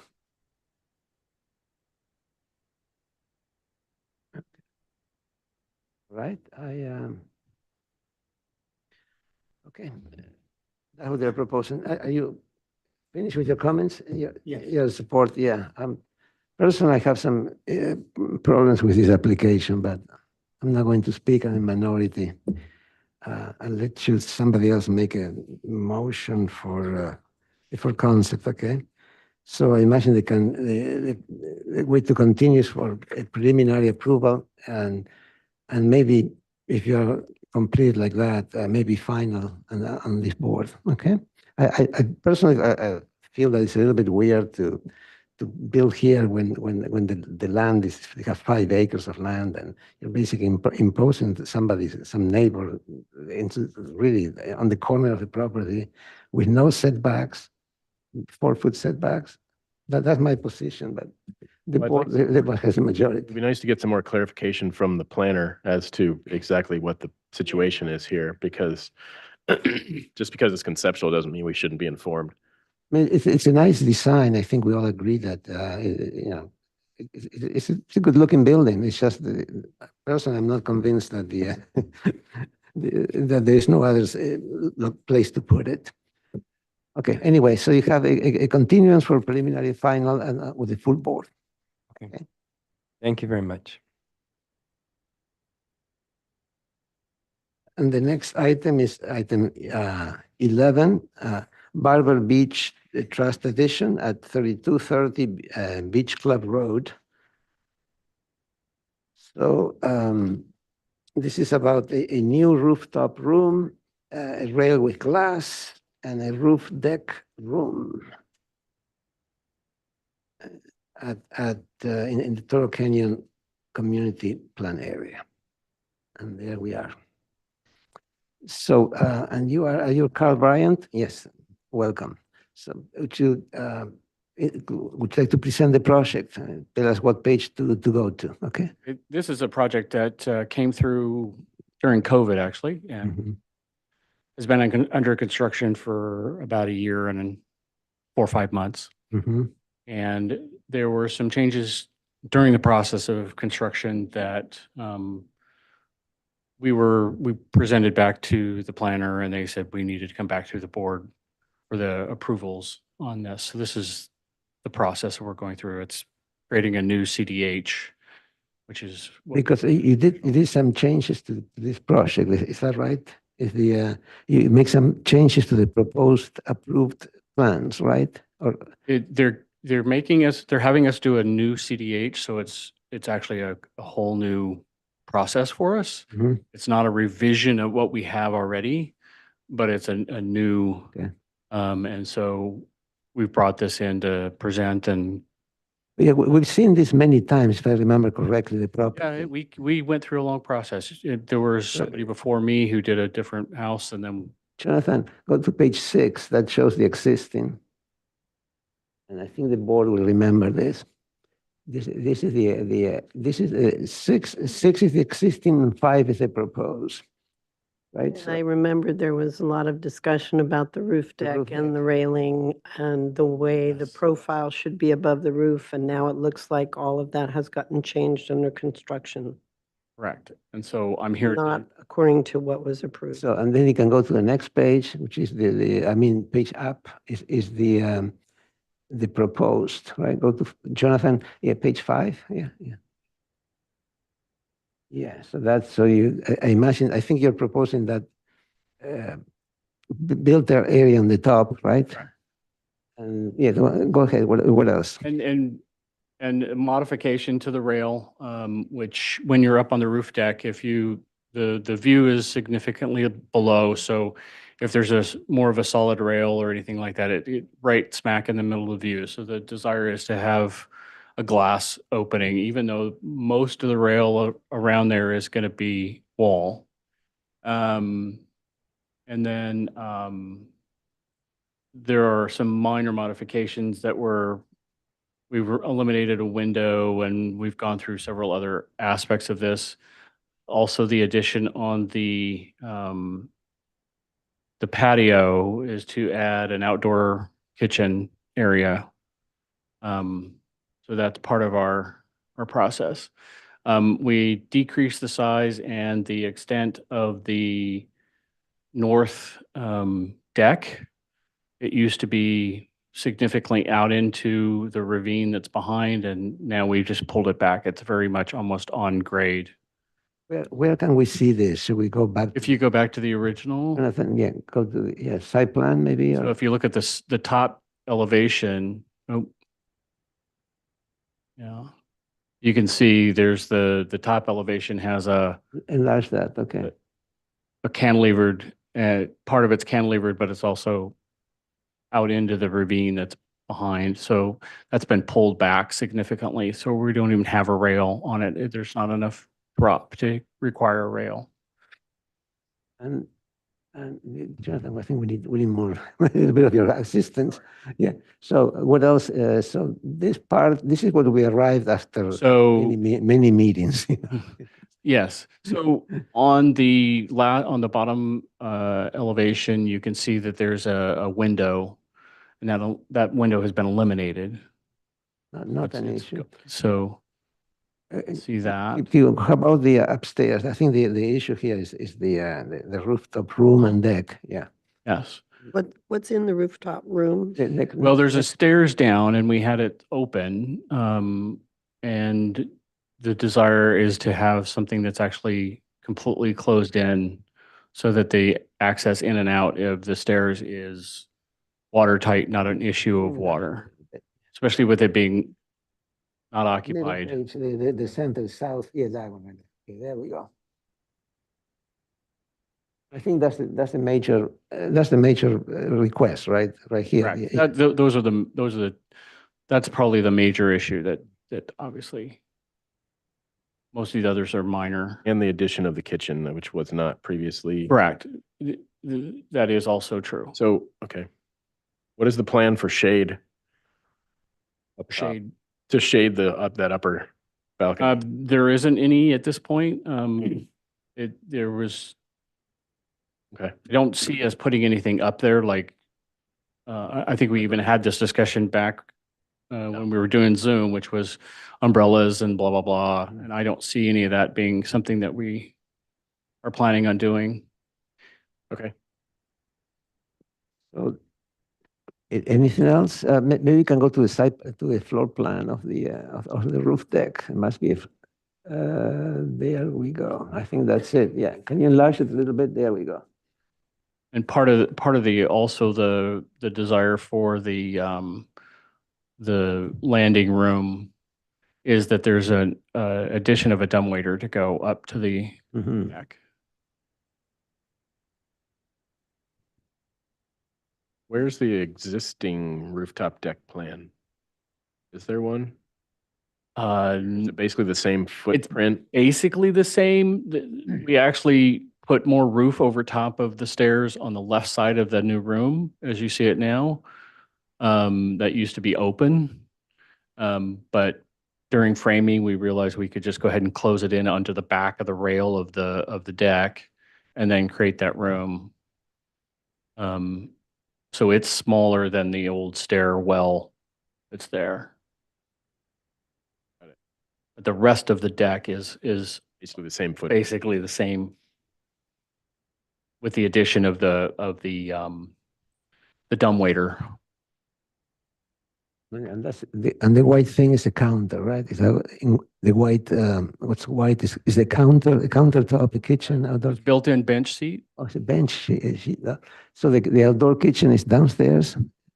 Outdoor kitchen is downstairs. I see. Okay. And how did the access to the interior, the central stair how did that work when it didn't have a cover? Got a drain at the bottom of the stairs. And you went from inside the house through a door to an outside Go up the stair? stairs, yes.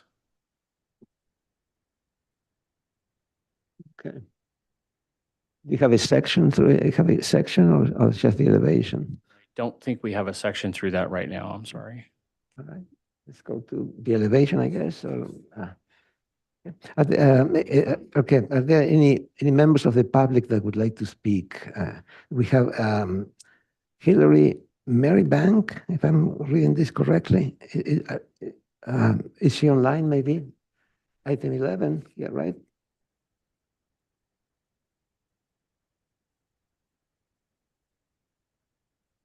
Okay. Right.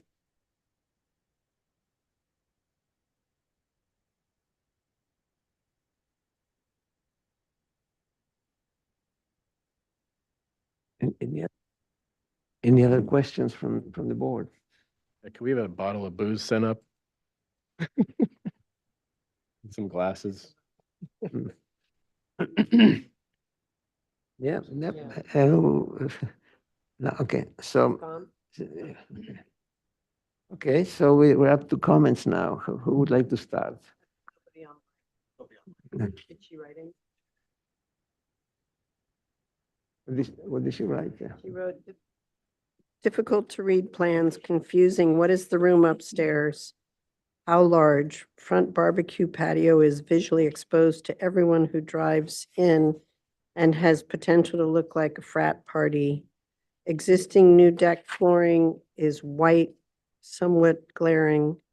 Unsure about glass replacing wood at upstairs deck. What's the new deck flooring?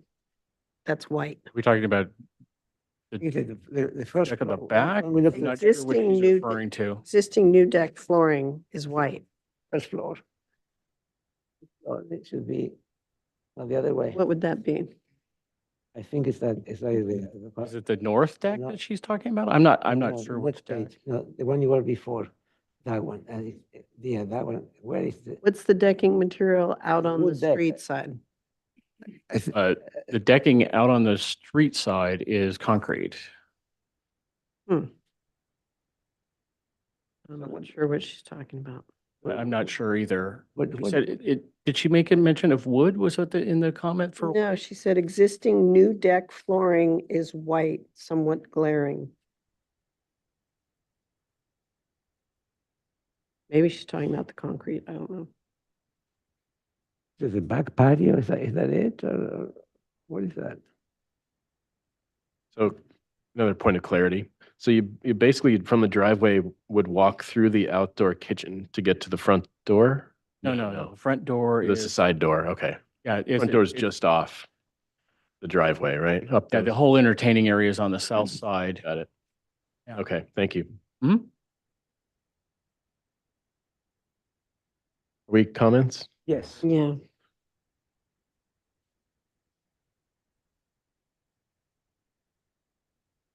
Well, I'll go ahead and start.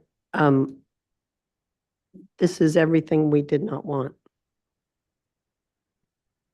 There was so much discussion about this and about even having a roof deck like that, have it be low profile and low key and not look out of proportion with the rest of the house.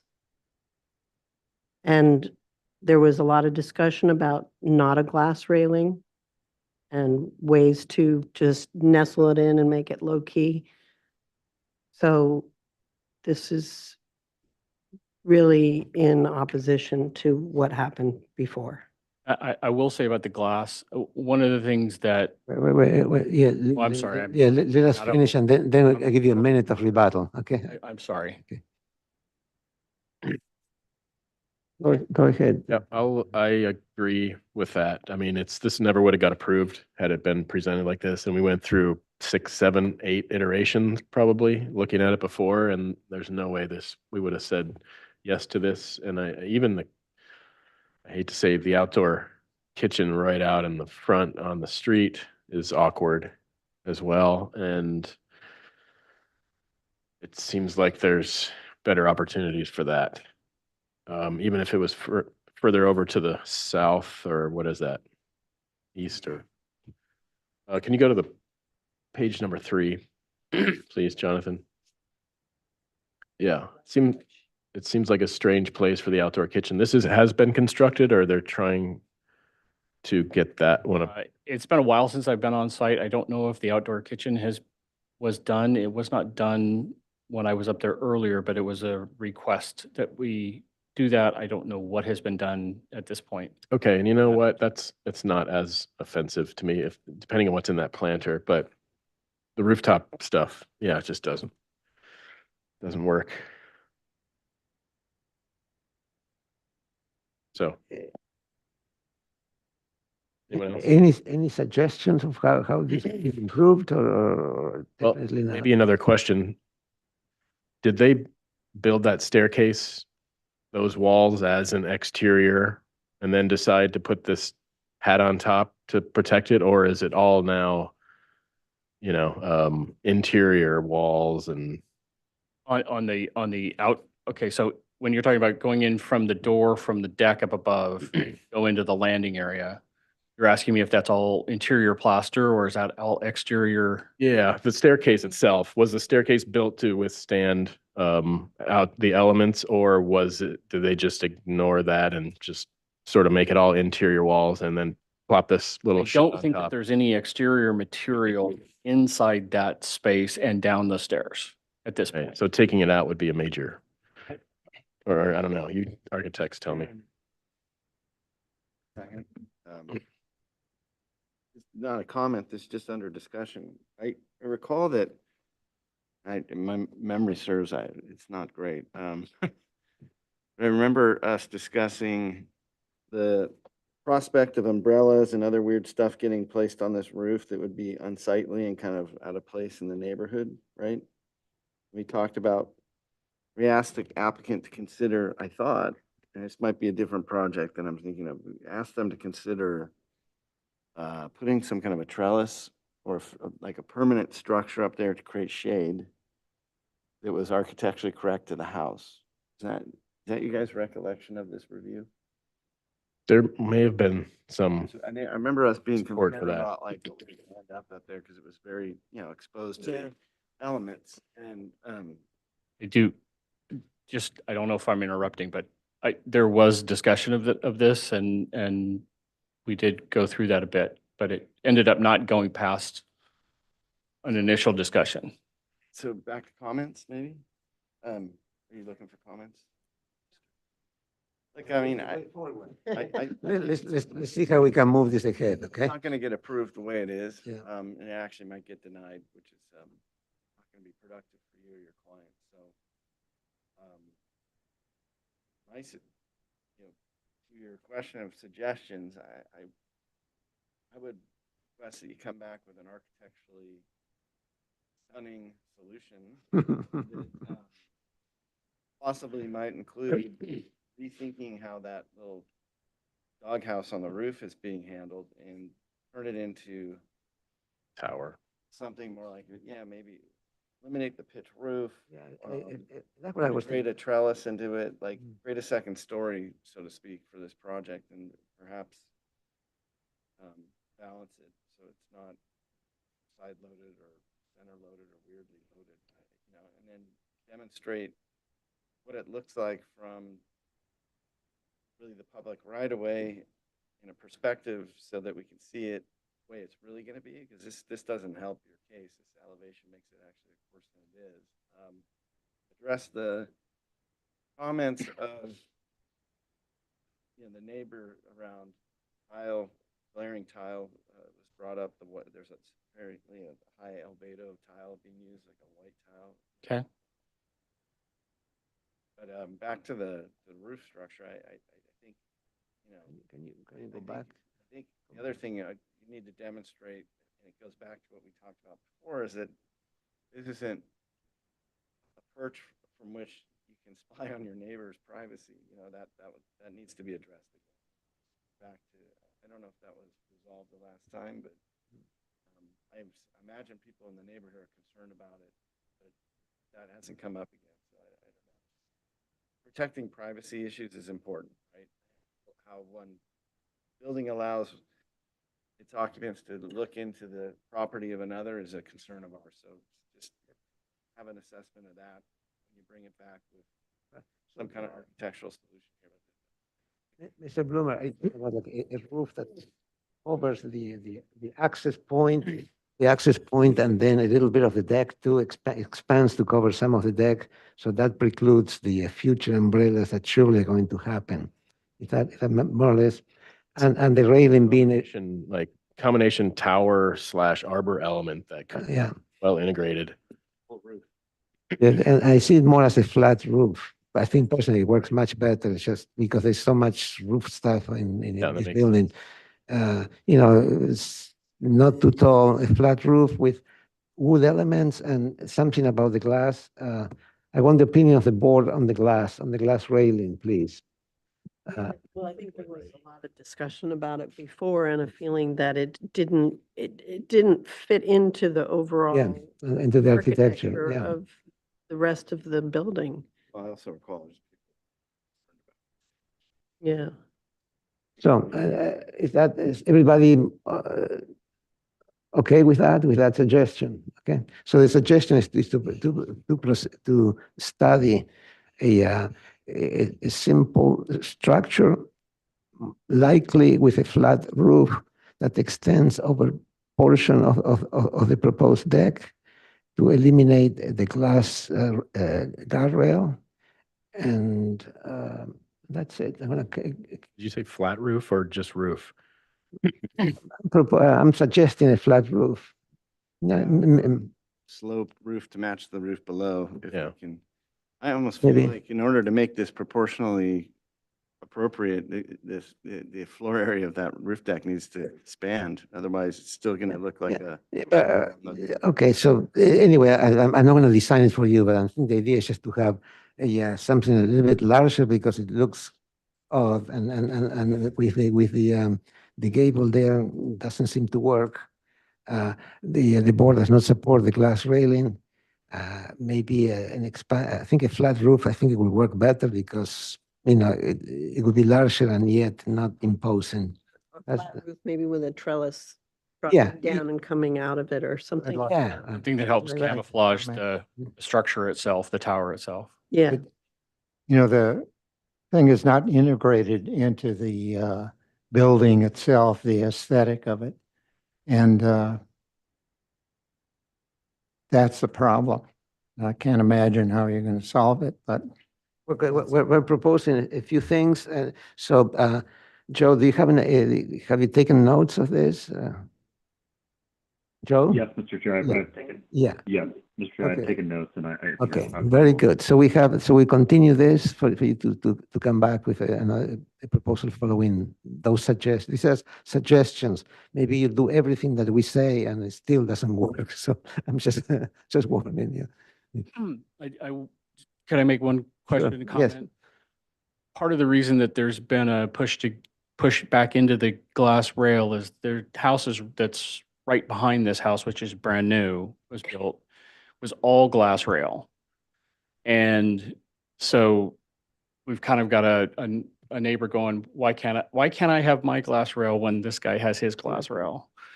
Kind of thing. Mr. Chair, can I Yeah. address the applicant? Yeah. And I'm Okay. Hold on, so let's see. I'm just going to be really straight with you. This was not a fun project to review the first time. We made several attempts to try and help the application process conform.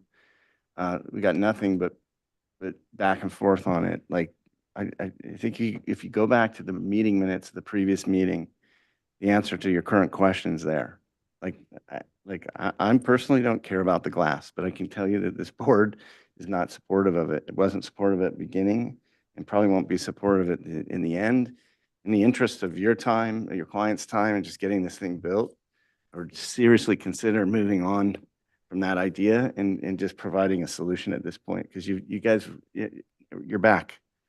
And you made a difficult project more difficult, and I just, I hate to see you have to come back and do 6 or 7 of these meetings to, and it's just, it's wasteful. Okay. Is that okay? Encouragement. I think you can get something done with us, but let's Let's not Well- turn this into a rubber match again like the last time. It was Yeah. difficult last time and it won't work out well. Part of the problem with this house is that it's right on the road and it's right at the access of that entire community.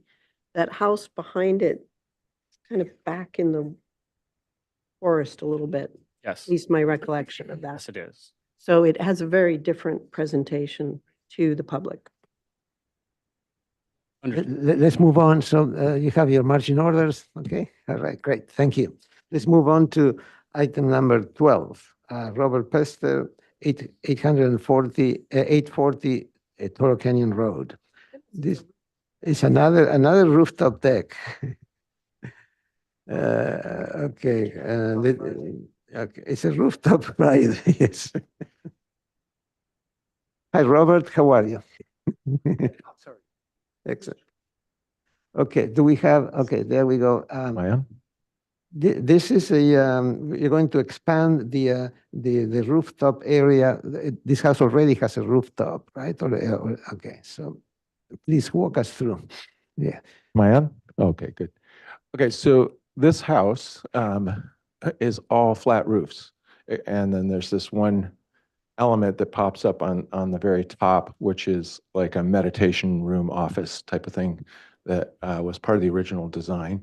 And that'll make a lot of sense when we get to the elevations. So what we're proposing is to build a roof deck on a portion of this top flat roof.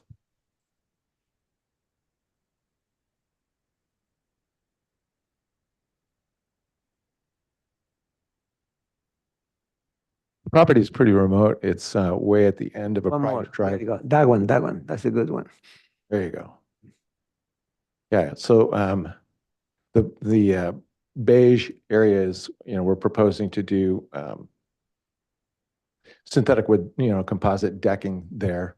The existing flooring material inside the building is Saltillo. And so you can see there's a little landing as you walk out from the existing structure. And then there's two risers up to get us up to a 14-inch high deck. It's 484 square feet. And you can kind of see how it relates to the rest of the flat roof.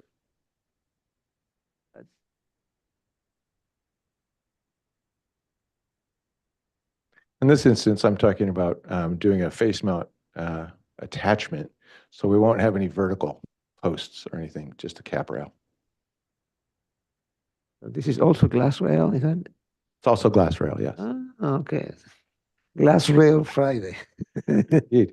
I'd point out that this property is only visible from one of their property, and it's easily a quarter-mile away. You have pictures of. I remember seeing pictures in the of the site, right? Site pictures. Where are they? Separate file. Yeah. This is not. Is that the other property that you can see it from? On the No, that's the that's the main house. that's the Can you Sorry, no, that- can you show that zoom one? in on the middle right photos. Yeah, in the background there, is that the? yes, that white house. That's the one property that does see this, is what you're saying? Okay. And it doesn't have a lot of fenestration on this side.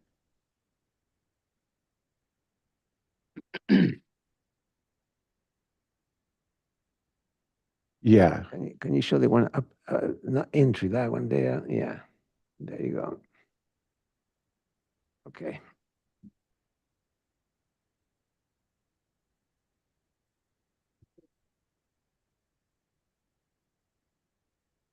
I don't know that. Yes, it goes, and it's above.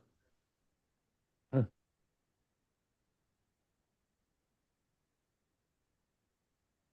Yep.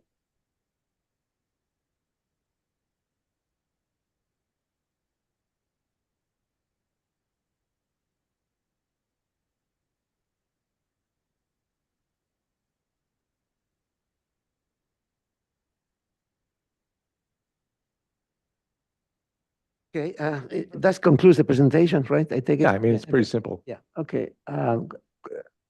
Questions from the board? No questions from the board. Are there any members of the public that would like to speak on this subject? Do you see anybody? No? Nope. We have no letters submitted and we have nobody in the attendees calling for a comment. Okay. So we have 2 comments then.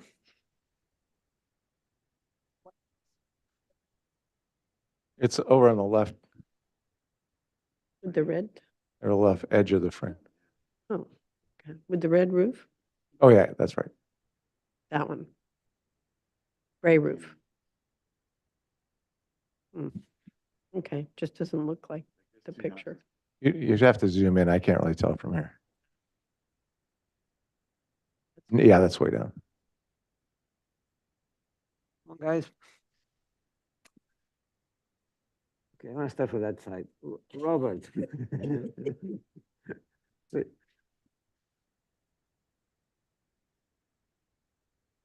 I don't have any problems with it. It seems like a logical solution. The deck doesn't seem oversized. I support it, and I think the way you've detailed it makes sense with, see how you kind of made the thing go around the existing skylight, got the steps that come up to the decking material. I think it's a good solution for what you're trying to do here. And I don't see that it's offensive to anybody, so I support it. Very good. Yeah, how about the issue of the glass railing? Does it resonate with you or not?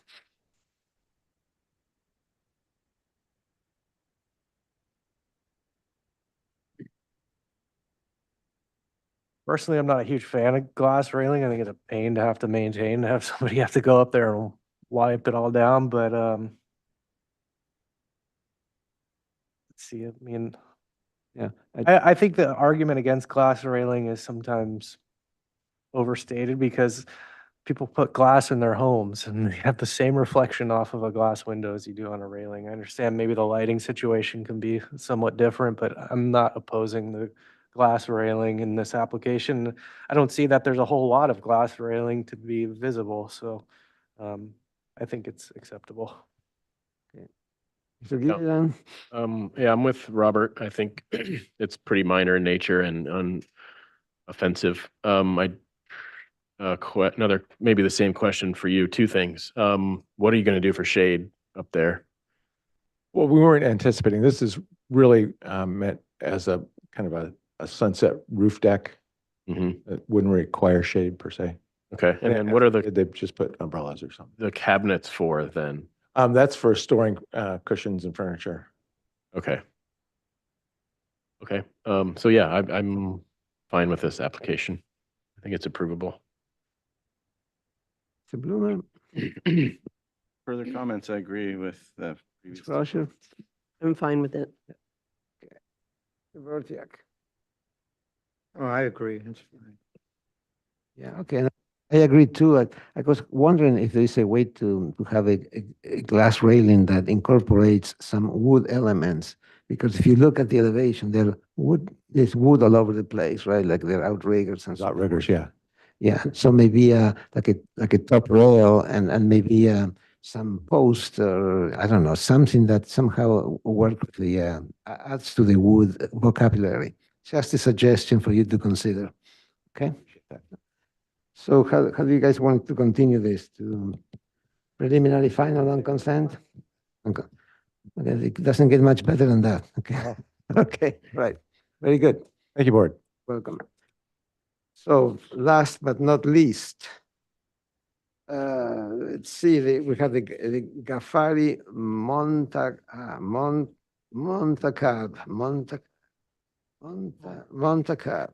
Ghaffari Montacab. A residence. We call him Homer. Homer, okay. Ghaffari. Okay. That sounds like a Libyan name for some reason, right? Libyan is an Arabic, Libyan. Yeah. Huh? Arabic. Arabic, yeah, yeah. Okay. Yeah, okay. Ghaffari, okay. 1990 Las Canoas Ridgeway. Again, there's another upper roof deck. So we have upper floor roof deck. Yeah. And yes, you were. Yes, yeah. There was a Lori Carey thing. Yep. Okay. We have seen this before. we had some comments, and I think I'm gonna read the comments, okay? It's okay. Go ahead.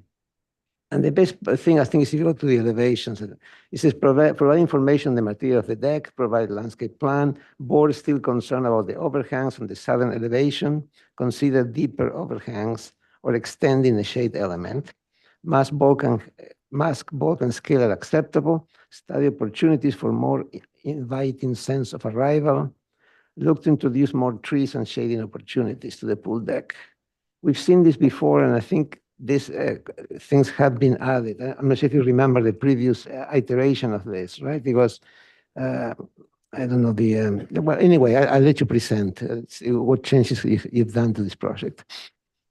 Yeah, my name is Kurt Magnus, and this actually was Lori Kari project way back when. So I kind of took it over for Homer. We got a landscape plan, I believe. I mean, I didn't, looking through those comments, he asked for a landscape plan, and we did provide one. The architecture, I think you talked about more overhangs on the south side, and what I did is over those sliding doors, I projected out a horizontal overhang. You can kind of show some shade there. The east elevation is the entrance.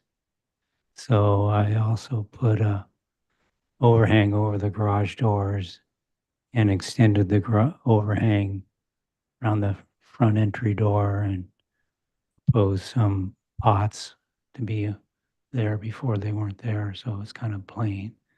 So that kind of helped add up a few more elements. Next slide, I guess, go down. Yeah, this shows the deck material, I believe. I want to zoom in there.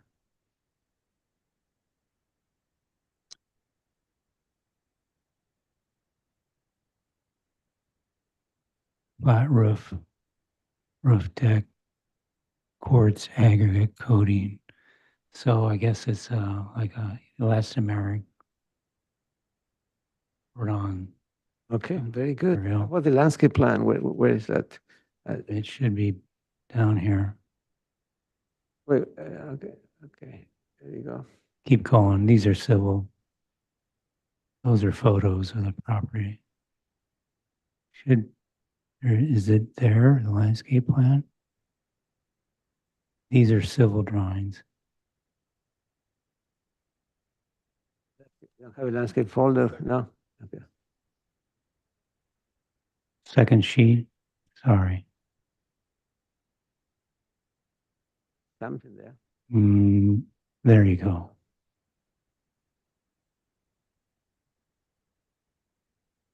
So this is high fire, and so it's a challenge to get plants that are, high fire, but I forget the lady who did this. I wasn't familiar.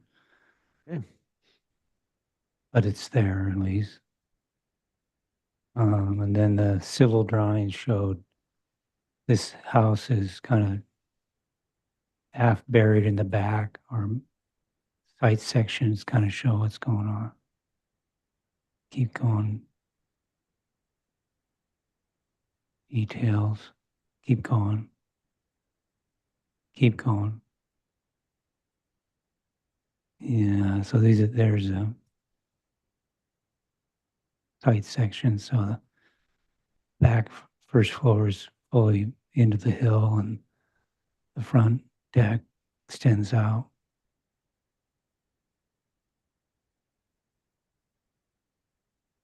So that's it. Yeah. What other comments did they ask? What's the driveway material? I don't know, it's concrete. Scroll back down, I guess, or up to the site plan. And like the patio for the pool, I'm not getting that, but.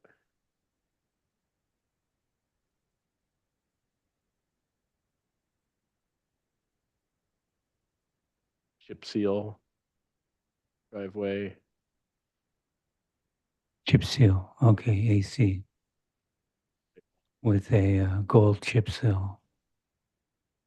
My apologies, I'm not that familiar with this design, so. Then, oh, I guess, so we don't know what the patio for the pool is. That's probably concrete, right? Yeah. Actually, though, I don't think we're gonna do the pool, so it's just a patio. So We go to The colors are, is that the gray color? Is that the one, or what's the color of the walls of the building itself? Exterior cement plaster, interval color of gray. Is that gray color? Is that the gray color? Yes. And that's for the building, and the side walls will be the same color? Sidewall, oh, there's some field stone cladding entry wall. Will the side walls have the same color as the building, as the? Most likely. Yeah. Okay. All right. Any other questions from the board? Yes, please, page 7, the upper floor plan. There's something that's on the lower left. It says glass roof patio. Any idea what that is? Is that on the first floor, maybe? Lower floor. Good question. I'm not sure what that is. I think maybe it was in lieu of a trellis. Yeah. And so what you're saying is there is no pool, but so that means the patio shape will probably change. Otherwise it's. No, it should stay. Go to the site plan. Here's your glass. It's over the steel trellis. Yeah, it is. No, it's over the steel trellis, not walkable, I don't think. There's a railing behind it. Page are you on? A5.3? Right there, yeah. Yeah, I guess that glass roofed area is to the. There's a little roof deck, but kind of goes around it. Yeah, right. Except you're gonna fry in there.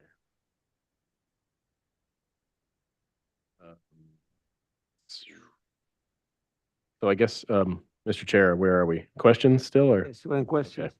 We're just trying to wrap our heads around Don't mind. all this. Okay, I guess. Mr. Chair, doesn't seem to be, was there any material change to the eaves to deepen them for the last comments from the last hearing?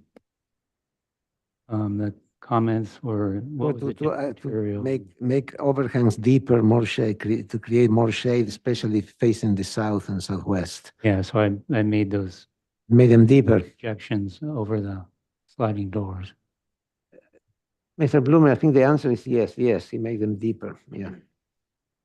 Any other questions? Okay, let's move on to comments. Who wants to start? Do we have any public comment? No letters, no public comments. Okay, good. So back to the board. Help me out. Well, I'm tired. Comments have been addressed. Yeah. Well, Put them on your final. wait, wait.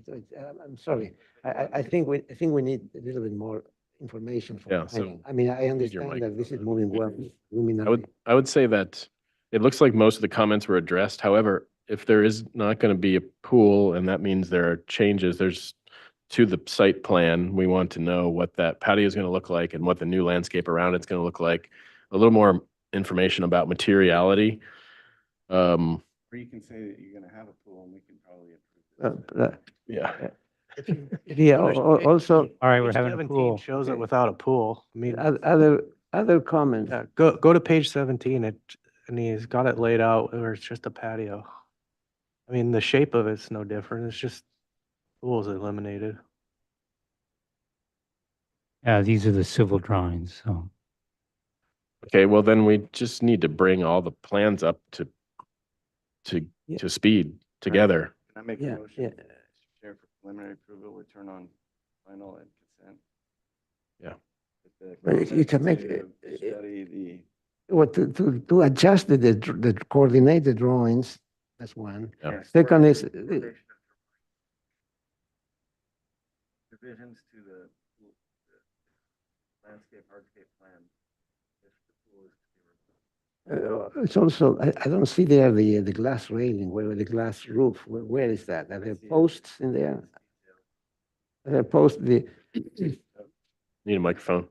yeah, but, If you go to, Mr. Chair, if you go to the yeah, but that plan right there, I'm looking at, is, detail of A5, on page A5.3, details 2 seems to adequately address it, I think. Up. Down. Yep, more, there it is. That's this glass. all cantilever, there's no posts? I think in the floor plan, I'm seeing, I didn't see that in the side plan, I didn't see any posts. so let's go to the structural. Is there any indication that? So, return with more information Yeah, on the glass roof trellis. Yeah. Also, On the A 3.0, you can see the posts for it. I mean, the posts are there, but yeah, on the elevation. but they should be on the side plan, they should be on the floor plan, and they should be in the details. That's just coordinated drawings. And I have a comment about the overhangs. I think it's good that you have some overhangs, but this is facing south, and it's very hot, and this is a very sun-exposed location. I think you should go with deeper overhangs, longer. I mean, they should extend them more to create just because it's so hot up there. Okay, so I'll amend the motion to also include the provision to extend the overhangs further. Very good. Is there a second to the motion? Second. Okay, so this is for a preliminary, final on consent? Yes, sir. Okay, all right. I think to get final too, Anything else? you're gonna need an irrigation plan to get through the building department, so. Yeah, complete. Somebody should provide that. for you. Mr. Chair, I amend my motion to include comments from landscape planning to bring in an irrigation plan with WELO calculations. Great, okay. All right, very good.